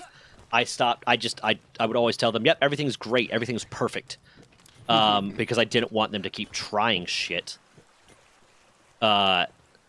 So when it got to the point where the Seroquel stopped working, it was still working, but when it got to the point where it started like affecting me very negatively, I didn't want to. I didn't want to tell them that, because I didn't want to be put on another Ferris wheel of. At first, I didn't want to tell them that. I didn't want to be put on another like Ferris wheel of medications. So I was just cutting them into lower pieces by myself, and then once I kind of got scared to do that, because it still wasn't. It was still bad. The moment where I was finding like I need to talk to my psych about switching medications was when I had the thought of, oh, well, I can usually drink, or I can usually sleep when I drink enough. So like I'll just start keeping beer in the house, and I'll just drink myself until I can fall asleep. I was like, that's not a healthy solution. That's not how I should. That was like, I was like, yep, nope. Addiction runs in my family, and I just had that thought. I need to talk to my fucking psych and just deal with the Ferris wheel of medications. Yeah, can you imagine this like comes back to you like, oh yeah, I totally recommend doing that. How's your medication working? Well, the Seroquel's not working, but the self-medication's working great. Yeah, man, I struggle with a lot of sleep issues as well. I mean, you sound like there's a lot of compounding of multiple things happening. I just have a lot of like, paranoia that occurs, and of course, the more you don't have sleep, the worse it gets. The worse it just adds on to it, so it makes it even worse and worse. And it's just like, oh my god, I sleep on the couch all the time because it just it's I don't know why, like you said, it's comforting. I could put something on the TV and it feels like I'm conscious, and then I just drift off to sleep. So it's like you're not I thinking about falling that. asleep. You're thinking about literally anything other than that, so you don't get that panic associated with it. It's upset pretty much every partner I've ever had that I sleep on the couch more often than but it's not a slight to them. It's entirely my mental health. Oh yeah, no, I'll sit or go to lay down in bed, and I'll just lay there and be like, okay, this isn't working, and the partner's passed out, and I'll just get up and walk out to the couch. What's up, love? Yeah, no, it's a thing. Now, I will say with my ex-wife, it was partly her, but that was just because she was a furnace. Because when I was on Seroquel, like, I could sleep in a bed because it didn't matter how much of a panic attack I had, it was strong enough that it would overcome that panic attack and I would fall asleep anyways. Which is why I could fall asleep while I felt like I was fucking suffocating. I feel like most people can't fall asleep when they think they're dying. But Seroquel did that to me. I wouldn't sleep in bed with her half the time because she was a fucking furnace. And she would want to cuddle, but the way she would cuddle would be like facing me with her head, the top of her head at the bottom of my chin, nuzzling all the way up. So like my neck would be pulled all the way back, facing up, and it's like that made it hard to breathe. And she put off a lot of heat, so it was always uncomfortably hot. I was like, this is not a great way for me to sleep. My form of sleeping, cuddling with someone is butt to butt. Like, we'll cuddle as we're getting ready for bed, and then if I am sleeping with someone and I manage to get to sleep, it's usually butt to butt. But more often than not, what it ends up being, like very, very much more often than not, what it ends up being is I will cuddle with them, I will lay there on my phone so that I'm not thinking about trying to go to sleep, and I'll see if I can fall asleep. Some very, very rarely can I. But then after a while, I was like, yeah, no, I can't get to sleep. I'm going to go into the other room and put on the TV.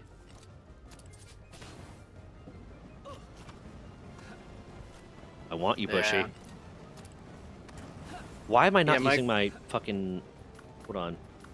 my girlfriend's like that now. Like she gets into bed, she's ice cold. 5 minutes later, it's a sauna, and it's like, how do you survive? You're like a lizard. It's I don't know how they put, and they're always so cold. All the ones that are put off all that heat, they always feel so cold. Although I guess Tani didn't really have the problem of being too cold too often, but she always liked it hot. I try to keep my house at 69 degrees. Nice. No, that was nice temperature. Yeah. Part of me is like, I want it to be that way, but I put a couple, like maybe 1 or 2 degrees higher, just so I could try to save some more money. Because it's been hot as hell here in Virginia. Yeah, lately my electric bill has been through the roof. Yeah. For a while there, it was like my electric bill, like 2 months in a row, was between $350 and $400. And I don't have a big house. I have a 1,200 square foot house. It's not a big house.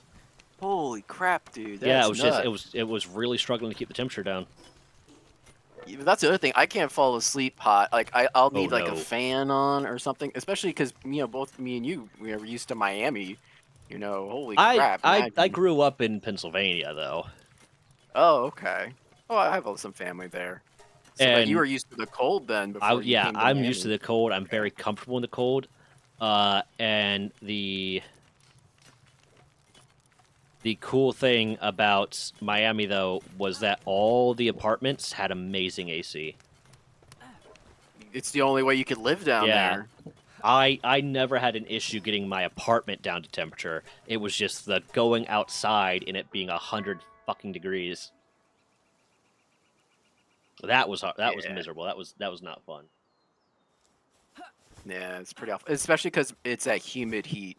You go to Texas or other places, they got like even Vegas. I'd rather be 100 degrees in Vegas than 100 degrees in Miami. Yeah, any day. The wild thing too about Miami for me was the fact that you'll get those very, very, very isolated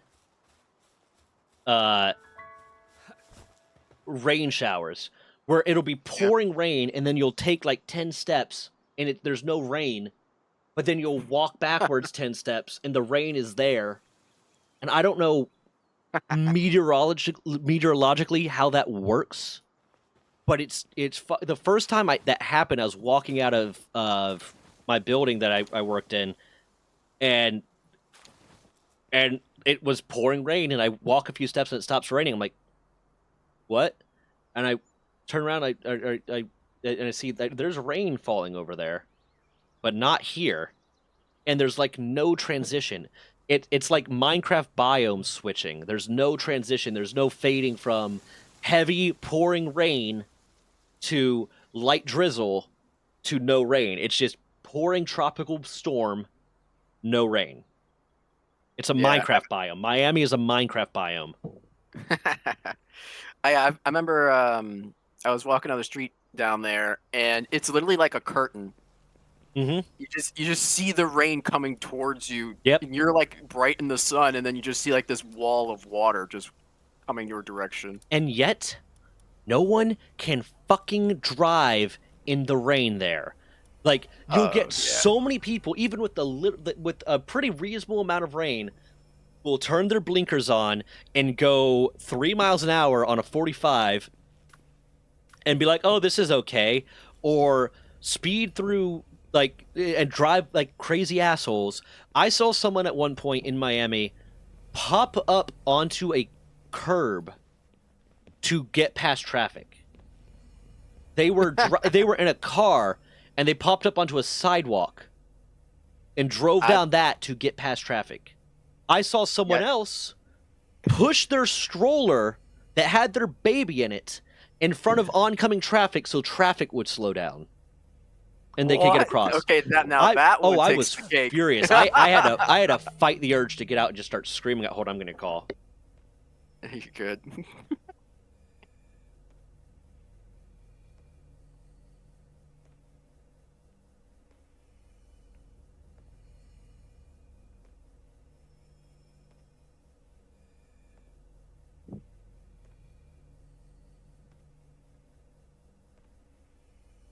But no, I had to fight the urge to like get out, stop myself from getting out of the car and just screaming at this woman for putting her child's safety at risk so she can get across the street a little bit faster.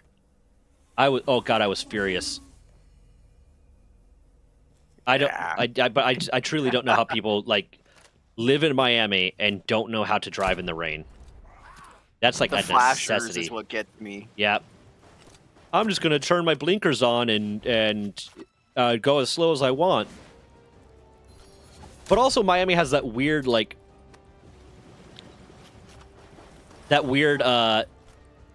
counter to what I'm used to mentality of if you're driving like an asshole, everyone's fine with you.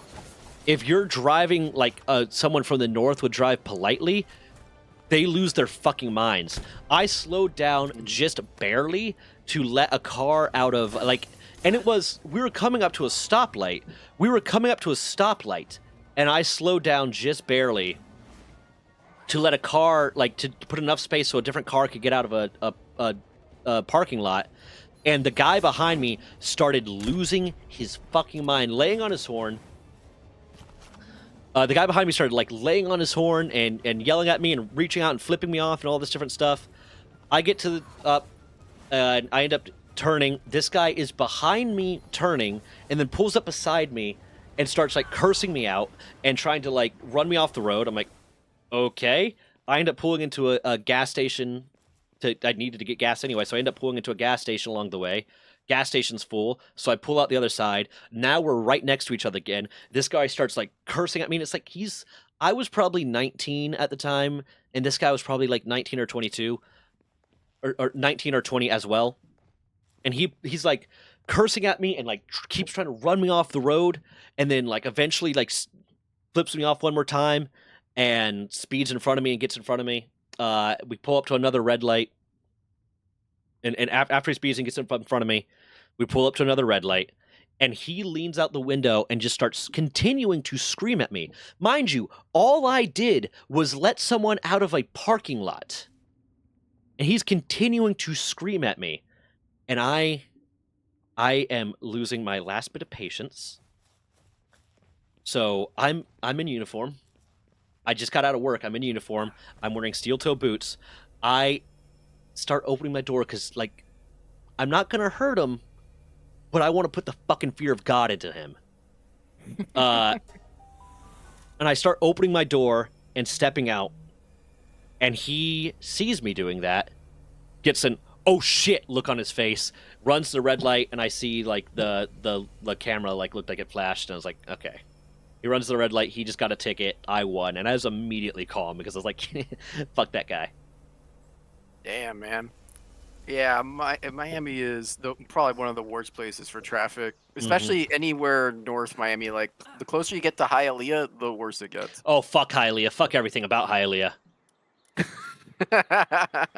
The first time I was in Hialeah, I was coming from Doral, and I was trying to navigate based off of instructions someone gave me instead of using Google Maps, and I ended up passing underneath that interpass, where on the other side of the interpass you go from really nice apartments and houses. Other side of that interpass, every window has bars on it. I was like, where am I? I'm scared. I'm not supposed to be here. Yeah, Miami, Hialeah is a different breed entirely. Yeah. I mean, Hialeah is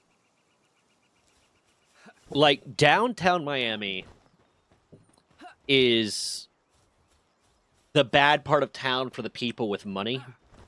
Hialeah is the bad part of town for the people that don't have money. It still costs something to live in downtown Miami, so the people there are hustling at the very least. Hialeah is just not safe. I remember when my parents came to visit me at one point, they were looking at restaurant reviews and stuff to figure out where to go for lunch. And I was still at work. They showed up the day before my leave was supposed to start, so I was still at work. So they text me. They text me, and when I get downstairs to go to the gym, because I couldn't have my phone in the building, I get downstairs to go to the gym, and I look at my phone, and they're asking me about different reviews and stuff. They asked me hey, could I call them to see what's good? So I called them on my lunch break. And they're like, yeah, we looked at this restaurant on Yelp that's that's supposed to be really good. It's like a mom and pop restaurant. It's in how do you say that? I was like, Hialeah. Like, yeah, Hialeah. I was like, yeah, don't go there. You two especially don't go there.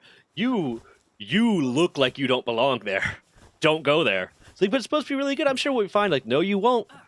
My dad luckily he grew up in some rough parts of the city. So when I said, yeah, you don't look like you belong there, he's like, got it, not going. My mom wanted to find every excuse why it was okay. Hialeah is bad.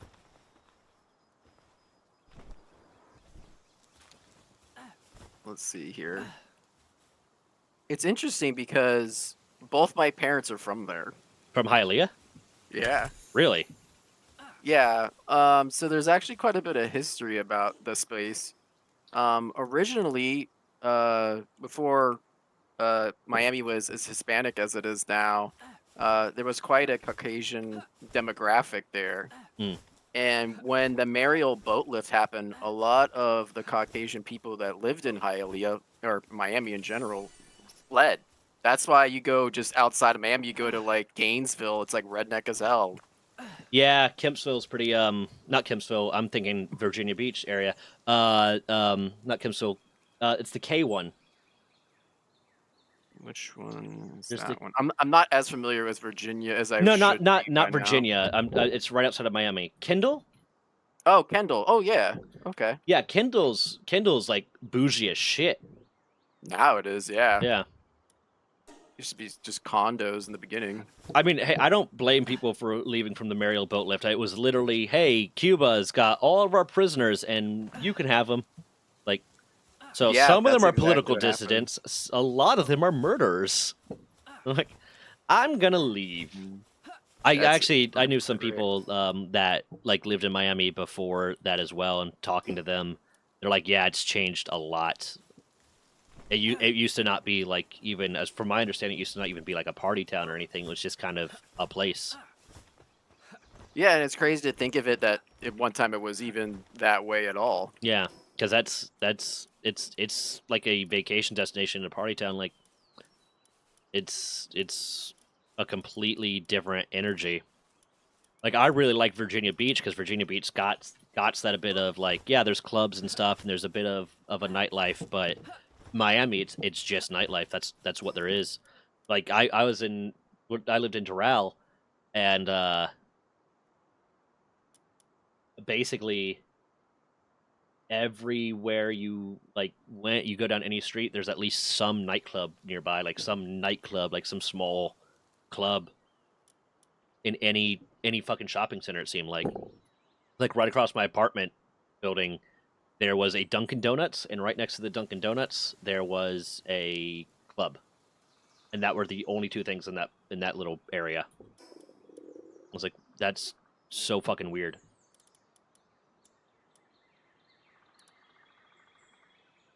I was gonna say you went to a desert in Minecraft. Yeah.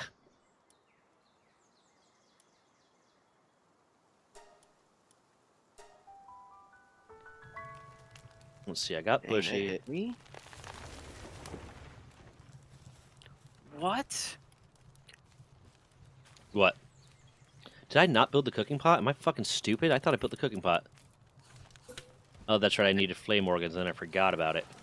I lowered a creature's HP to like pretty low, like one of the boss monsters, and I threw a hypersphere, and it just bounced off like it was nothing. Yeah, if there's a huge level discrepancy, that'll happen.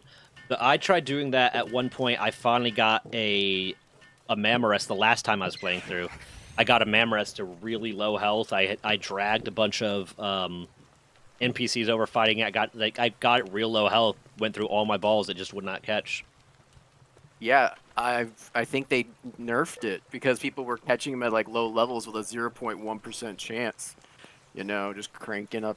Well, this was like this happened when like Palworld first became public. I tried this and it just had bad time. I also think my highest level might have been like 25 at the time. I don't know. But yeah, no, they was that far off, but yeah, I guess so. They make it hard to catch some of these guys. Power generator.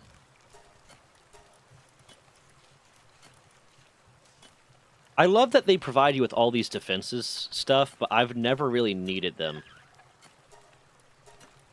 Yeah. Well, the machine gun one and like the rocket launcher, you have to have the ammo in a storage chest nearby the thing, I think, for the mons who are on it to actually load it up and use it properly. Mm. That's what I've heard. I mean, I've just never needed it because my pals just take care of anything that attacks. Yeah, that's true. The Well, vodka's now been working wonders. I haven't tried any of the raid bosses. That might change with that. Do the raid bosses raid your base? Well, you built like a summoning circle. And you summoned them Oh, to yeah, your base. yeah. Yeah, I never got to that point last time. Yeah, no, I didn't. Well, I don't think it was. You might not have been out. Depends when you played. Early this year. Yeah, it might have just been probably after that that it came out. Mm. So you probably might have just missed it.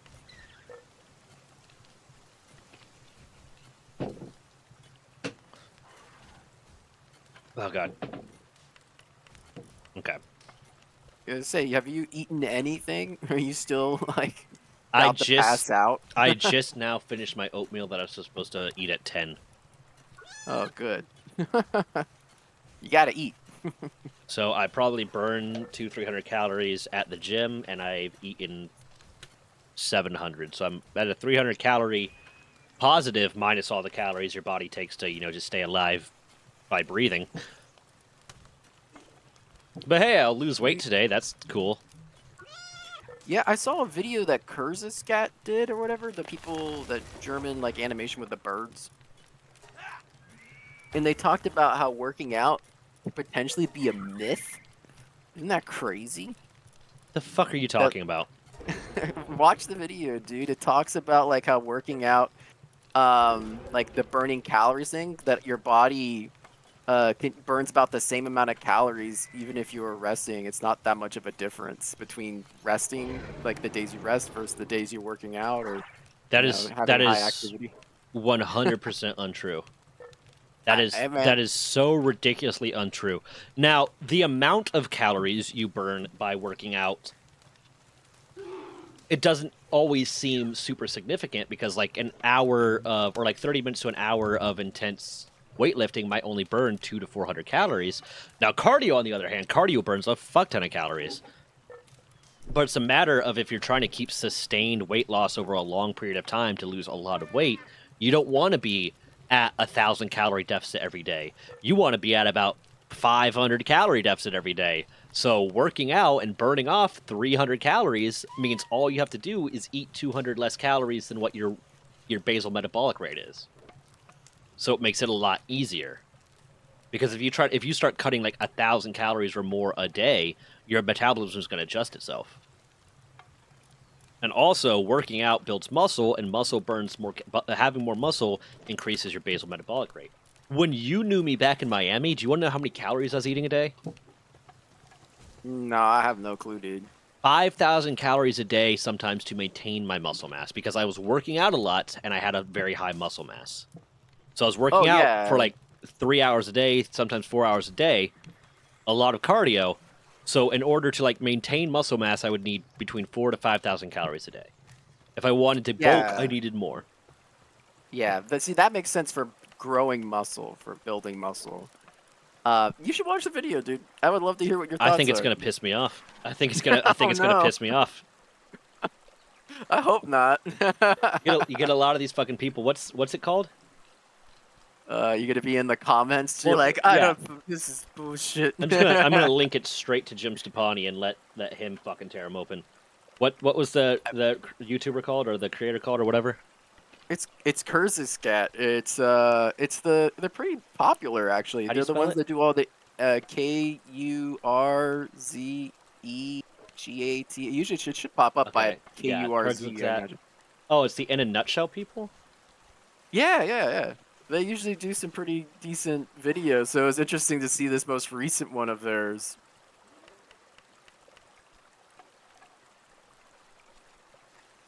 I'm willing Now, to bet I'm none not of a them have a scientist. degree in exercise science or biology or anything even remotely related to Well, I mean, the fucking science of it.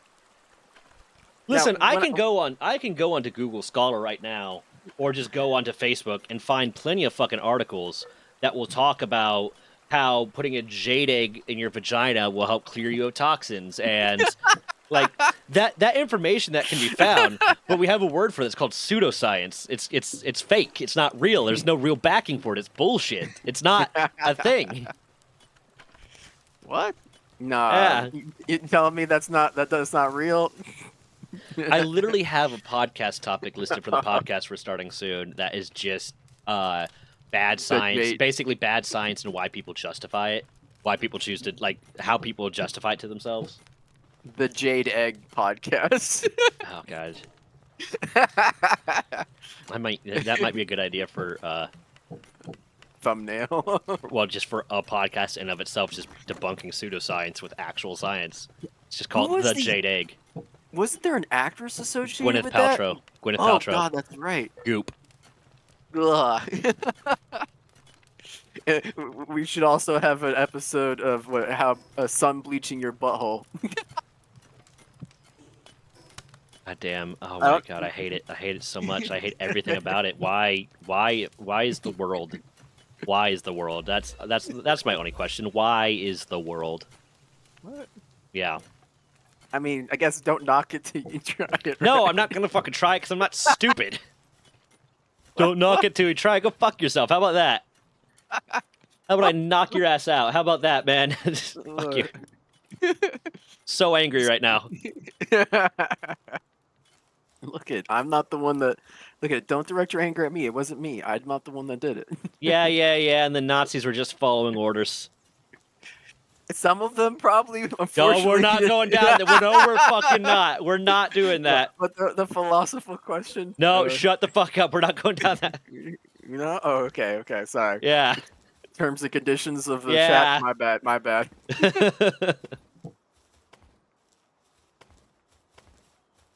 This just in. Runga equates pseudoscientists to Nazis. Yes. Gwyneth Paltrow sues for defamation. No, she said that. Sues for hurt feelings. I think the Church of Scientology would be more of a concern to you. I mean, the Church of Scientology is just fucking insane as it is, man. I know, but they'll sue people for the breathing wrong. You know what? If they want to fucking sue me, they can sue me because I'll countersue for wasting my goddamn time. That works, right? You can countersue for wasting your time. Why isn't the staircase working? I guess loss of wages would count, right? Maybe. Yeah, maybe that. I mean, you could sue for lawyer fees, I guess.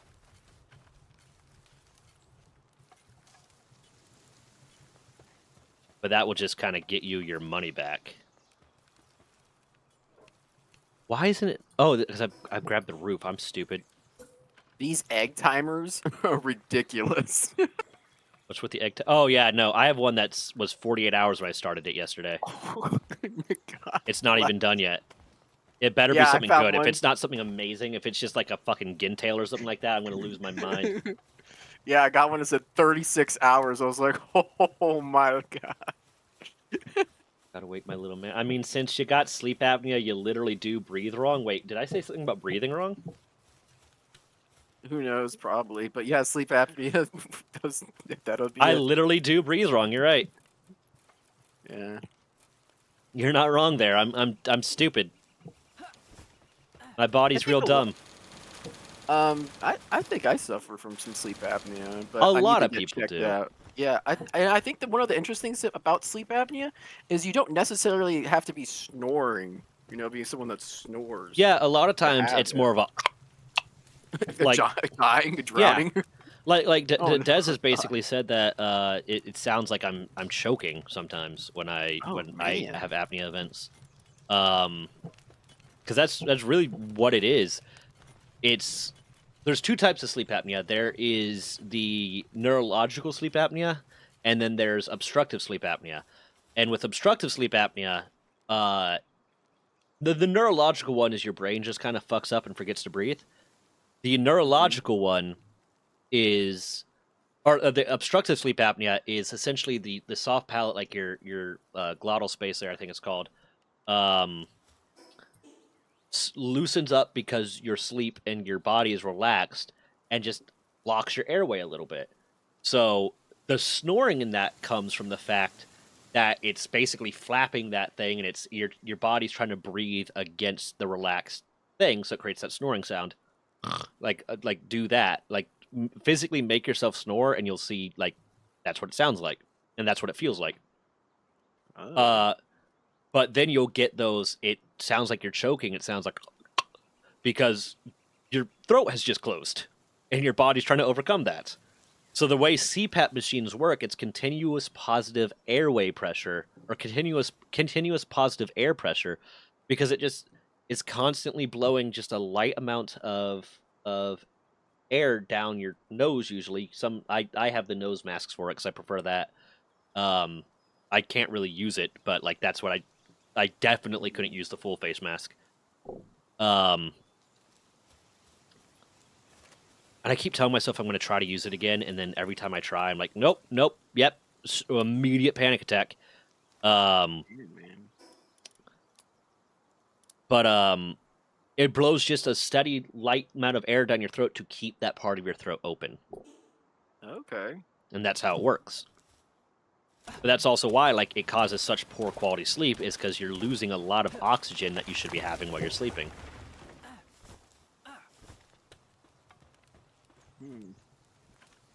I didn't know that. Well, legal fees they have to pay on top of their own fees. Yeah, the church would sue you for it for breathing wrong. Yeah, 100%. I am offending L. Ron Hubbard and Tom Cruise because my breathing sucks. I'm keeping too many thetans inside me. But yeah, no, that's the cause of obstructive sleep apnea is essentially your body, and that's one of the reasons why it's a lot of people have, especially men. It's more common in men have some degree of sleep apnea. It's just how bad it is, and when it gets to a certain point, that's when it becomes an actual issue that you need like a CPAP machine for. And that was the point that I did not reach for the Navy to basically say you have sleep apnea. I didn't reach that level of point that night when I slept. Oh. I'm sure the military's eager to, Yep. diagnose anyone with anything. It took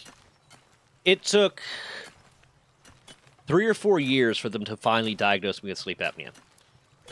After I was out of the military for 2 to 3 years before they diagnosed me with sleep apnea.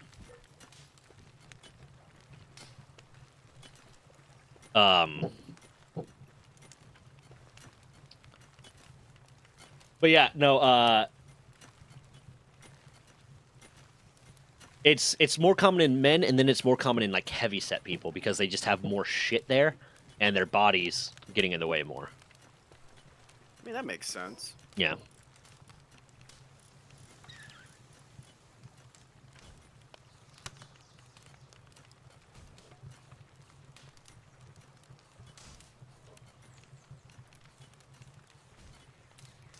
Huh. That video's oddly doing well. Oh, are we destroying Isaac's base?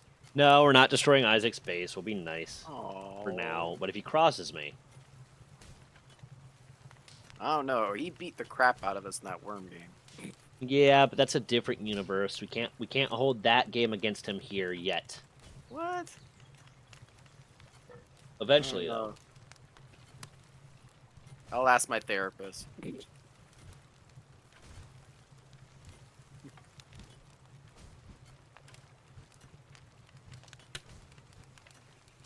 That video's doing oddly well. It's got a great rate. I'm looking at the short I posted earlier today, and it was just like, the reason I posted this one is because I try to make sure I keep to that 3 a day, and I forgot to get one ready for the 2 o'clock one time frame. So I was like, I can get this one done really quick. It's 18 seconds long, and and it's just the me yesterday accidentally attacking a Mega Sloth in Fallout, and saying, why doesn't he want to be my friend? It's 18 seconds long. It's stupid. I thought it was a throwaway. It just started getting its views because it takes a while for the peak to start happening. It's got 47 views and 7 different levels of engagement, 7 different points of engagement, which is a lot better than normal. Hell yeah, man, that's great news. To like put it in perspective, I looked at all my analytics and I did the math based off my analytics, and essentially with shorts, at least for my channel with shorts, as long as I maintain above a 2.5% engagement rate, which means 2.5% of the people that view a short, either leave a like or a dislike or a comment, it will continue to get more views. This is above 10%. So nice. like this, it's probably going to take off a lot for some fucking reason. People just like sloths, dude. They're meme material. Yeah, it's so weird because it's so hard for me to predict what's going to do well. There's like some I think, okay, this is a throwaway one just to fill out the time, that end up doing really well for no fucking reason. And then there's ones that like, I know this one's going to do well, but then there's ones that are like, yeah, this one should probably do well, and it doesn't get shit. Like analytics is fucking weird. Sometimes it's me personally. I don't post like as much as you do at all. But like I don't even look at that crap most of the time. I'm just like, hey, this one actually got views. I'd be like, wow. Oh, I get hardcore, and that's also a little bit of my autism, probably. But I get hard into like the analytics. I'm like, okay, where did the drop off happen here? Like, especially in the long videos, figuring out where the drop off happened is good. Like when people started clicking away. But being able to figure out, okay, when did it get the thing, and what were the tags that were specific that did this, and what tags do well at what time, and blah blah blah. Because it's all just it's learning how to do better next time kind of thing. Get that? Yeah, people usually want to like, drop off like within like 5-10 minutes, depending how long the video is. I keep most of my videos below 10 minutes. Yeah, I think when I did the Nuzlocke video for Cassette Beast, the first one actually was probably my best video. I think it had like 2,000 views or something like that. And most of the analytics though were like people would watch, I don't think about 15-20 minutes. I think they usually just want to see what the game's about. Yeah. And then they're kind of like, okay, I want to play that. But also, I've noticed that video, also when Cassette Beast first came out, I don't know if it was the recording issue, but there was something where it caused like a little screen glitch every so often. And apparently when the game came out cross-console, like Switches and everything else, that was actually an error that they were occurring to have in the beginning. They've patched it now, but it was very interesting to see that because I was like, when I was playing it, I didn't see it. But when I went back to the recording, it was there. It was a little odd. You might have to chat a few more times to be considered active HGTV. The little stream avatar thing requires you to be an active chatter, so he's been chiming in every once in a while, just saying resurrect the little dude. Yeah, it's really weird. So the main reason I honestly started keeping my videos shorter was because the big thing I noticed is at first I was trying to get my videos all at the 10 to 15 mark, because I'm like, okay, that's YouTube likes that because that's something they put 2 ads on, and each video will get more engagement and blah blah blah. And at the time I was only trying to post once a week originally, so I would take 3 or 4 stories that were tangential to each other, or 3 or 4 plot points that were tangential to each other, and edit them together in one video. But the thing that I noticed was that people would leave at the point where it switched from one story or one plot point to a different one. So I was like, well, that's just, now people just aren't watching the whole thing. So I'm just going to trim it down to one story, one plot point. So that they won't leave afterwards. That way each video is going to be getting closer to 100% viewership. But I think now that I have more people, and if I edit them together in a way that stops people from wanting to leave, I think I might be able to keep that retention, especially because I have more people now that are just watching them and I have more subscribers and shit. So I know I might play around with it. I'm debating with the my worst boss story. I'm debating whether or not I want to, because I'm going to cut it up into, I don't know how much of, like, were you there for a lot of the actual stream when I was talking about that? I don't think I was. I wasn't actually there for. Wait, which boss was this? I was ranting for like an hour and a half. I don't know if I was there for the whole thing. Okay, but anyways, like it's about an hour and a half of recording, and it'll probably trim down to about an hour and 10 minutes once I remove the fluff, and probably a little bit less than that when I remove like the repetition.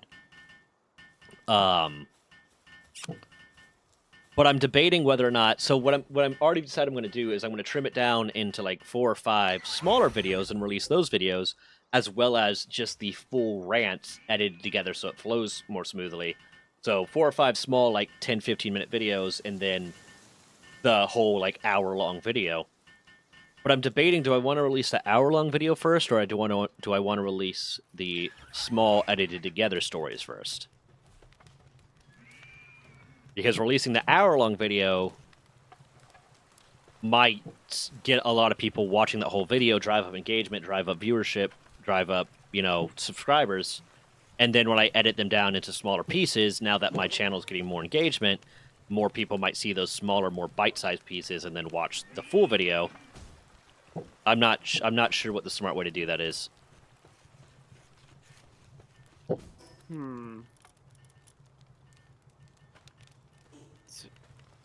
Wait, can you repeat a little bit of the last part? So you're wanting to know how where to edit or how long the video to make it? Because it sounds like you're set on 15 minutes. Well, no, because I'm gonna cut down that rant into small videos based on kind of like plot points and topics. Because I'm talking about a lot of different things about this boss.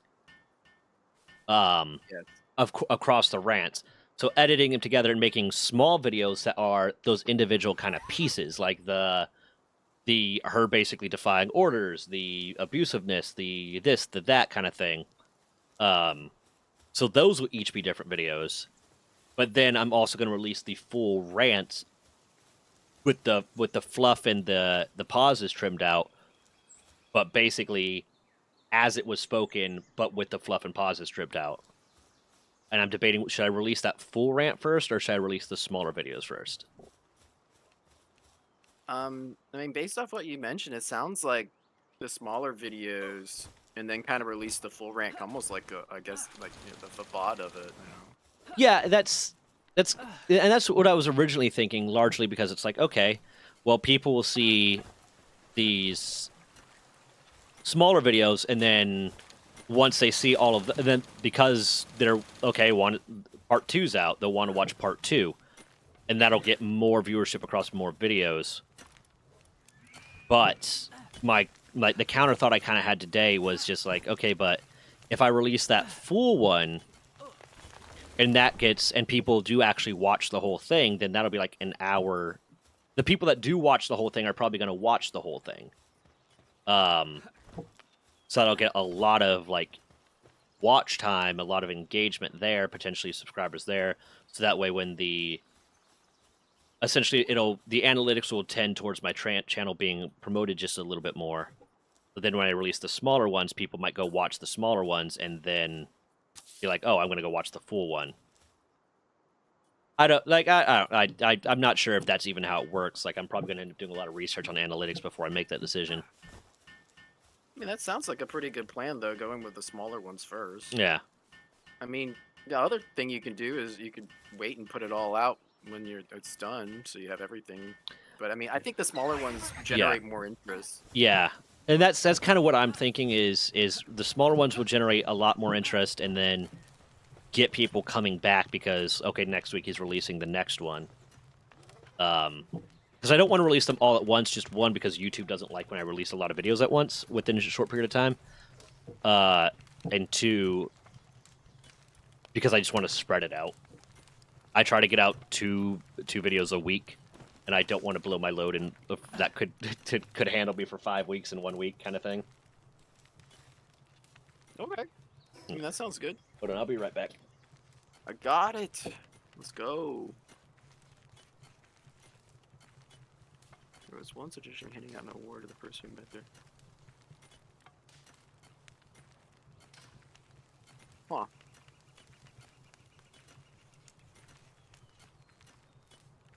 Oh.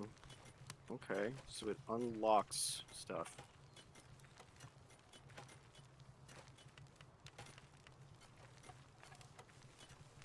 Yeah, let me grab my phone while it's gone. I'll be back.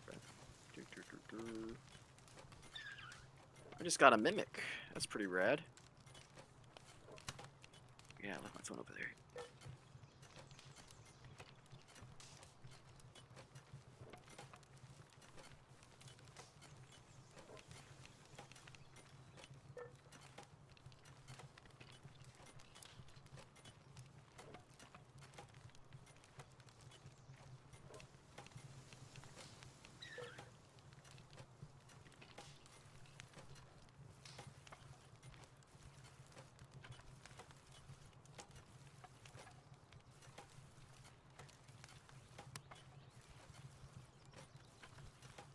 Okay. That's crazy, this level discrepancy for catching stuff.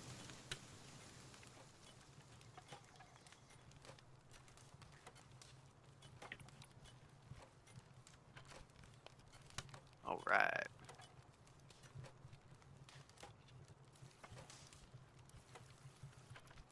There's coal here.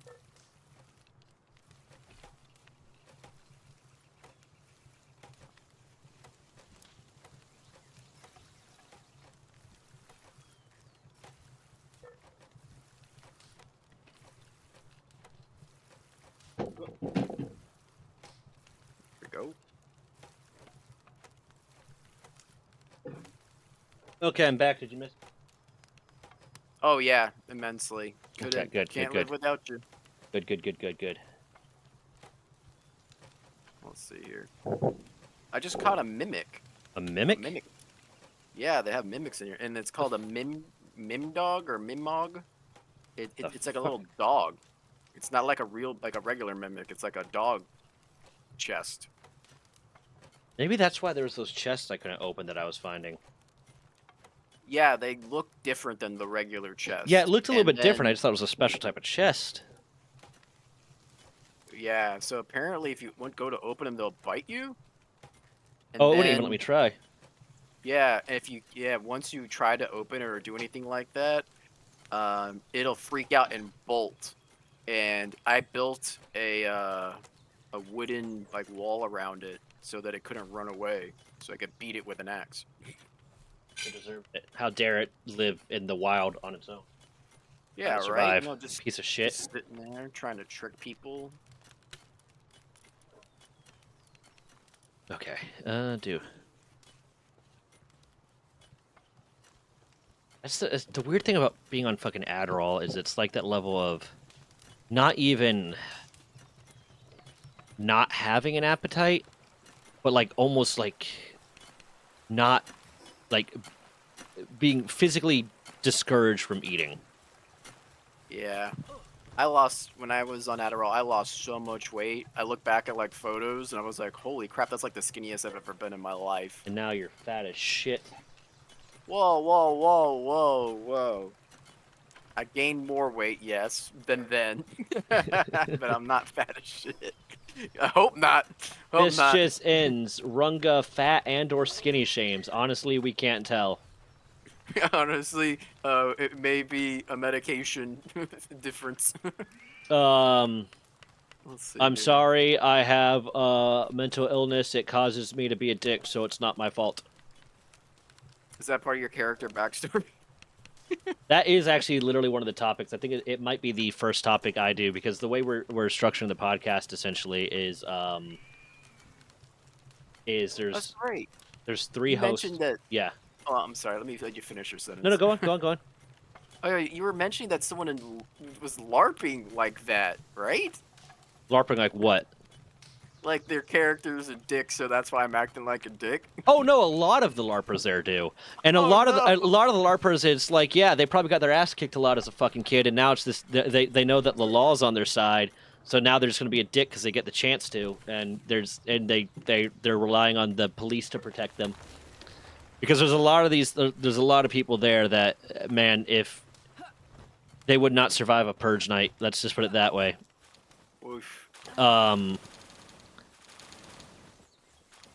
But there's also like a someone who threatened someone, like legitimately told one of the leaders, one of the safety people, that they were going to, like, they wanted to physically attack this person and blah blah blah, that they have poor impulse control and can't like control themselves sometimes because of shit, but then started crying my mental illness and I just don't feel safe going home, blah blah blah. So they got a complete pass. Not only did they get to stay at that event because the leadership was like, oh well, we can't send him home because what if he gets into an accident. He never suffered, and he wasn't banned, he wasn't whatever. He straight up said he was going to attack another player, and that it basically admitted that he's a safety risk, and they did nothing to him. What? Yeah. But no, the podcast topic, the way the podcast is going to be structured is there's 3 hosts. There's me, Randy, and Rachel. And each episode, one of the hosts is going to introduce a topic that they're interested in, or something they're passionate about, or just something they want to discuss, or whatever, to start the episode, and it's just going to be kind of a open forum talking about it with that person introducing it, and since they're the ones that have the most information on it, kind of leading the conversation and shit. And that's how, like, we're going to start it. We'll see how it evolves from there. But probably the first episode I'm going to do, that I'm going to host, is going to be people using their mental illness as an excuse to mistreat people. Yeah. And discussing that issue, because I've definitely had a lot of that in like past relationships, where anytime I would talk to one of my partners about, hey, I don't like this thing that you do, or this thing upsets me, or that's abuse. Like, well, I have this mental illness, so it's not my fault. And I just know a lot of people that are just generally like that in society, where they use their mental illness as an excuse to justify bad behavior, but never make any attempt to change. Yeah, I think there's a good point to point out there, is that it's okay if you do have mental illness and you're working through something, and even if you screw up, right, and you do end up taking out something, but you got to kind of own up to that. That's part of the process. If you don't own up to it and you don't look at it and be like, hey, that's something I want to change, then you're part of the problem. You're not part of the solution. And that's the problem. Is it's perfectly fine to me if someone's like, hey, if someone lashes out or does something or whatever, it's like, hey, and they're like, hey, I'm sorry, I have ADHD or autism and I was overstimulated and I got really irritable, or I have this condition that causes this, I have this condition that causes this, I'm sorry, I was wrong. And then they make an effort to stop that from happening again. That's perfectly okay. The mental illness explains your behavior, but it didn't excuse it to you or to anyone else, so that you are trying to improve. You're trying to grow and be better. Because one of the things that always bothered me the most was I knew a lot of people that would they would say, oh, their ADHD or their autism would cause them to get really overstimulated in crowds. And then they would start lashing out at people because they're getting, and that's perfectly fine. I get overstimulated. I have ADHD. I'll get overstimulated. It'll make me irritable sometimes. But then they would stay in those crowds and stay in those situations and keep putting themselves in that situation and lashing out and being incredibly rude to people, incredibly mean to people, but then just keep saying, it's my ADHD, I'm sorry, but keep putting themselves in that situation. And they wouldn't leave when they were like that. They would just lash out at people, stay there the whole time knowing that they were overstimulated, which doesn't make sense to me, because you know what I want to do the moment I get overstimulated? Fucking leave. I'm going to find any excuse I can to leave. Yeah. But what it comes down to me is just, and their excuse is like, well, it's not fair for me to have to leave. It's not fair for everyone there that's not being rude and disrespectful to have to put up with you. To have to put up with, like, you mistreating them, you being a dick. But that's kind of like, like what my first topic is going to be, is that, and I'm I know people are gonna get pissed off about it, but I'm just gonna like the moment there's like, hey, I have ADHD, I'm neurodivergent, I have all these things. I could say this. Yeah, I think there's a way you could do it respectfully. Yeah, and I'm definitely not gonna be a whole asshole about it on that. Yeah. There's definitely a way to have that conversation in a way that's talking about nuance, but you also know it's the internet. It doesn't matter how much nuance I include and how much I lampshade everything. There's still going to be like people like, but that's bullshit. You're being mean to people with mental illness. I'm like, I'm a people with mental illness. As long as you do right and you feel like your heart's in the right place, that's usually the best you can do. Yep. Unfortunately, yeah, you just there's some people you can't reason with. Yeah. I mean, it's kind of the same thing I said about, my God, that's a great gardener. I said to someone about, like, type of content I put out and why, like, I'm perfectly fine with getting hate comments, because it's all those hate comments really end up doing is giving me more engagement, which means my videos do better. I'm like, I don't go out of my way to make comments that are going to be, or to make videos or anything, content that's going to be inflammatory to set people off, but I'm going to say what I believe, and if it happens to set people off, thanks for the engagement.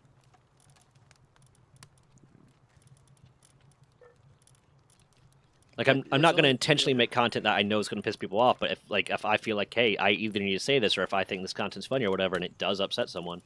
Because there's someone in my most recent set of shorts that's about me being immune to pepper spray. There's someone that just lost their fucking mind because I said that. There's someone that's super pissed at me for saying that. That wasn't even an inflammatory thing. It was just saying I'm immune to pepper spray.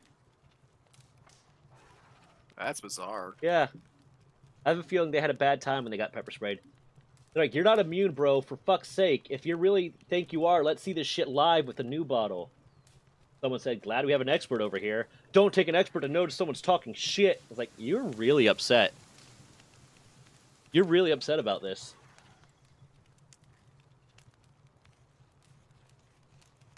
I had my,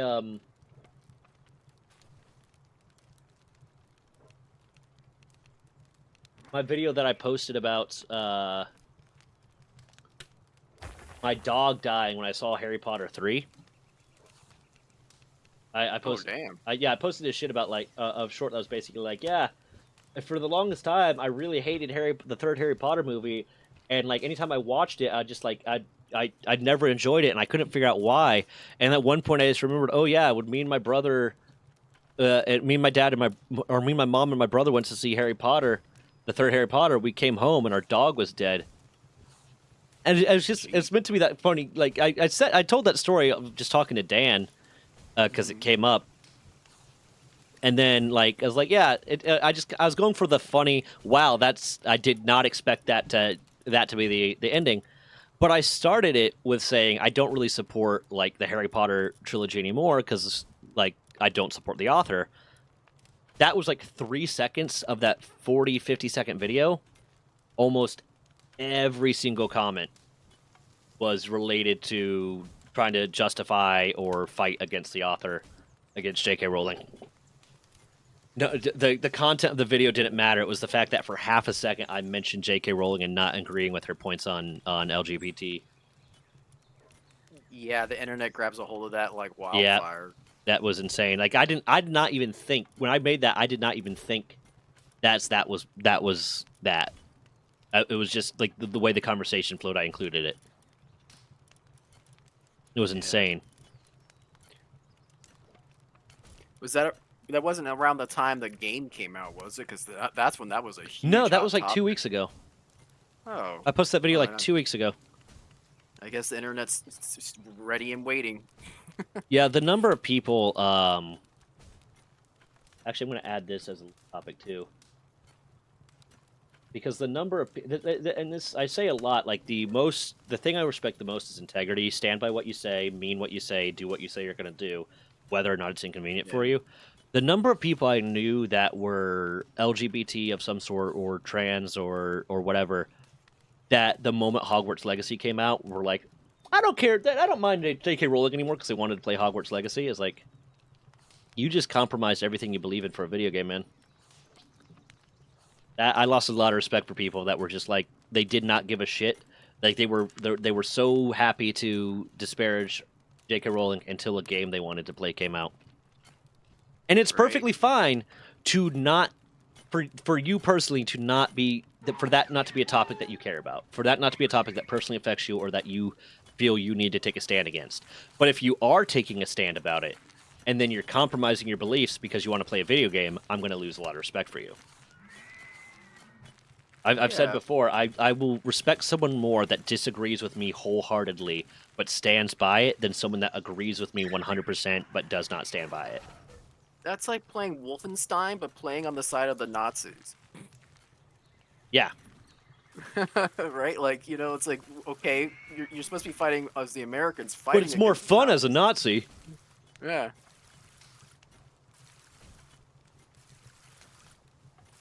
I feel a little called out because when I used to play World of Tanks, I did like the German tanks as much as that's fucked up. But at least I wasn't playing as the people.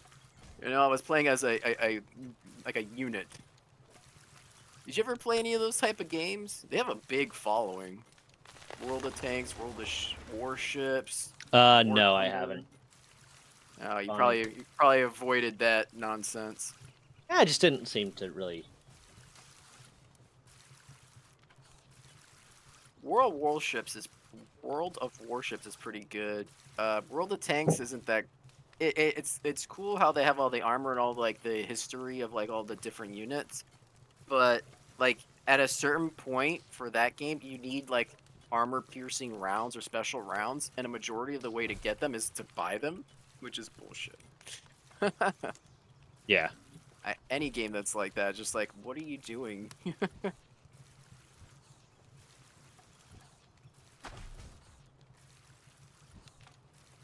You know, Isaac's base looks like it could use some plundering. Isaac's base doesn't look like it has shit.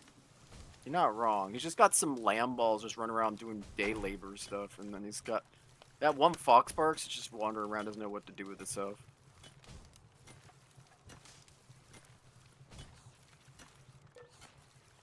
What is this? How much wood he's got? Oh, he's got so much wood, though. I could just take some of this. Take some of that. What else you got, Isaac? I bet you have a bunch of arrows ready to go. Oh my god, he's got 900 arrows just sitting here. Isaac, get on. Get playing. You got 900 arrows waiting for you.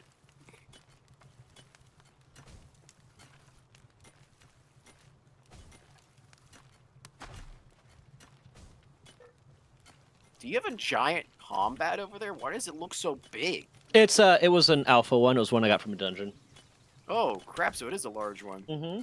Nice.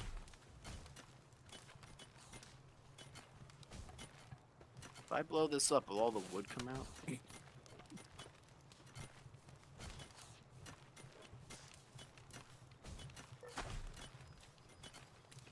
So wait, this is Isaac's, that's yours. Where's Randy's and where's... I still haven't fucking found Randy's. Ah, shit. You know he probably... he started when you started, right? Because you guys had like a day ahead of me. He started around when I started, but he also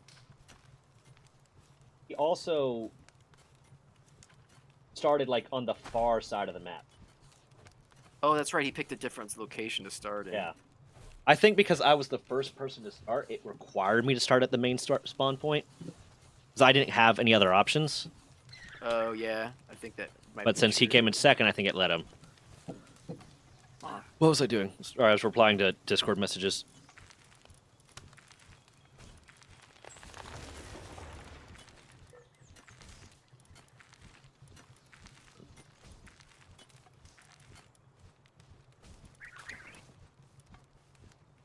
Let's see. Okay, I'm going to put out a Hell's Fire just to... because it's got 3 transporting, so it'll clean up the base a little bit more.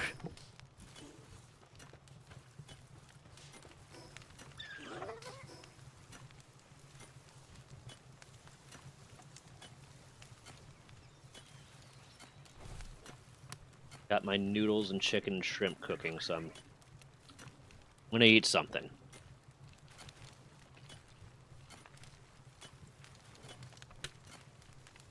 There's a certain place I do like to set up a base, but usually I would like to get to the part where you can build a second base. It makes it a lot easier to transport materials. Yeah, both times I played this, I'm going to start here at the main area, and then I'm going to pick my other base at somewhere really far away. Yeah. That's what I was doing. I kept forgetting what I was doing. I'm upgrading my base. That's my goal. Sphere line assembly.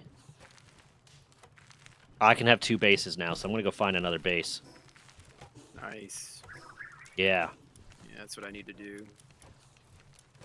Power box. I just need a palladium fragment, a wood, and a stone. That's easy.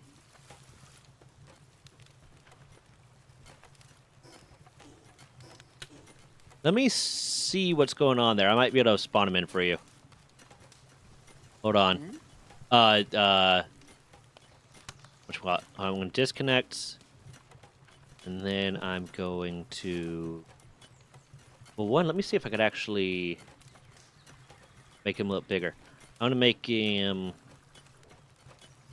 64 by 64.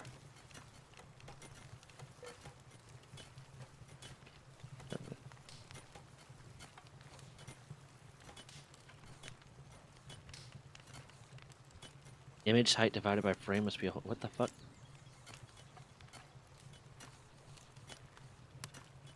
The image height divided by the frame must be a whole number. The image height is 608.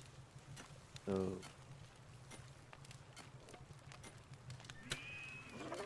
2. Give me a second. You're good. Oh, I'm talking to HGTV there. Ah.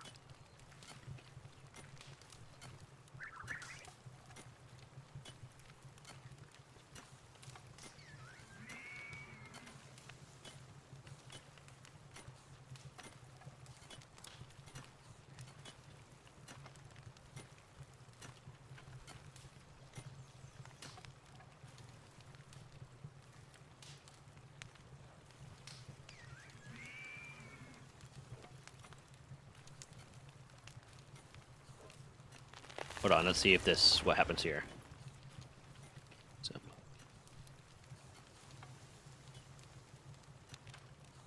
Yep.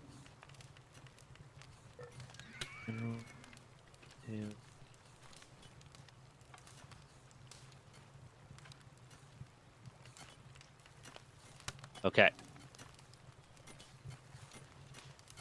Hold on, you're gonna see. Oh. Never mind, that was a bad idea. Apparently if I just increase their size, it just makes multiple of them, and I hate it. Okay. Well, that's something I learned today.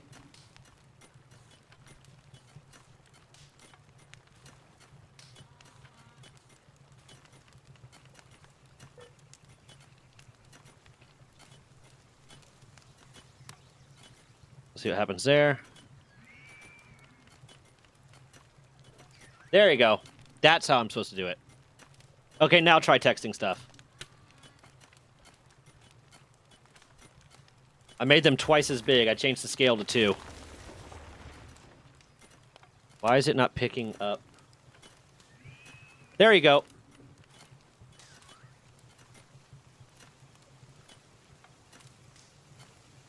There you are.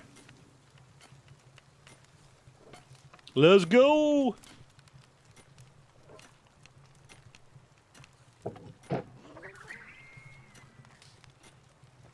Okay. Now to decide where I want my next base to be. There's one spot that has so much fucking iron, but I don't even think I need that anymore because, like, they have this ore mining thing that gets so much iron. Does it do a good job? I haven't tried it yet. If you have a pal that mines well, yeah. And what, like Randy was doing, what I ended up doing for a part of yesterday, was logging on. But he logged on before he went to work, and then just kind of left it on, so that it would keep his stuff processing. Because this being a server makes it so that anyone can log on even if I'm not on, so it's not me individually hosting it.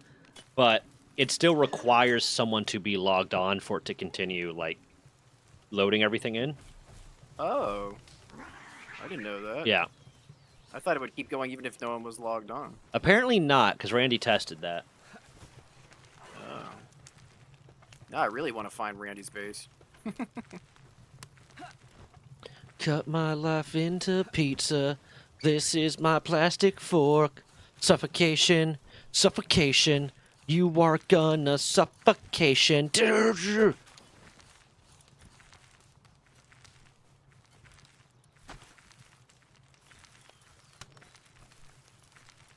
go.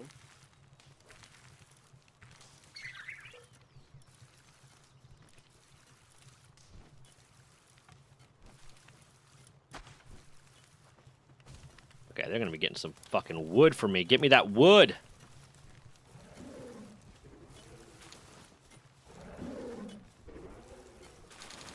Oh, hell yeah. I got some aliens. Damn, really? It's Xenovander, yeah. I managed to come across a meteorite that fell and I captured 2 aliens. Dude, I don't even see it on the map. When did it... must have fell a long Oh, it time fell ago. a while ago. I was on stream, but it was like a while ago.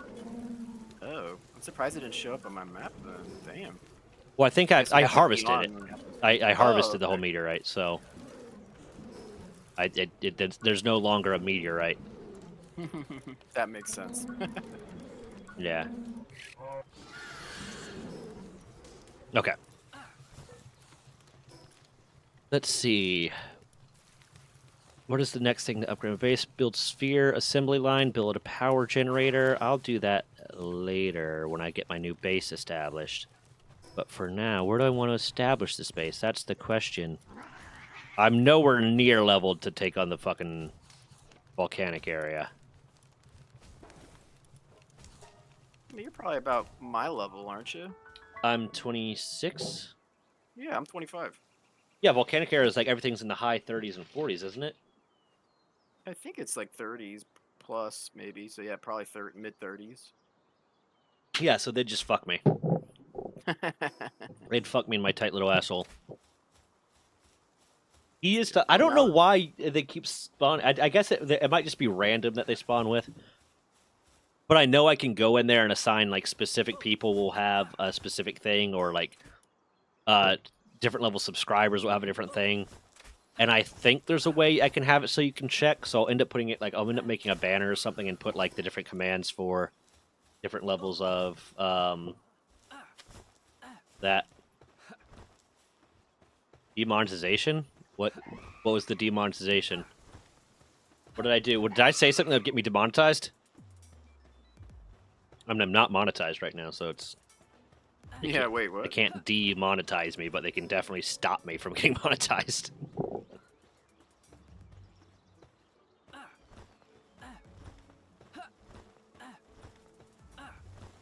We said the Church of Scientology. They're already acting. we mentioned them. They have the best copyright detection systems in the world. They can even detect it live. Yep. If you even say Tom Cruise's name, they already have a lawyer email trapped into their lawyer. Yeah. If you mention his middle front tooth, oh god. Oh yeah, the fact that he's a fucking fairy, and not in like in a derogatory way, but like as in he's fae folk, as in he's just slightly not human. Wait, I don't know much about that. So how did he become a fae folk? Is it because of the middle tooth? Yeah, so it's a thing with like the concept of changelings and fae, that when they try to pretend to be human, they will look just a little wrong. Which is like black-eyed children. They look like children, but with like jet black eyes. So it's a thing that like fae, changelings, fairies, when they try to be human, when these evil spirits try to be human, they look human, but just a little off. So you think he's like a shapeshifter? I think he might be a changeling. Because he has a middle front tooth. Yeah. I've got some news for you, dude. Tom Cruise is a fucking shapeshifter, bro. I had a middle front tooth. Shit. I had to have surgery when I was a kid. They went up into my skull and got it out. Hey, I can get my hand on some silver bullets. What's your address again? Don't worry. I'm already at your house. Oh, fuck. I had to tell. You don't know it. I'm the crow outside. Oh shit! And it's literally just it's you dressed as the crow. And just imagine you going outside though, and just like blasting a random bird. I had to tell Des like a few weeks ago, or like last month or something like that.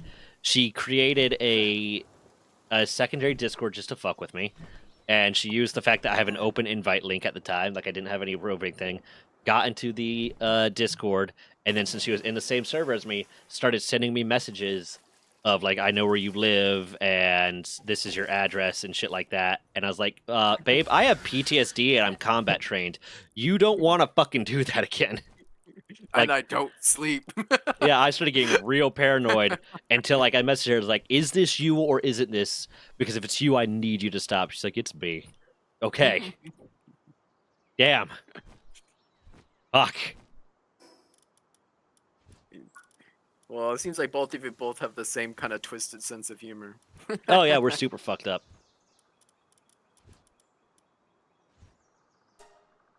That'd be a good name for a show. Super fucked up. No, fucked up and in love. That just sounds like every fucking like emo kid's dream. I'm just too fucked up for society, but so is she. She understands me. Yep. It's got the Joker. Hey, Tommy, I missed you today. HGTV's my new favorite, though, now. Oof. You were gone for too long. He's got to be my favorite. Them's the rules. Check out the stream avatars, though. Give it a second. Check out the stream avatars. Type some shit.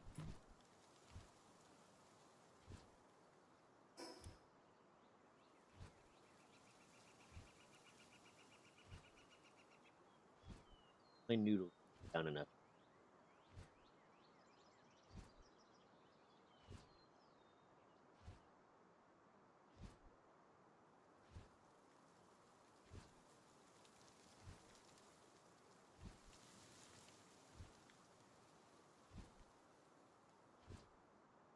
That attack does not aim proper.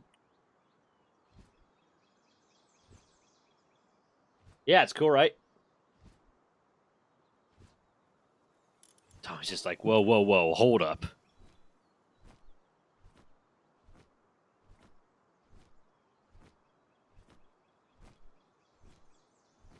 I don't know, man. There we go. That looks promising.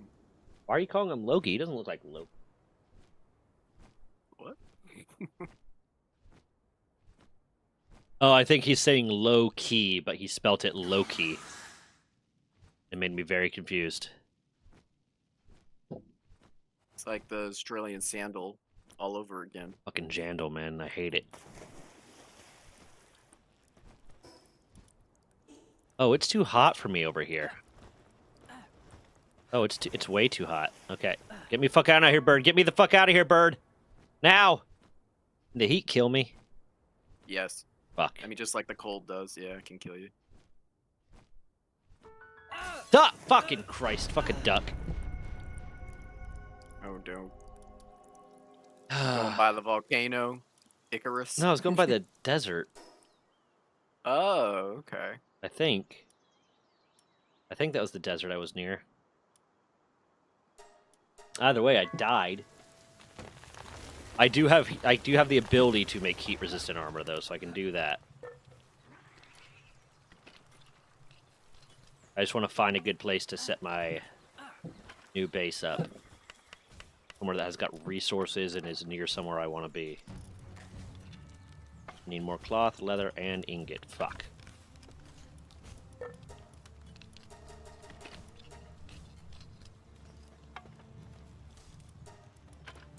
But I appreciate you coming out to show your support, man. It's very kind of you.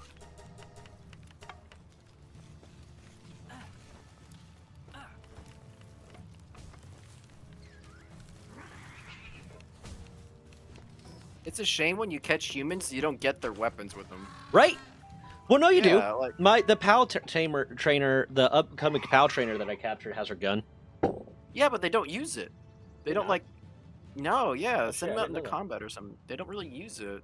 Like I caught the lady with the shotgun in the beginning, and She just doesn't use it. That's weird. It'd be great. Love a shotgun right now. Yeah, that's really weird. I guess they probably figured that might be a little overpowered. Well, it's their fault for putting him in there with a gun. Yeah. Right. I love when I fought the up and coming PAL trainer. She has the whole speech about wanting to fight pals to prove who's better, and then immediately pulls a gun out. Like throws her pal and immediately pulls a gun out. I'm like, whoa, whoa, whoa, whoa, whoa! It's like America? That. It's that banned episode of Pokemon all over again. Baby shark, do do do do do do. Baby shark. Gotta find the waypoint near here.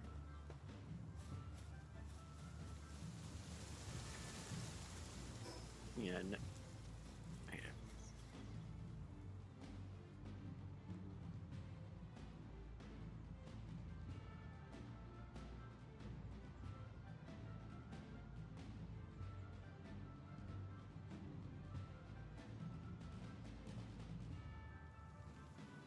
Need a waypoint. Is there one? Or it says there's one this way. 280 meters. Do do do do do do. You guys are lucky Deadman left for the day, because he would let you have it. He would tell you all you're being goofy goobers. Oh my god, my tummy tum.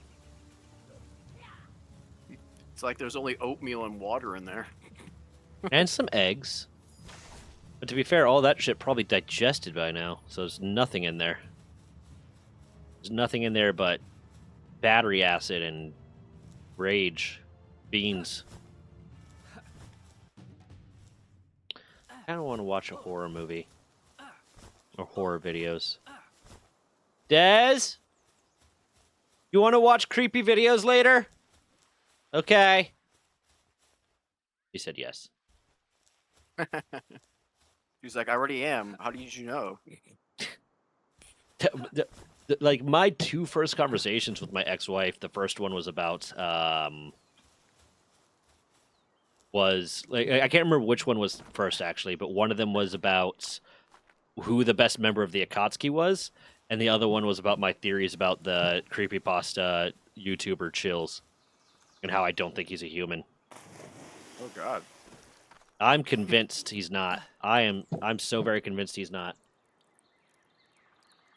And that's only slightly exaggerating. I was gonna say, it sounds like you're pretty serious about this claim. Have you seen him? I feel like you need to do a podcast now episode about it. Right? In fact, that's Is it gonna be an episode? No, that was the origin of that thought process, and Chills in general were the origin of me wanting to do the Not So Creepy channel I've been wanting to work on. Was about to Look at that. Oh, it's leather. Okay, what is this one? Oh, it's quiver. Okay.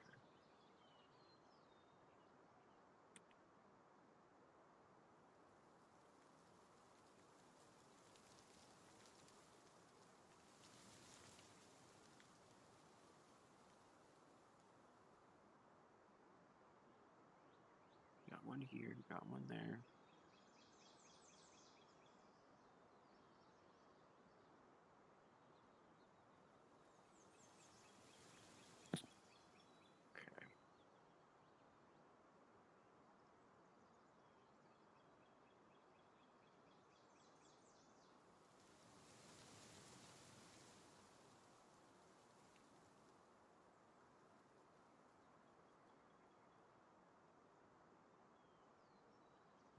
Let's see, ammo.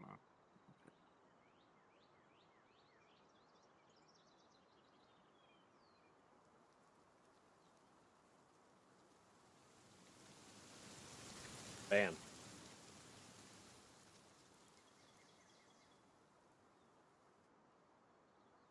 You know, baby shark never bothered me that much. I don't see what the big deal was. It's just a shark, bro. Some sharks have babies. Yeah. Yeah, like why is it? I don't think it's the baby shark part that's the problem. Nah, man, people are always like that baby shark, bro. It needs to be executed. It ate those kids, What? but it's like, bro, that's just a shark. That's what they do. Those kids shouldn't have been in the water. Yeah. Wait. What? Oh, people were actually mad at the shark. Yeah, because you remember like they made a documentary about it. It ate that boat. They put like an air tank into it. They exploded it. You're talking about Jaws. You're talking about Jaws, dude. No, I'm talking about Baby Shark. That's not a baby shark. Yeah, his name was Bruce. Steven Spielberg directed the documentary. Yeah, dude, that's Jaws. That is legit Jaws. Bro, I am like 75% certain that you're 100% wrong. A meteor just fell, but it fell in the area that I can't get to because it's too hot. I need to make some heat-proof metal armor. It's gone, by the way. What? The meteor? Yeah. Oh, wow, that went away right away. Yeah, no, I was right there. Oh, were you really? Yeah. Jesus Christ. Well, shit. It is hot in there, though. I thought nighttime would save me. I It's hot. just want you to know that the absolute moment you come back near my territory, I'm going to murder you and steal everything that was in that chest. Why? I'm just gonna drink it now. Shit. Absolute cock nozzle. I haven't been called that one before. I'm called a lot of things. And we come up with some weird, like, just in the military in general, we came up with some weird insults for each other. Like, the big one that was going around in my second command for a while was everyone calling people dick cheese. Ew. Yeah, I don't know why. I don't know why that became a thing. And then, like, our version of rickrolling for a while, like, at that command, the rickrolling wasn't Rick Astley, it was that dick butt meme. You would, like, print out that dick butt, cover it with tape, and put it in, like, people's coffee cups and shit.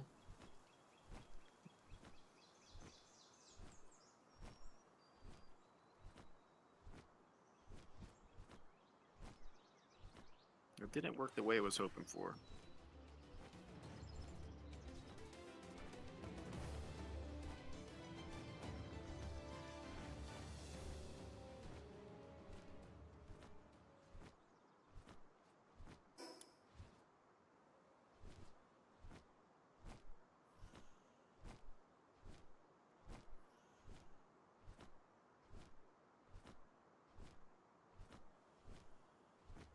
Baby shark doo.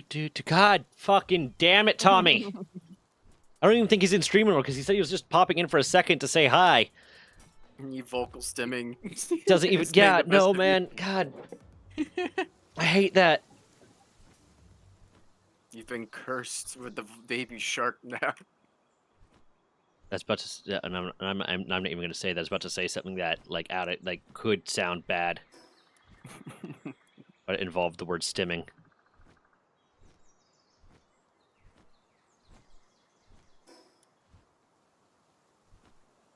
Ha!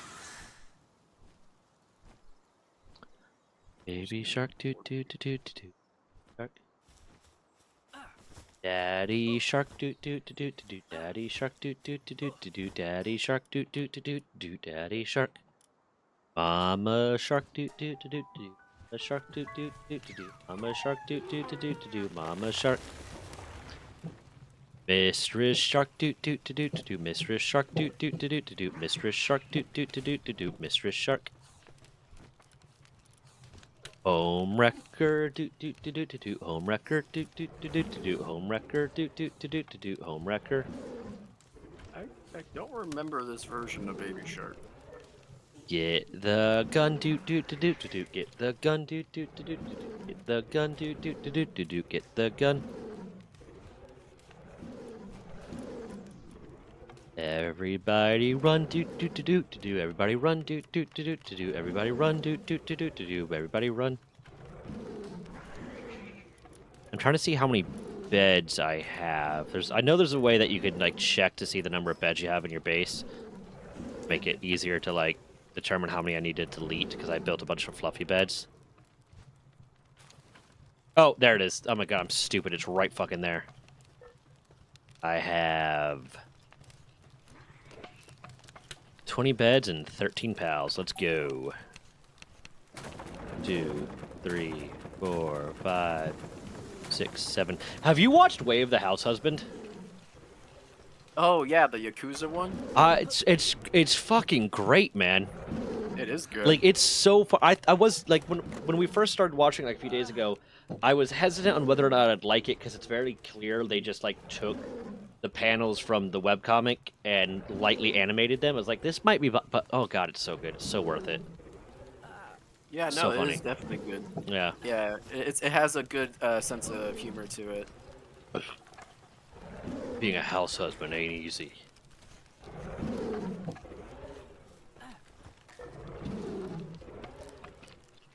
I also desperately we haven't no spoilers because we haven't watched the whole thing yet. But the other housewives that he's like friends with, I desperately hope, I need there to be a moment, I need there to be a scene where like they're in some trouble, either they're getting robbed or, you know, some other gang is trying to, you know, extort them or something. I need there to be a scene where that is happening in Tatsu has to like defend them, and that's how they find out, oh shit, this guy's Yakuza.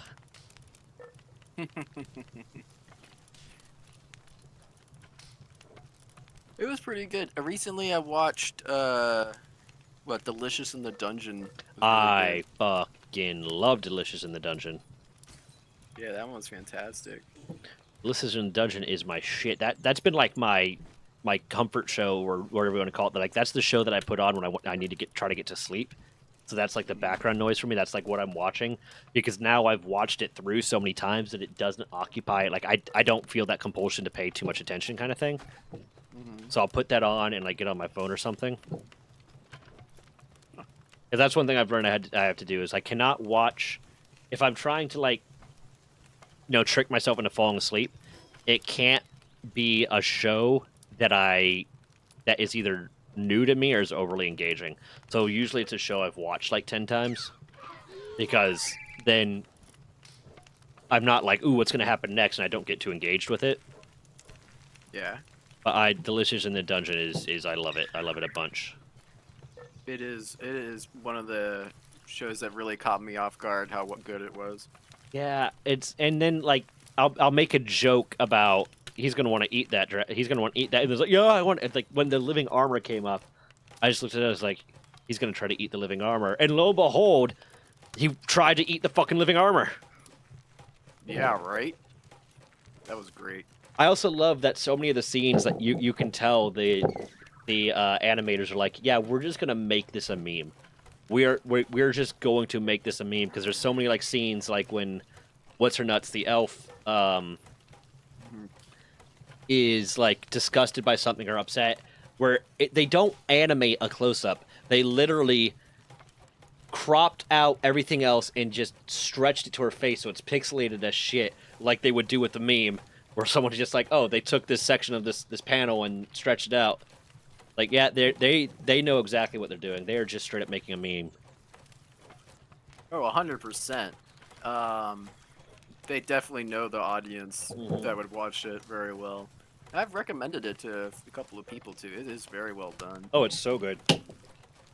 I was so upset when the first week that it wasn't coming out more episodes. Yeah. Because I went to watch it like, oh, there's a new Delicious in the Dungeon episode today. No, there wasn't. Yeah. Delicious in the Dungeon. Yeah, that's how I felt too. What was one I just watched recently that was decent? Oh, crap. It got progressively better. I'm gonna have to wait. It's on the tip of my tongue, but I can't think of it.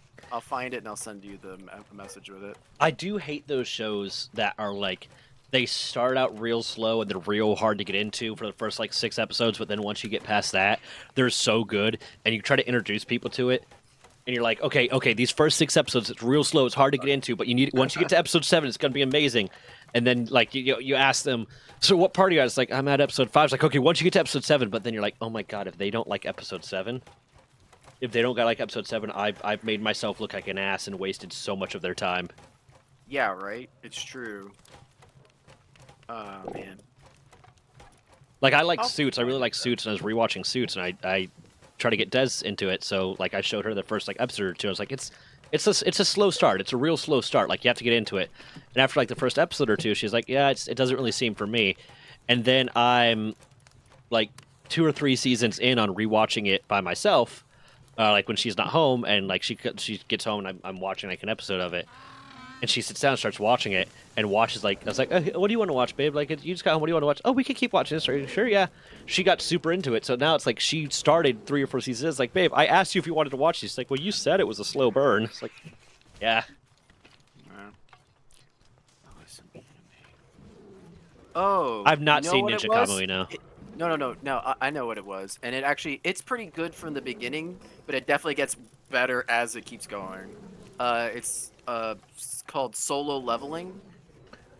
I feel like I've heard of that. It's an animation, and apparently it was based off of a South Korean web comic or like animation, and then they turned it into a full series.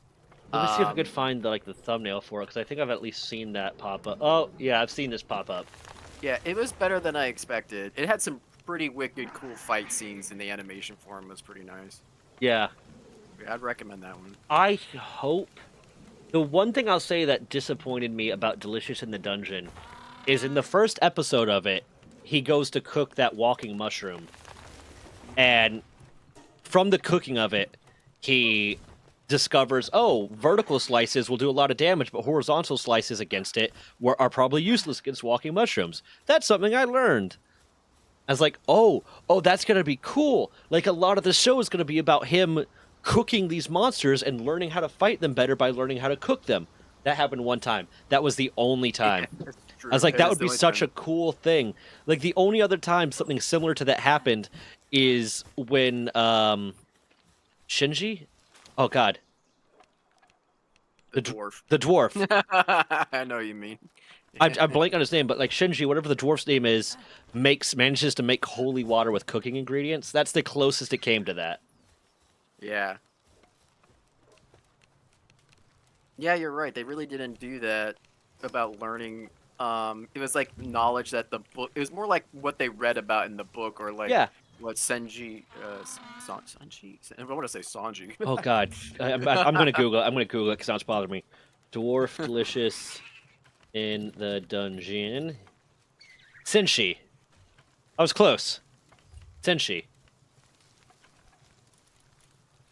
But yeah, like, it would have been cool if, like, oh, okay, they're cooking this thing, oh, and they realize, oh, this is where its venom sac is, so if we hit it here, if we avoid this spot, we can do more damage, or we can not get hurt, or, oh, this is how its claws retract, so if we do this, we get, like, that would have been such a cool, like, gimmick of they're learning how to be better Dungeoneers by cooking the creatures they kill.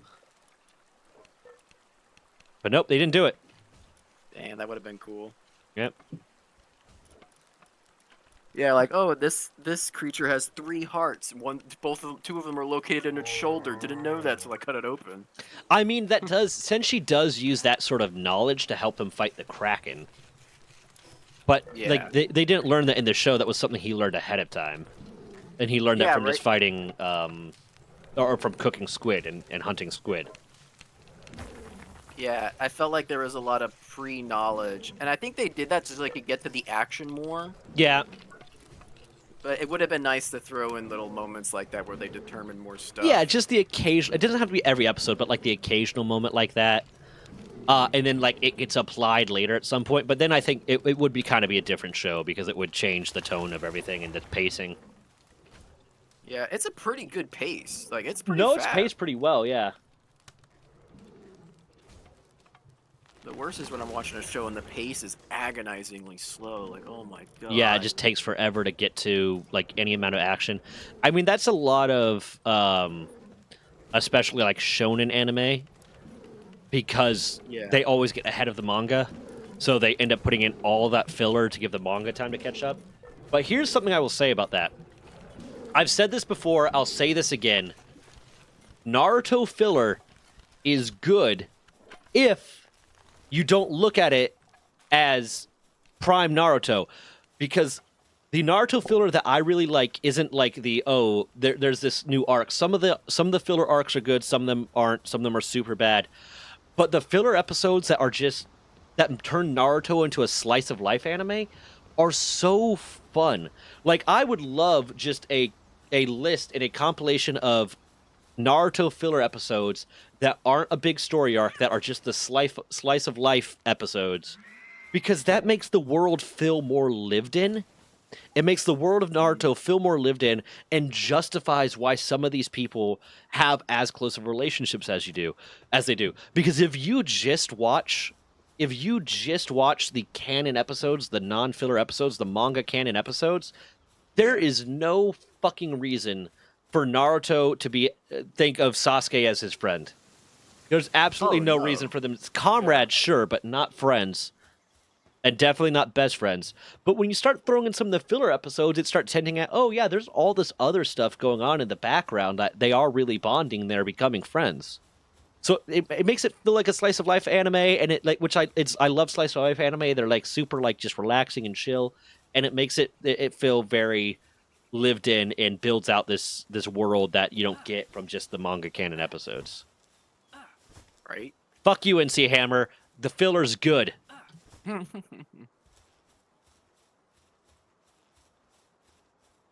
The frogs, yeah, they don't do it at all, and it's surprisingly brutal at times, like with the water spirit. Yeah. Yeah, the water spirit was interesting. Especially, I love that the water spirit kind of showcased, though, just how comfortable everyone is. And it was showcased before that a little bit, but showcased how comfortable everyone is with just the concept of, yeah, death isn't permanent here, because dude just straight up pulls Nani or whatever the female dwarf's name is and uses her as a shield, because death is meaningless in the dungeon. Yeah. What do I need to fight water? Electric. I don't have shit for electric pals. They're hard to get in the beginning game. The only reason I have any of them is because I bought them from the small settlement. Yeah, they're very hard to get in the very beginning.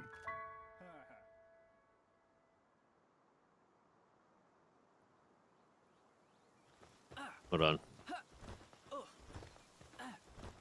You guys actually chopping wood finally? Oh my god. I don't know why you guys weren't doing that earlier. Yeah, the best thing you could do to get them to actually chop wood is find like an Ichthydeer, because the only thing it can do is chop wood. That's the only task it's capable of doing. Yeah. I don't know why they were having such a hard time figuring out to just focus on chopping wood. I don't know, man. Like mine, I come back to so little wood compared to like the amount of stone and iron I come back to. And iron takes longer to get, yet somehow I end up with more iron than I end up with wood. Oh, I have so much freaking iron. That's like the only thing my base is actually really good for. The only reason I have iron is just because of the ore thing.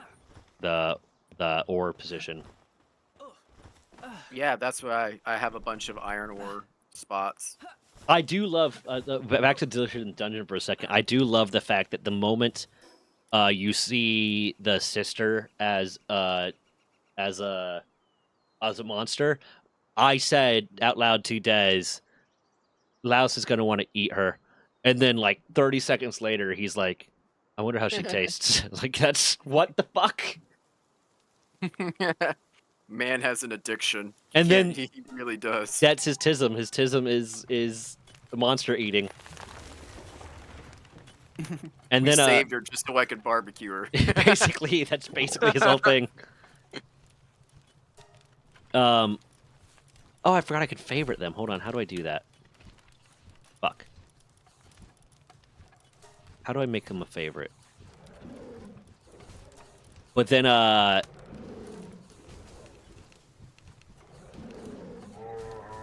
do I make it a favorite? Gotta make that armor. Oh. I need to get some fire glands, whatever it is. But then, yeah, the solution that they're gonna have for turning her back from being a chimera is to eat her, and that's so wild. It's so wild for a show. Yeah, because the whole premise is if you don't consume it, then they respawn. right? And if they're within the dungeon, so if you're being consumed or eaten, then you can't respawn. Well, that's pretty nuts. Yeah, the premise for why that's going to work is because they need to eat the dragon parts of her, but not the human parts of her, and then use something other than dragon to resurrect her, to provide the extra meat when they did cast the resurrection. It's like, that's... What the fuck? It's crazy, dude. If I can imagine, like, this being a D&D campaign, and it's like, okay, once we save her, we're gonna devour the body. I've done that in D&D campaigns, so I've done that not in D&D, but I did that as in a Star Wars TTRPG. But, no, like, yeah, basically that, though, and fucking, and it's just like, this is someone's fetish. Someone on the Netflix anime team, the Netflix anime studio, is super into vor.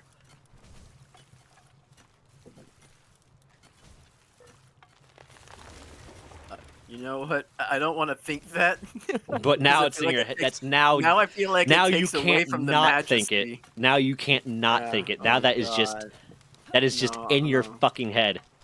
Don't worry, I'll just go to iBleach subreddit and cleanse myself. Pictures of baby beavers and animals, you know, something like kittens. I'm just gonna start. I'm gonna start sending you some shit from Reddit 50/50. Don't you dare! I will block you so fast your head will spin. I gotta get you on the stream. We're just gonna do an entire stream reacting to Reddit 50/50. I might vomit the 15 minutes in.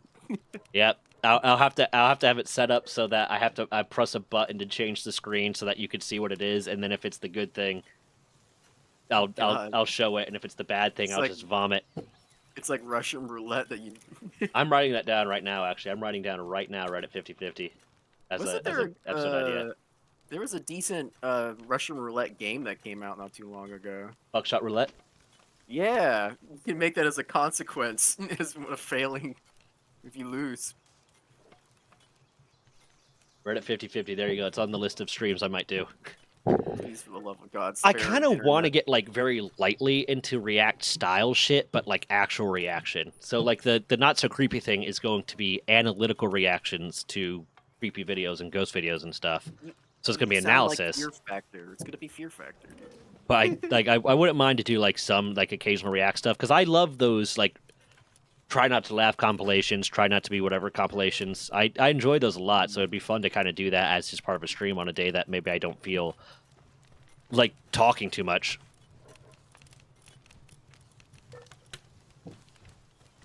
Reddit 50/50 would be an easy one. Ah, the Flame Samurai didn't drop any fire organs. The hell? Hold on. That was such a weird weeby thing to say, man. Dude, I don't know how I feel about you anymore. Really, go back to your vor. Go back to your vor is such a wild fucking statement to have to say.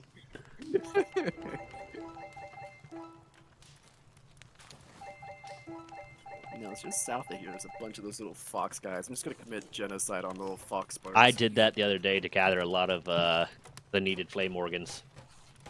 Yeah, Reddit roulette, man. I have... Hold on, do I still have that channel?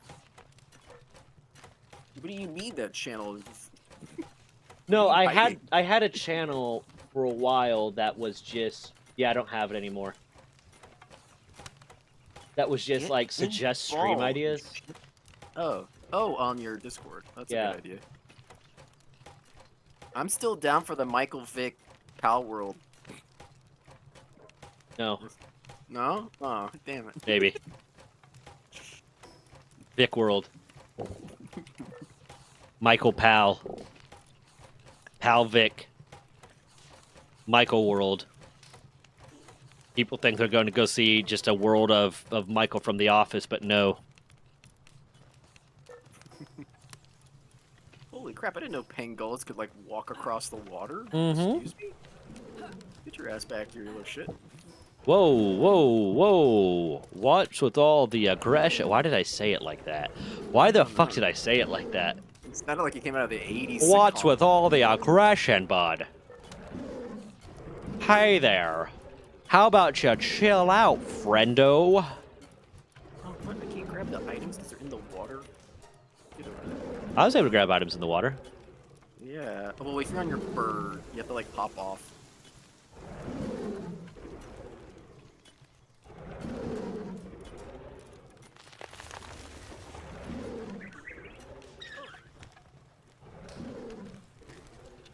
Wait. I mean, he had me in a death grip and was literally tearing my arm off at the shoulder? What? Wait, hold on. Did I miss something, or am I blanking on what we just talked about? I'm forgetful sometimes. HGTV and their cat? No, this is Dead Man. Still, same question. Is this HGV and their cat? Maybe.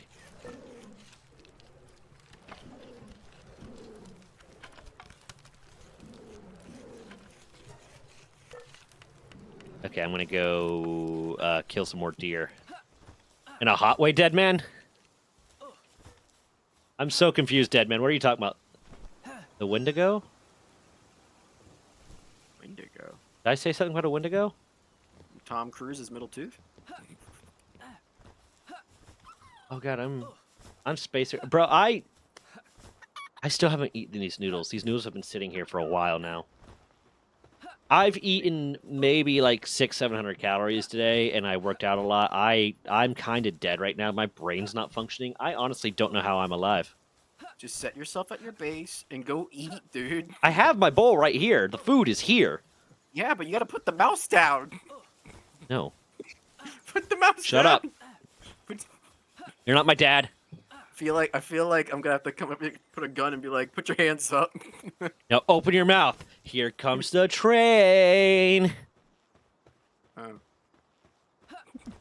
Let's see here. Okay, got none of those. Where are all the dang fox sparks?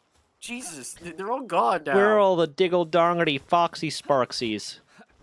Yeah, they do kind of go wild. It's hard, honestly, it's hard finding fire types consistently, too. Well, without being able to go in the volcano because it's Yeah. too freaking hot. Once you get to the volcano area, it's super easy. Yeah, yeah. Because I need some flame stuff to make my heat-resistant metal armor so I can go to the fire area. That's exactly what I'm trying to get the damn flame organs for, is get some fire armor. I mean, if you have a fox spark, you can put it in a ranch, and over time, it'll just shit out flame organs. Does it really? Mm-hmm. Full of it. Yep. A fox spark or a flame bell will both shit out flame organs. That's how I'm gathering most of mine, is I have a flame bell sitting in my ranch. It's just not happening fast enough. I don't have a flame bell. No, I do. But you can also do it with the fox spark. I didn't know the fox spark did it. I think so, yeah. I thought the flame bell was the only one that could do that. I'm pretty sure the fox spark does, but you might want to check me on that. Right now I'm capturing like hordes of them, so that also works. I'm trying to find an ichthydia or anything that drops leather. Dire wolves. Fox sparks drop leather. Do fox sparks drop leather? Yeah, fox sparks drop leather, I believe. Wow, I missed that shot entirely. Get in the ball, you frog. Get in the ball. What the fuck? Kill that thing. You, kill that. Need more. Attack aggressively. Bam.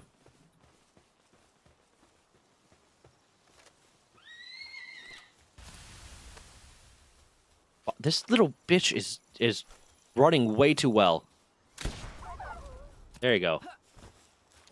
Why are you? Okay, the Krimis does too, or the Vixie drops leather too. Yes, Vixies are good too. They drop bones. Yeah.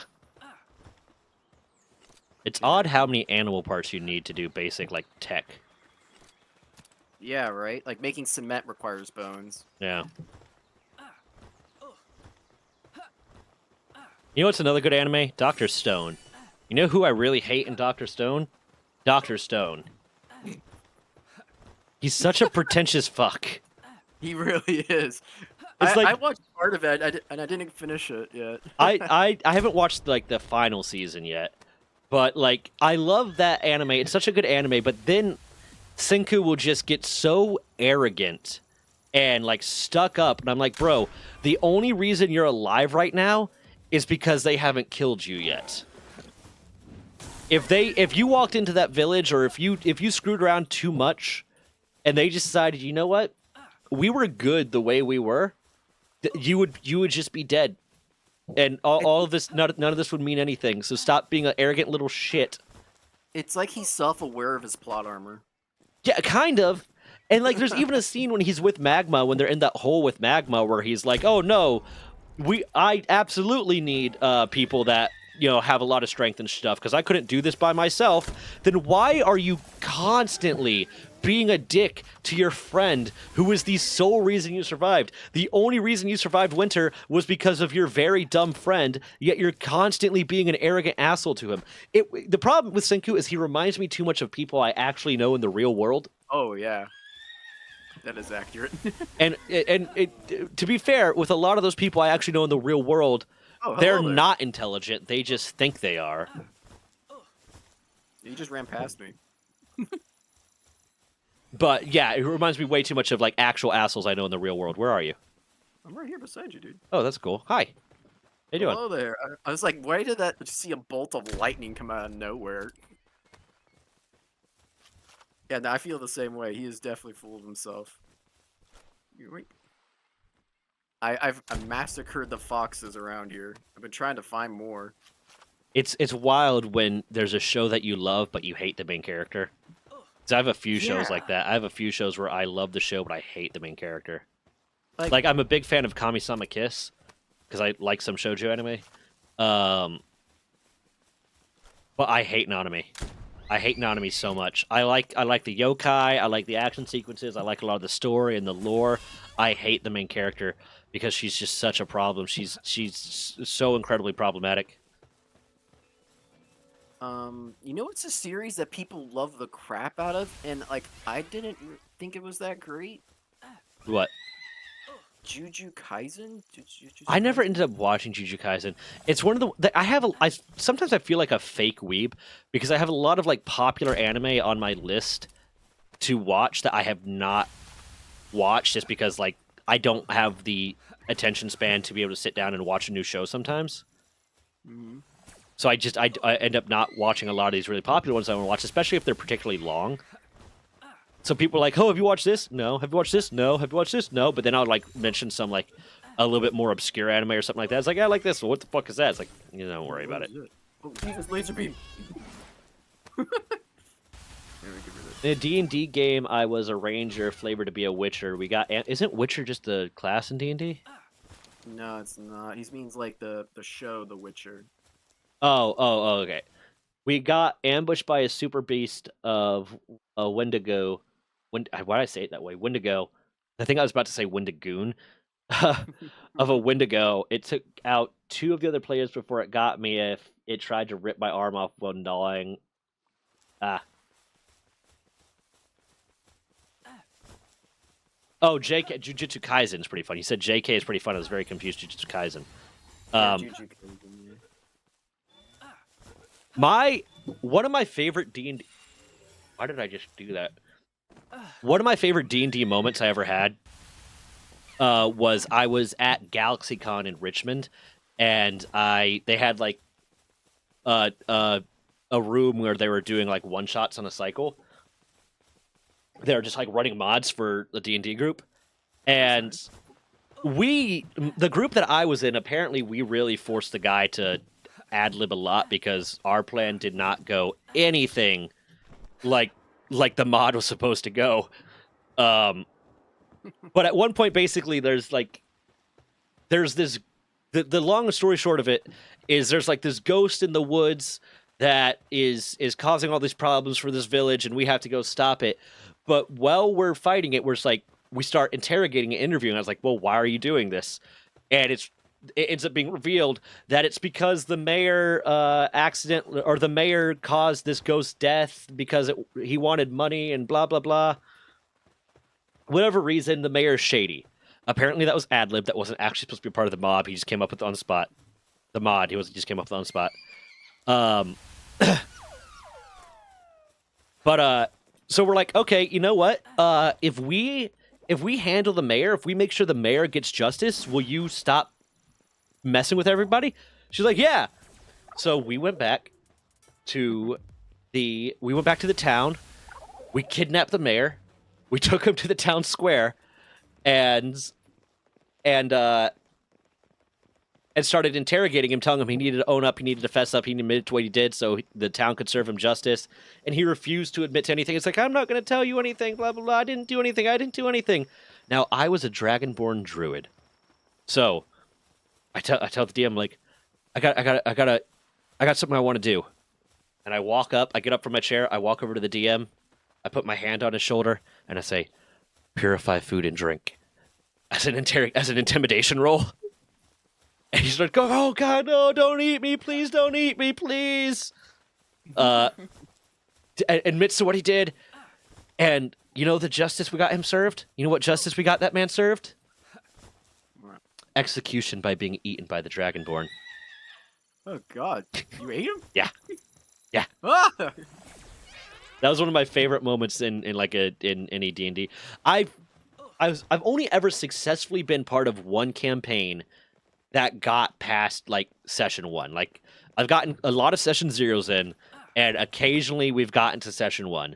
I've only been a part of one campaign that got past session 1, and I ended up leaving that group for interpersonal issues with the DM.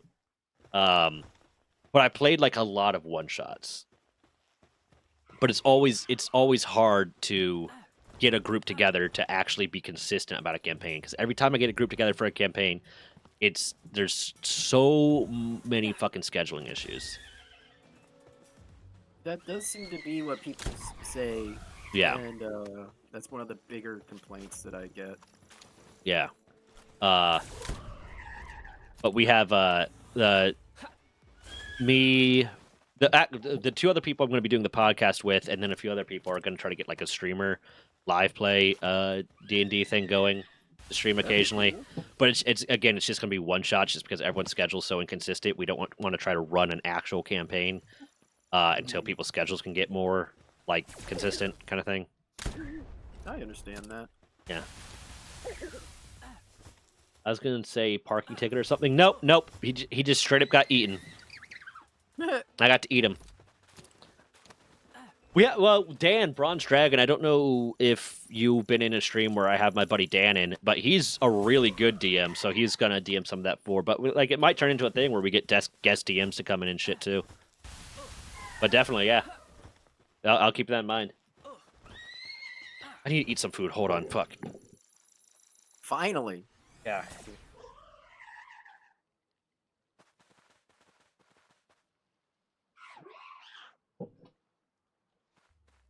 And it's good, too, and it smells good. It smells really good. I don't know why I have to...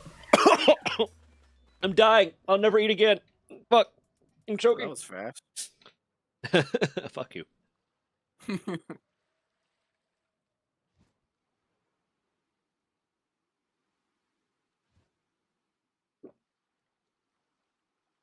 I just chugged half a bottle of Dr. Pepper. Fuck. I'm just trying to get some more leather. How much leather do I have? I don't even remember what I'm harvesting leather for, but there was something I needed it for. Armor? Trying to make your heat-resistant metal armor? Oh, I was harvesting it for getting some of the POW gear for some of my electric types so that I can go take on the Ephildrium or whatever, the water type boss. I do have a campaign I really want to run. Like, it's an idea I've had in my mind for a while. And I actually have a YouTube video up about my favorite D&D character I ever got to play, which is the campaign I was in. And he was a character... This the one where the person worships themselves? Yeah. Try to bring it about? Yeah. And that was like the one campaign we actually, like, that full campaign I was ever able to get in, and I left like halfway through.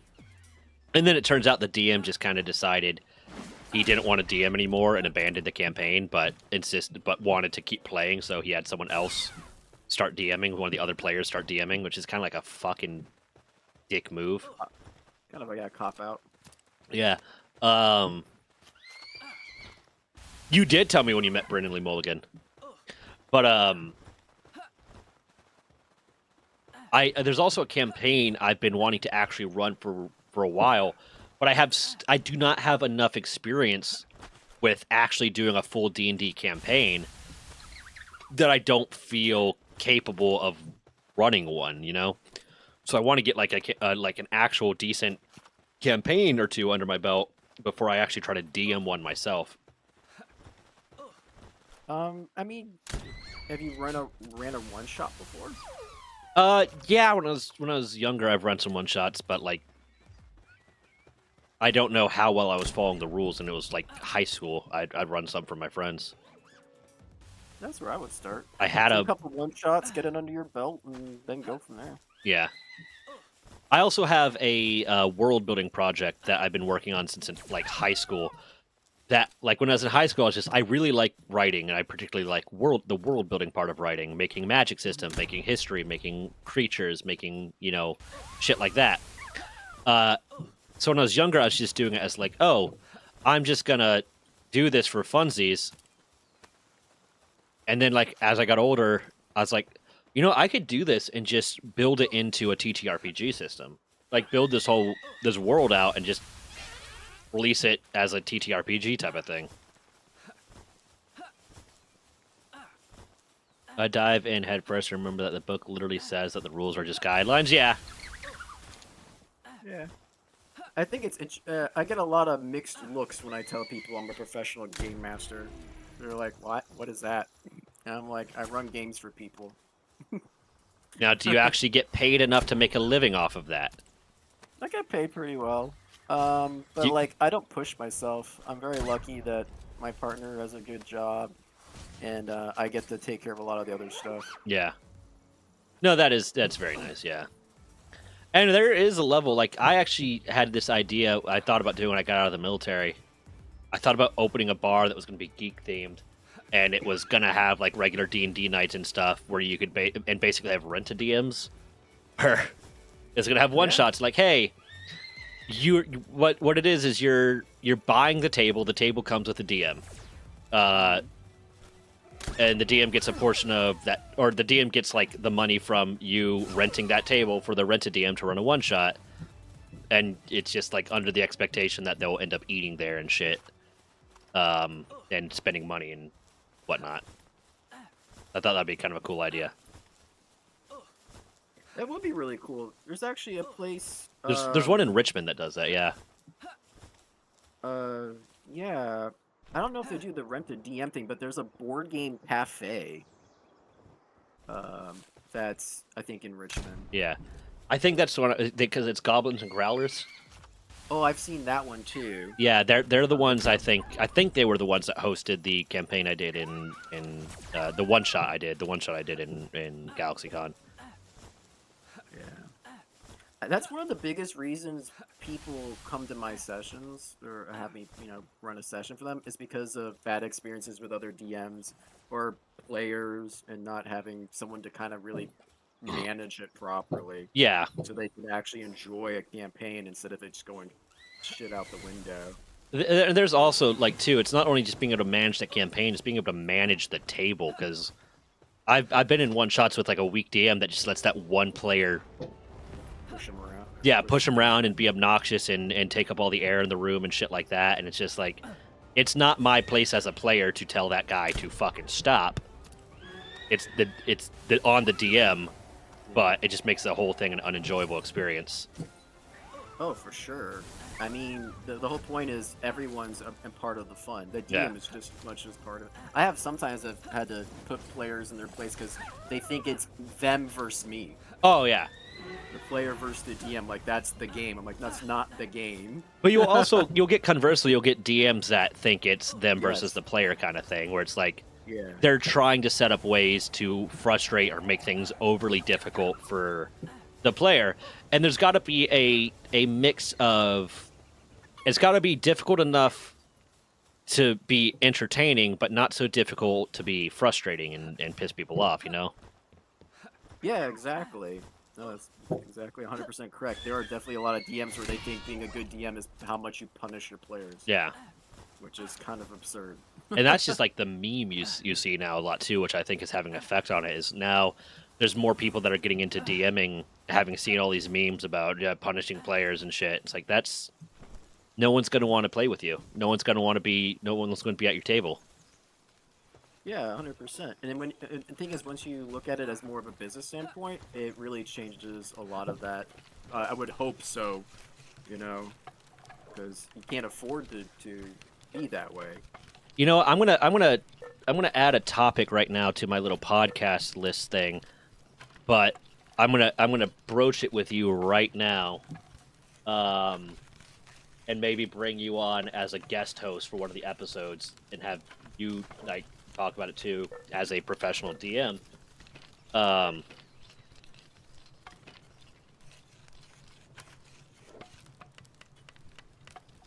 hold on. So I've just what Hold on. Well, give me a second. I'm typing it down right now before I forget. Oh, okay. Yeah, write it down. Write it down. Write that down. Write that down. Yeah. But basically, I saw on I'm in that Tiamat's Dungeon Facebook group. Oh, I love that group. Yeah, and I saw someone post like was talking about something about essentially paid DMs, and it was the concept of the question was basically something around if you are paying for a DM to DM a session for you, do you think they have an obligation to make a session to your liking, to make a campaign or a one shot or whatever that is to your liking, to the theme that you want it to be or whatever? And my thought was yes. If I am paying very specifically for a DM and it's not a DM that's advertising themselves as I run mods for you or kind of thing like that, but it's like if I'm paying for a DM to DM a session for us or DM a campaign for us or DM whatever for us, I think there's an obligation on them to you basically say, I kind of like this type of storytelling. I prefer role playing, or I prefer combat, or I prefer this, or I prefer that, and build that campaign, that session around that. I said I think that is appropriate because this isn't hey, this is your friend that's DMing a campaign for you, and it's supposed to be kind of equally fun for both the players and the DM. This is more of a business transaction. This is a professional thing. It's going to be fun for the DM. Sometimes your job can be fun for you, but ultimately it's a paid DM's job to make it fun for the players that paid them. And I had someone respond to my comment about that, basically saying, if I owned a restaurant, a steak restaurant, and you came in and ordered a steak and then complained that you didn't get a burger, I'm kicking you out of my fucking restaurant. I was like, but this isn't me coming in and ordering a steak and complaining, or ordering a steak and complaining that it's not a burger. This is me coming in and ordering a steak and you giving me a burger. This is me saying I'm paying you for something and you're giving me something else. I guess it's under the pretense of what the arrangement Yeah. is. So, like, if I'm post a thing and I say I'm running Curse of Strahd, which is pretty popular, and you join Curse of Strahd, well, you know what to expect. I'm going to be running a version of Curse of Strahd. Yeah. But if you're coming out of your way, private message me and say, hey, I've had this happen, where someone's like, I'm running a birthday party. I want it to be Pokemon themed. Like, I got you. Yeah. All right. I'll go ahead and design you a Pokemon theme. But then if you show up to an 11-year-old's birthday party and run Curse of Strahd, you're kind of a dick. Yeah, exactly. That's just stupid. I mean, what are you doing? You know, that's not what they want. Yeah, I agree. I think it comes with the pretense of when you get hired. It's a freelance job in a way to look at it. Yeah, and 100%. What the customer wants. Because it is 100% a thing, or it's like. But then it also comes down to, it is on you as the business owner, as the paid DM, as the person that is getting paid, to, if you are getting a request that is not something you feel capable of doing, like, I want you to run Curse of Strahd with a Shakespearean twist in the world of Pokemon, but all the Pokemon are Digimon, and include a lot of nuclear physics, and you don't feel like that's something that you're capable of doing, then you don't take the money, you don't take the job. You tell the person, I can't do this. If you're a paid DM, but all you're really capable of doing is running mods, which is perfectly fine. Some people just don't have the level of creativity or knowledge to come up with completely new, but they're really great DMs when they're given guidance in the form of a mod or in form of like a pre-made campaign. That's perfectly fine, but then don't take a job from a client that's saying, I want something new and creative based around this.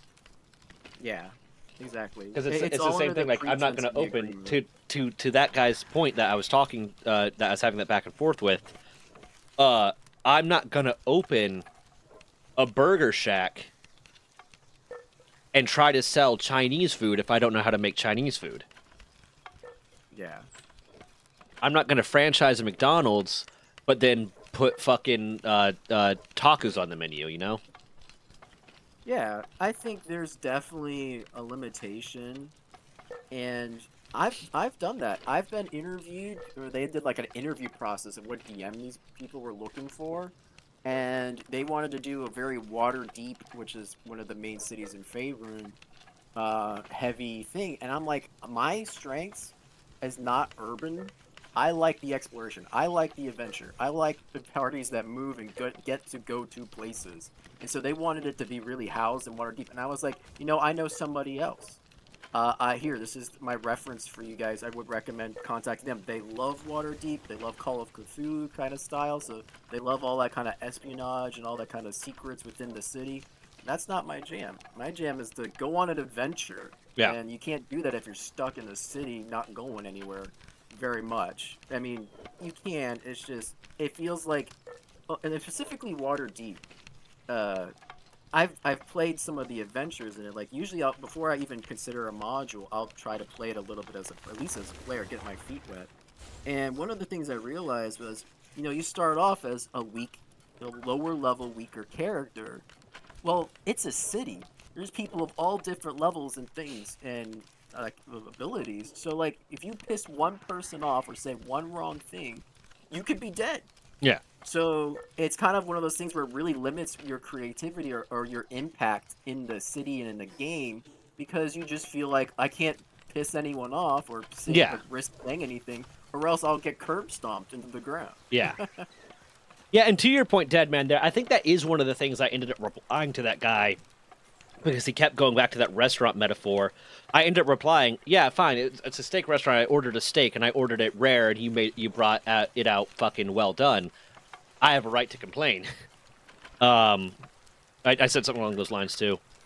But yeah, and that's the thing, is it's a matter of knowing what your skill set is and not taking a job, because it's the same thing if like I go to a carpenter and say, hey, I need you to build me this really nice table, but all that carpenter knows how to build are shelves, and he takes the job, delivers me a shelf, and says, well, it's made of wood, right?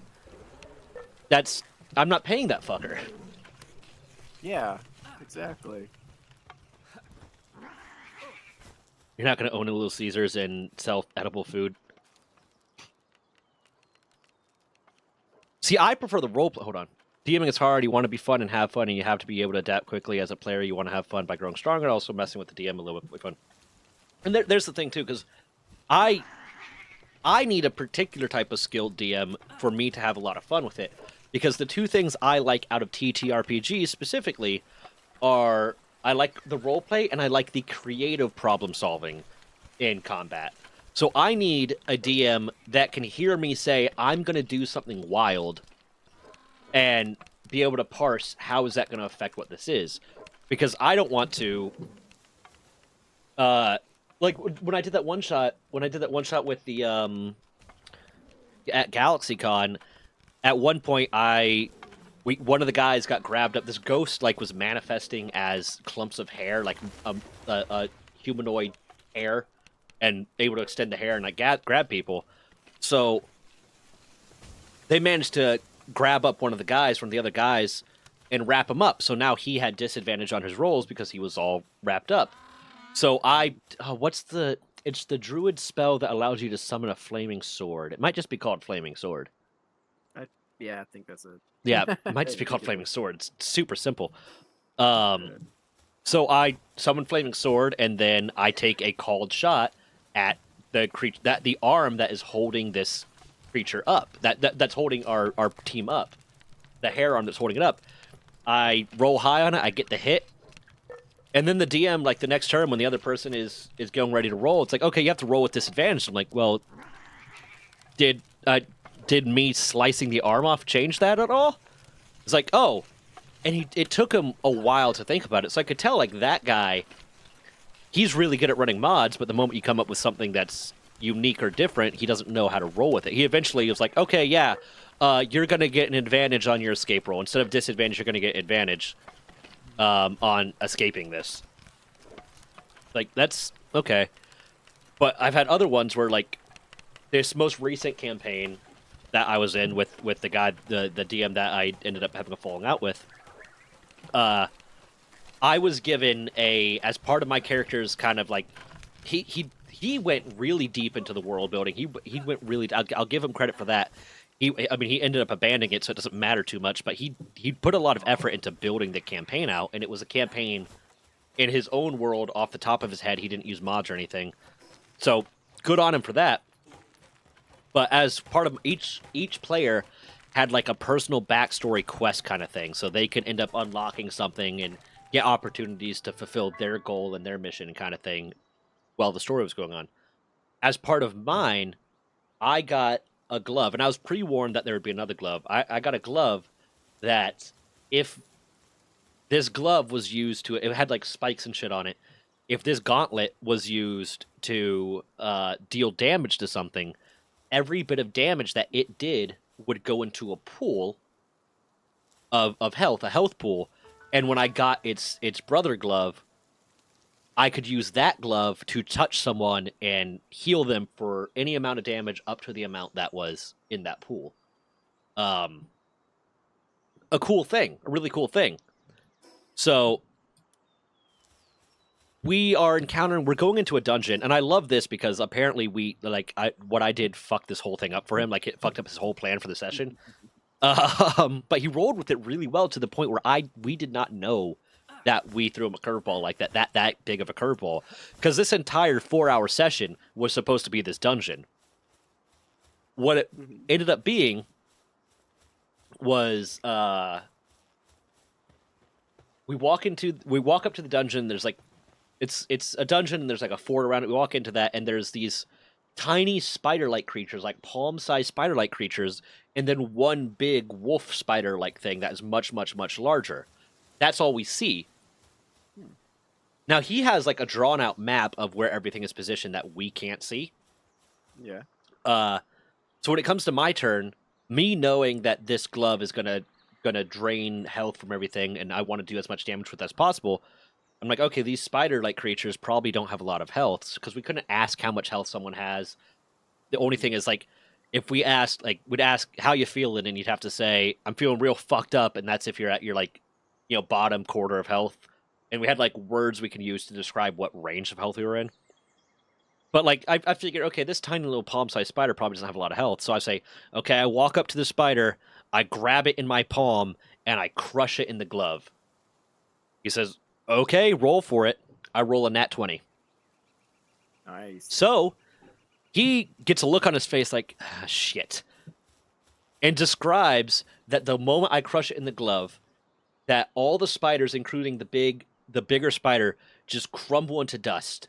And we walk into, it's like, okay, cool, that was kind of cool. We walk into the dungeon, and he describes, you see little spots of massive dust similar to the ones outside. Basically, because of the way he laid out his map, all of these creatures were psionically linked through the big spiders, through the big wolf spiders. Oh, no. And the way he laid out his map, the big wolf spiders were all within distance of each other. So they all shared kind of damage a little bit. And when I did that and rolled a nat 20, I killed all of them. But he came up with the way he described it, the way he explained everything, how it progressed from there. I did something that he wasn't expecting, which was a warlock that's pretending to be a cleric, because I was a warlock pretending to be a cleric, being martial and walking up to a spider and crushing it with his glove. I can't remember, I got a fuck ton of health in that health pool for that, because all the health from every single one of those spiders that died went into my health pool for this glove. But, like, that was the kind of, like, creative problem solving I can like. That was really, really cool. I had I like those things where, like, okay, the room is described well enough that I know there's a chandelier right there. Because this guy also led a one-shot for us at one point, and I did this exact thing. He describes the room. There's a chandelier in the middle hallway, and like, okay, when he describes, and I notice it's right around where the chandelier is, I cast Eldritch Blast at the chain of the chandelier. I hit it, and the chandelier falls on him. So now he decides, okay, how much damage is a falling chandelier going to do to this guy?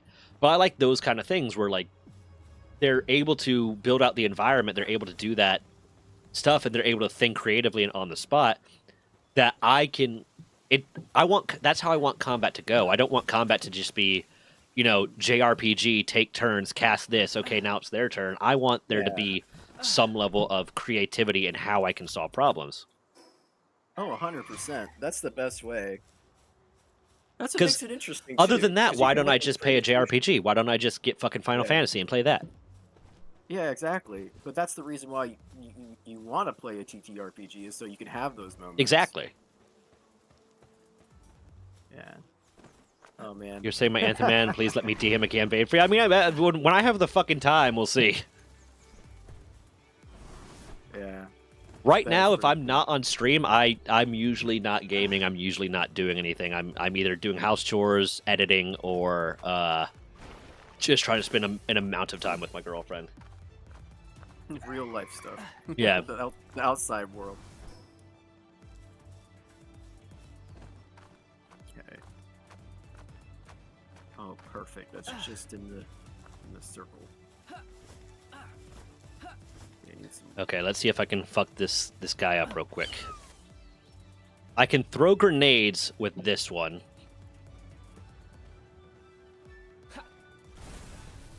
Oh, that was not how that was supposed to go. Fuck! I didn't know he's not going to go that far. He did not go far at all. Oh no. Well, come up. Come on. Wait a minute. Do you need a higher level than mine? Should be okay.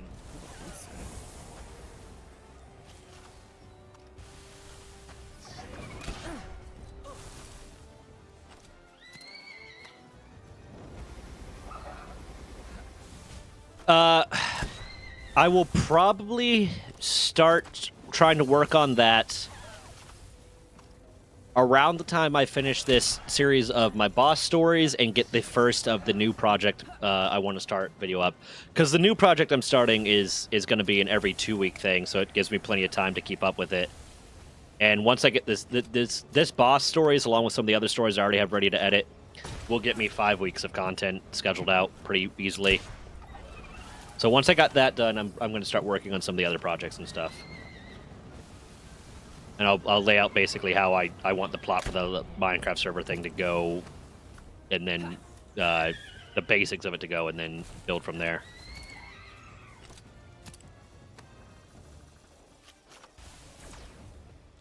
I'm probably going to spend a good bit of my free time tomorrow and Saturday, probably Friday, just getting this one fucking video edited down.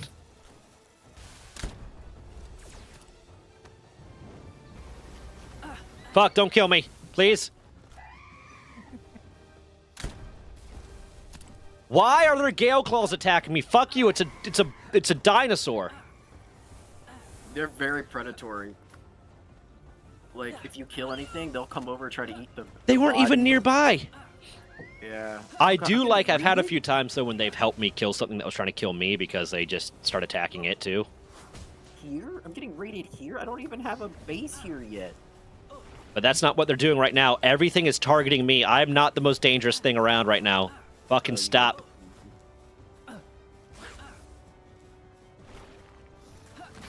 And the problem is, since I have that Mercy Ring on, I can't kill them. I can only take them down to 1 health, so I'd still need my POW to do the killing blow.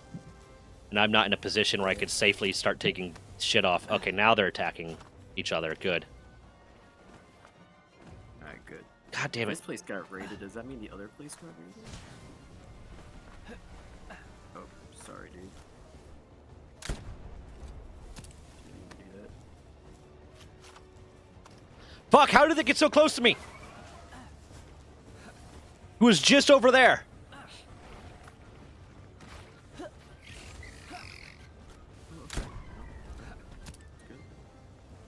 Oh, did that ring come off? Nope, it's still on. It was just taking shock damage, I guess.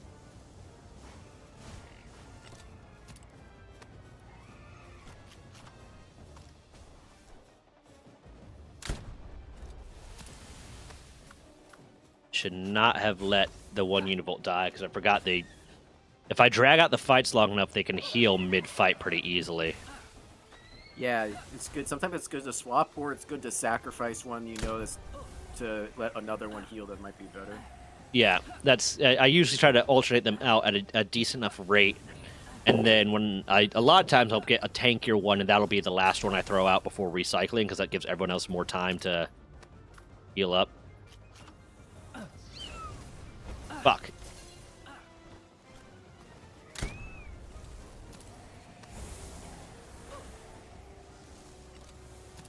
Oh, this is dragon type. It's not water type. That's why this isn't working well for me. I thought it was a water type, so I got electric types in here, but it's dragon, which means I need... what does damage to dragon? Fuck. I think ice goes into dragon, dragon goes into dark. Oh, I have so many ice types. I think it's an ice. Yeah, dragon goes into dark, and dark goes into normal, and normal doesn't have an advantage against anything, which is kind of fucked. Yeah, but it's not bad against anything. That's fair.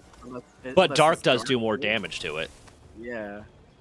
So that's how normal kind of is. Yeah, I think dragon is weak to ice, if I remember correctly. Yeah, that feels right.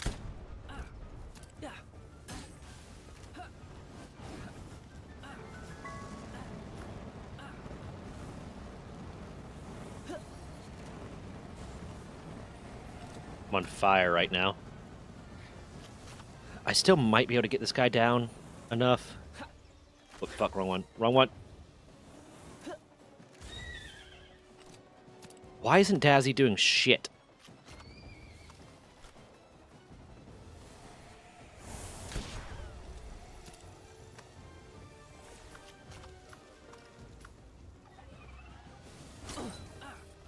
I have to sacrifice Univolt.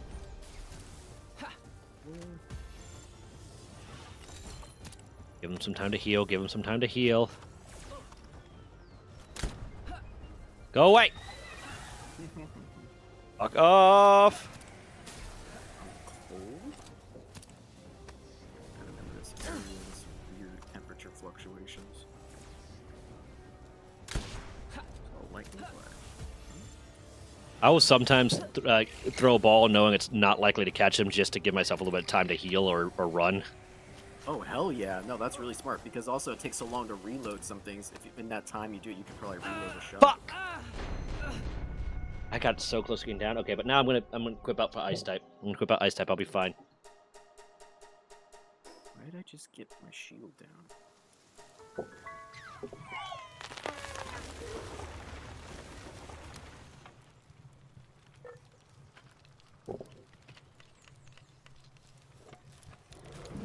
I do appreciate that they there's just an inherent EXP share, like they don't make you work for it. Oh yeah, your whole team. Yeah, I don't think we'll ever have a monster taming game without EXP sharing. Pretty much. Yeah. They pretty quickly fucking realized how annoying that was in Pokemon. Yeah. Yeah, when you had to you always had a weak one. You always had one that was far weaker than everyone else, and it was a pain in the ass. Yeah. Supposedly, I think in Japanese culture, when they play it, they only run 2 Pokemon for a lot of it. They don't run a full team. I feel like you're being racist. Like, I'm telling you. Hey, yo, did you know in Japanese culture they only play with 2 Pokemon? Well, it could be. Did you know? I don't Well, think you I could know successfully before. do that game unless you're getting real grindy at the beginning so that you're just so fucking overpowered by it. So overpowering everyone. I'm being honest. Yeah. I think you're full of shit. That's what I've heard. I think you're full of lies. Okay. Lies and beans. I do like beans. Beans are good. Black beans. But you know what makes beans less good? Lies. I'm not lying. I'm telling you that's what I heard. You're telling Is it me right? bullshit.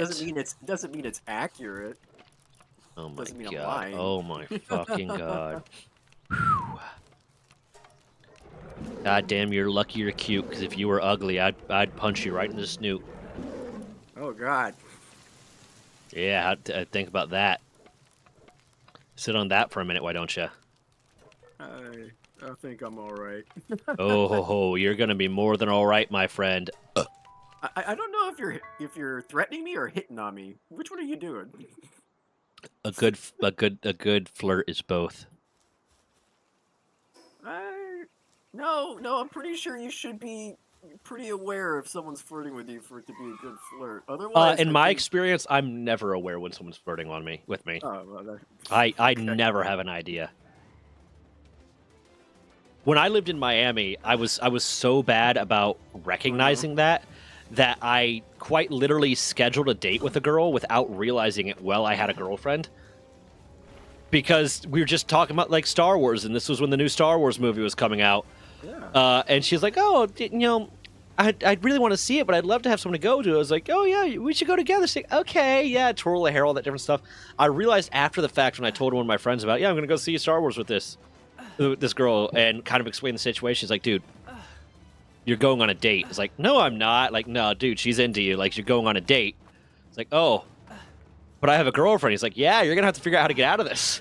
Like, "Oh, Oh no. oh no." Well, let's see here.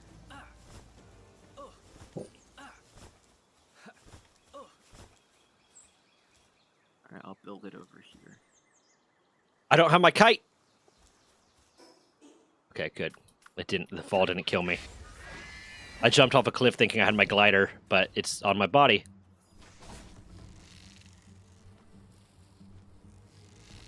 What size is this one? Do I want this one? I do. Wait, it's not a huge one. Never mind. Fuck. Okay, I got 3 ice types, one that does ice damage, and one that lets me fly. Oh, that's right. The penguin, whatever the duck What? emperor dude is pretty. Yeah, Penking? Yeah, Penking. He's pretty fucking. He's especially because he has that ability to freeze them for a bit. So even when he's taking some health, it buys you a few seconds. Yeah, but his dual typing is also really good. Ice and water. Yeah. So. Yeah, and his ability is against fire types. Also, he's just good to have on your work. Yeah, no, he's great. He's pretty OP.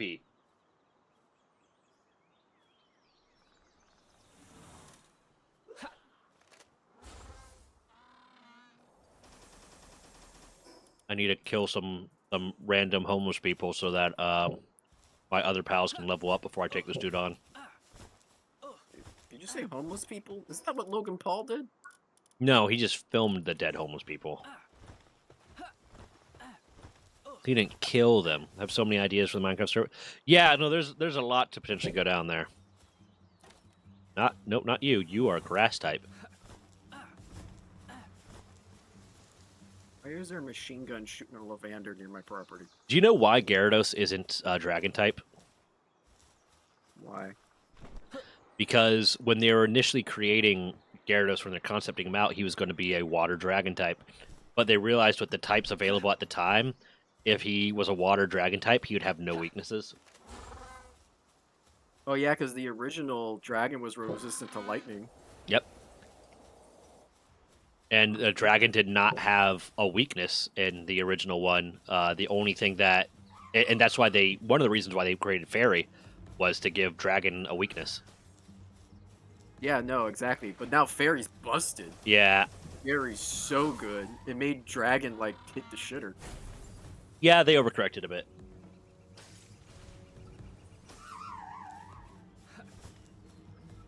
Get off my property.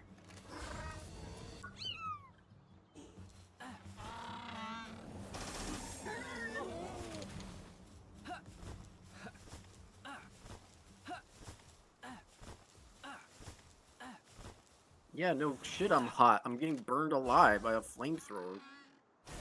Well, I'm gonna die. Ugh. Alright, one second. I'm gonna run to the restroom. Is she already? Sure you do.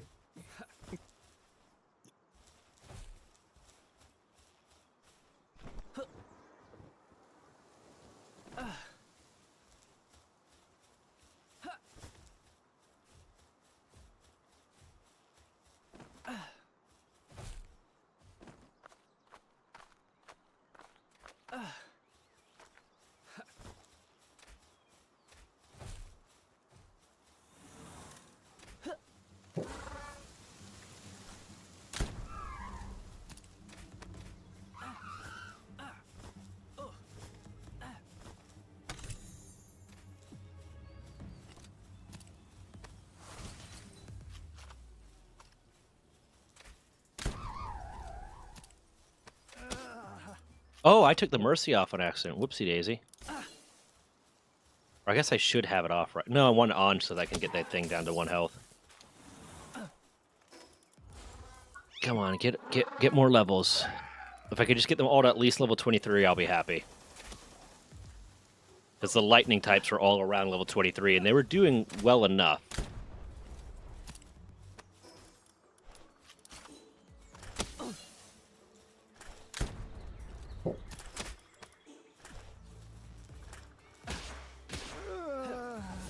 Walk on through Electric Avenue. Ba-da-da-ba-da-ba.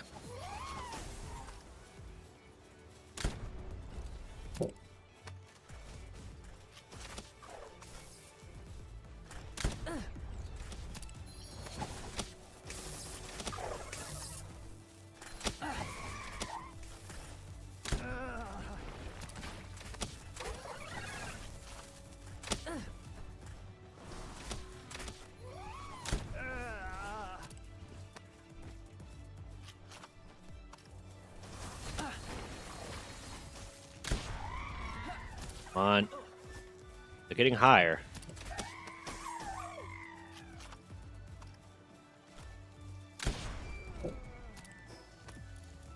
I hate the fact that when I pick my stuff back up, I have the feed bag, but it doesn't automatically put stuff into the feed bag. So I'll just be starving randomly because I forgot that I need to feed myself. That's dead. Fuck.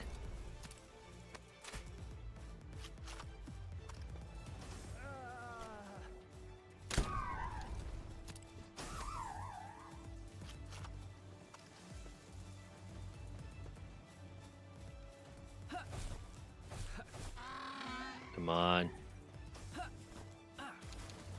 Oh, he's about to die. What level's everyone?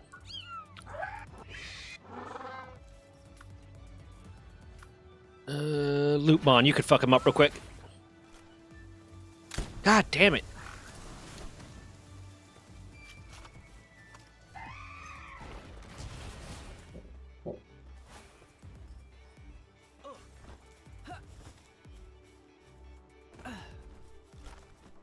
Fuck.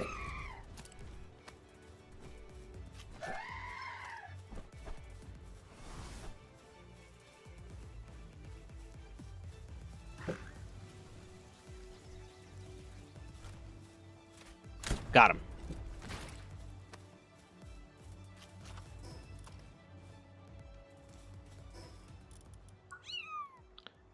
Okay.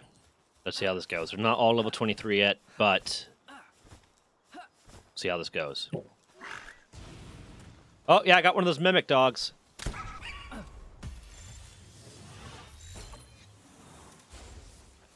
Get the fuck back here. Wow, that fucker's fast. Holy shit. Was he that was it this fast for you? The Mimog? Mask? Yeah.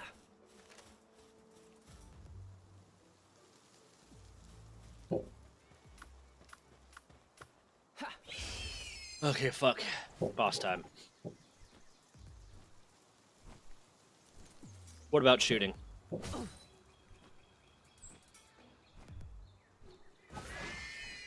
Give me a start. Okay. What about shooting?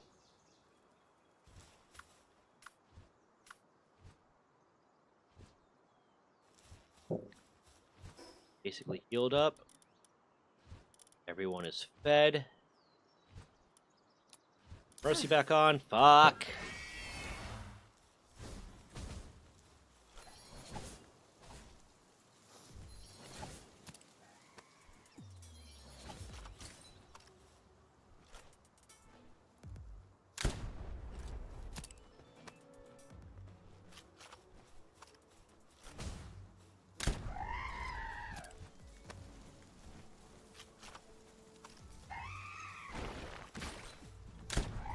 Die.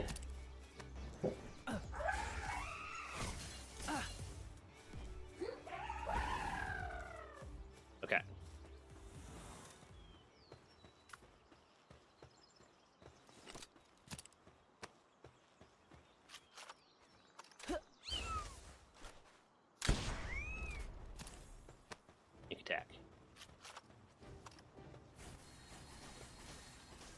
That did nothing, buddy. That did nothing to him. Get your shit together.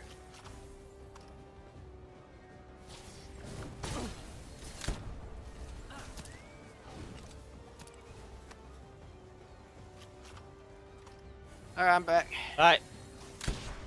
Dang, I died while I was away. Oh, I didn't see that. I'm in the middle of a boss fight. I'm gonna go ahead and I'll take that after the boss fight, because I am fucking not dying again. I'm wanting to end stream soon. I don't want to have to keep coming back for my corpse. That happened to me last night. I was trying to raid a dungeon, and every time I'd get right to the end in the middle of the boss fight, then they'd get like a fucking sneak attack off on me that for some reason moved faster than normal, and I would die. And I spent probably 45 minutes coming back to that. I don't see any evidence. It must be this dude right here. You are literally spawning right next to my base. You gotta go. Why did my shield go away? Fuck!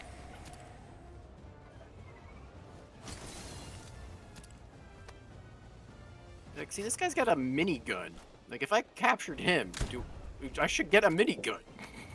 If I weren't about to try to get off, I would have taken that just to make it, you know, interesting.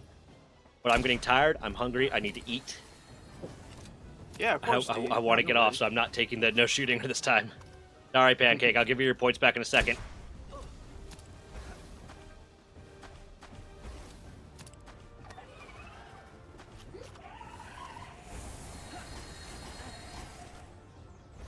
God damn it.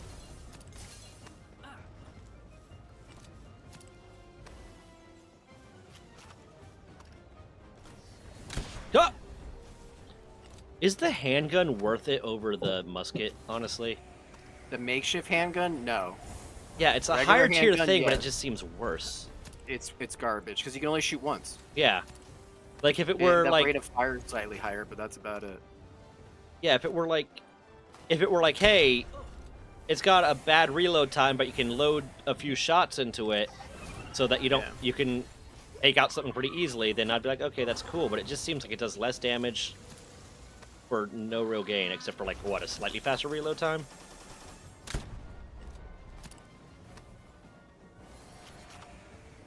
Yeah, no. If it'd be cool if this game eventually adds like weapon modification. That would be pretty neat. I mean, they have that same thing like they have in Ark, where like you can get schematics that make it better, but yeah, it's just the same weapon that does more damage or has more durability.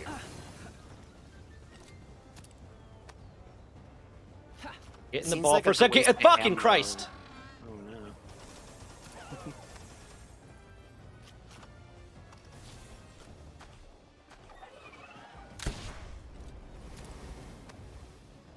Alright, this guy's gotta die. Give me a minute to Toko. I gotta reload my rifle. 4 years later, black powder rifle reloads. My reloads always seem to come around the same time that I need to dodge out of the way of attack. I always miss the reload because I'm trying to dodge. Oh, that's not what I wanted to do. Also, the easiest way to capture bee guards without them exploding on you is to, when they're about to explode, throw a ball at them. Yeah, if they go in it, yeah. It stops the explode animation, and then they won't try again. Yeah, that's a good idea. Why are these guys aggro? Why are you guys aggro? Why are you... Oh, because I killed your buddy? Is that it?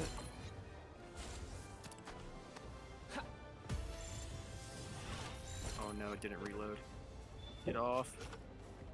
I got him! Fuck! Good job. I have a Phildron. It possesses demeanor as its appearance suggests. Perhaps because it is something unable to discern good from evil, often allowing wrongdoers to go unpunished. Excuse me? You read that so fast, I don't even think anyone understood what you said. It was a lot of text, and I knew it was going to disappear soon. Okay, I'm gonna go ahead and teleport back to base and then in stream because I'm tired. I'm hungry.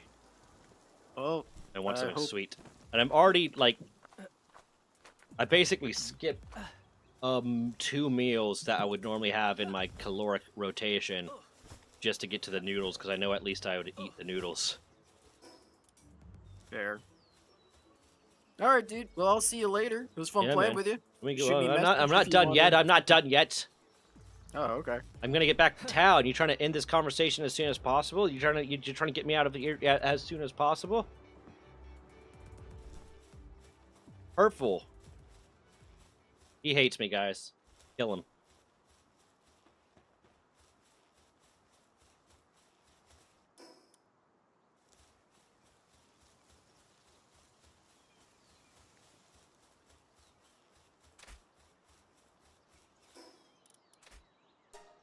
Okay.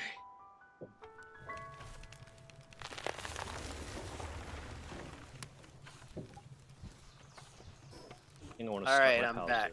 You're back? What the? Yeah. Sorry, I got an important phone call. Since you said I wasn't important, I was like, I could take this phone call. Oh. Yeah. Well, that's fucking hurtful, bro. What? Why would you say that? You said that to me. No, I said you said I'm not important. Oh. You bitch. You little bitch. You I whiny bitch. You no titty having ass bitch. I have selective hearing. I don't feel like you're taking my mental illness seriously. Oh no, don't fucking start. You have bitch hearing with the bitch nose about your bitch face. You know what? I bought them all at the same shop, and it was quite a discount sale. Okay, I'm not even gonna ask why you have multiple faces from the shop. I'm gonna assume this is some like Michael Jackson. No, we do be confirmed earlier. I'm a shapeshifter like Tom Cruise. Oh, that's right. Fuck, I forgot about that conversation. You almost got away with it too. If it weren't for these meddling kids. I'm not trying to get away with it. I'm trying to brag about it at this point. I mean, you guys brag about being a soulless husk of a man like Tom Cruise? No, I'm a shapeshifter. Tom Cruise is a soulless husk of a man like Tom Cruise. No, that's Tom Cruise. I'm not Tom Cruise. Listen, I'm not on my game right now. I bring soul to shapeshifters. I bring meat to man. Oh, I don't know about that part. Okay. Wait a minute. Don't worry about it. You want to talk about it? I don't. I don't, because I can't come up with any stuff right now, so. You're like, my brain is mush, please let me go home. Yeah. Alright, dude. I thought you were saying goodbye, then I went to say goodbye, and you're like, I'm not leaving yet, you thought you'd get rid of me, blah, blah, blah. No, I said what I said, exactly, specifically, was that I was going to, head back to my base, and then I was gonna say goodbye yet. It sounded like, I mean, that sounds like a rudimentary way of saying goodbye. Right now, at this very moment, what I'm saying is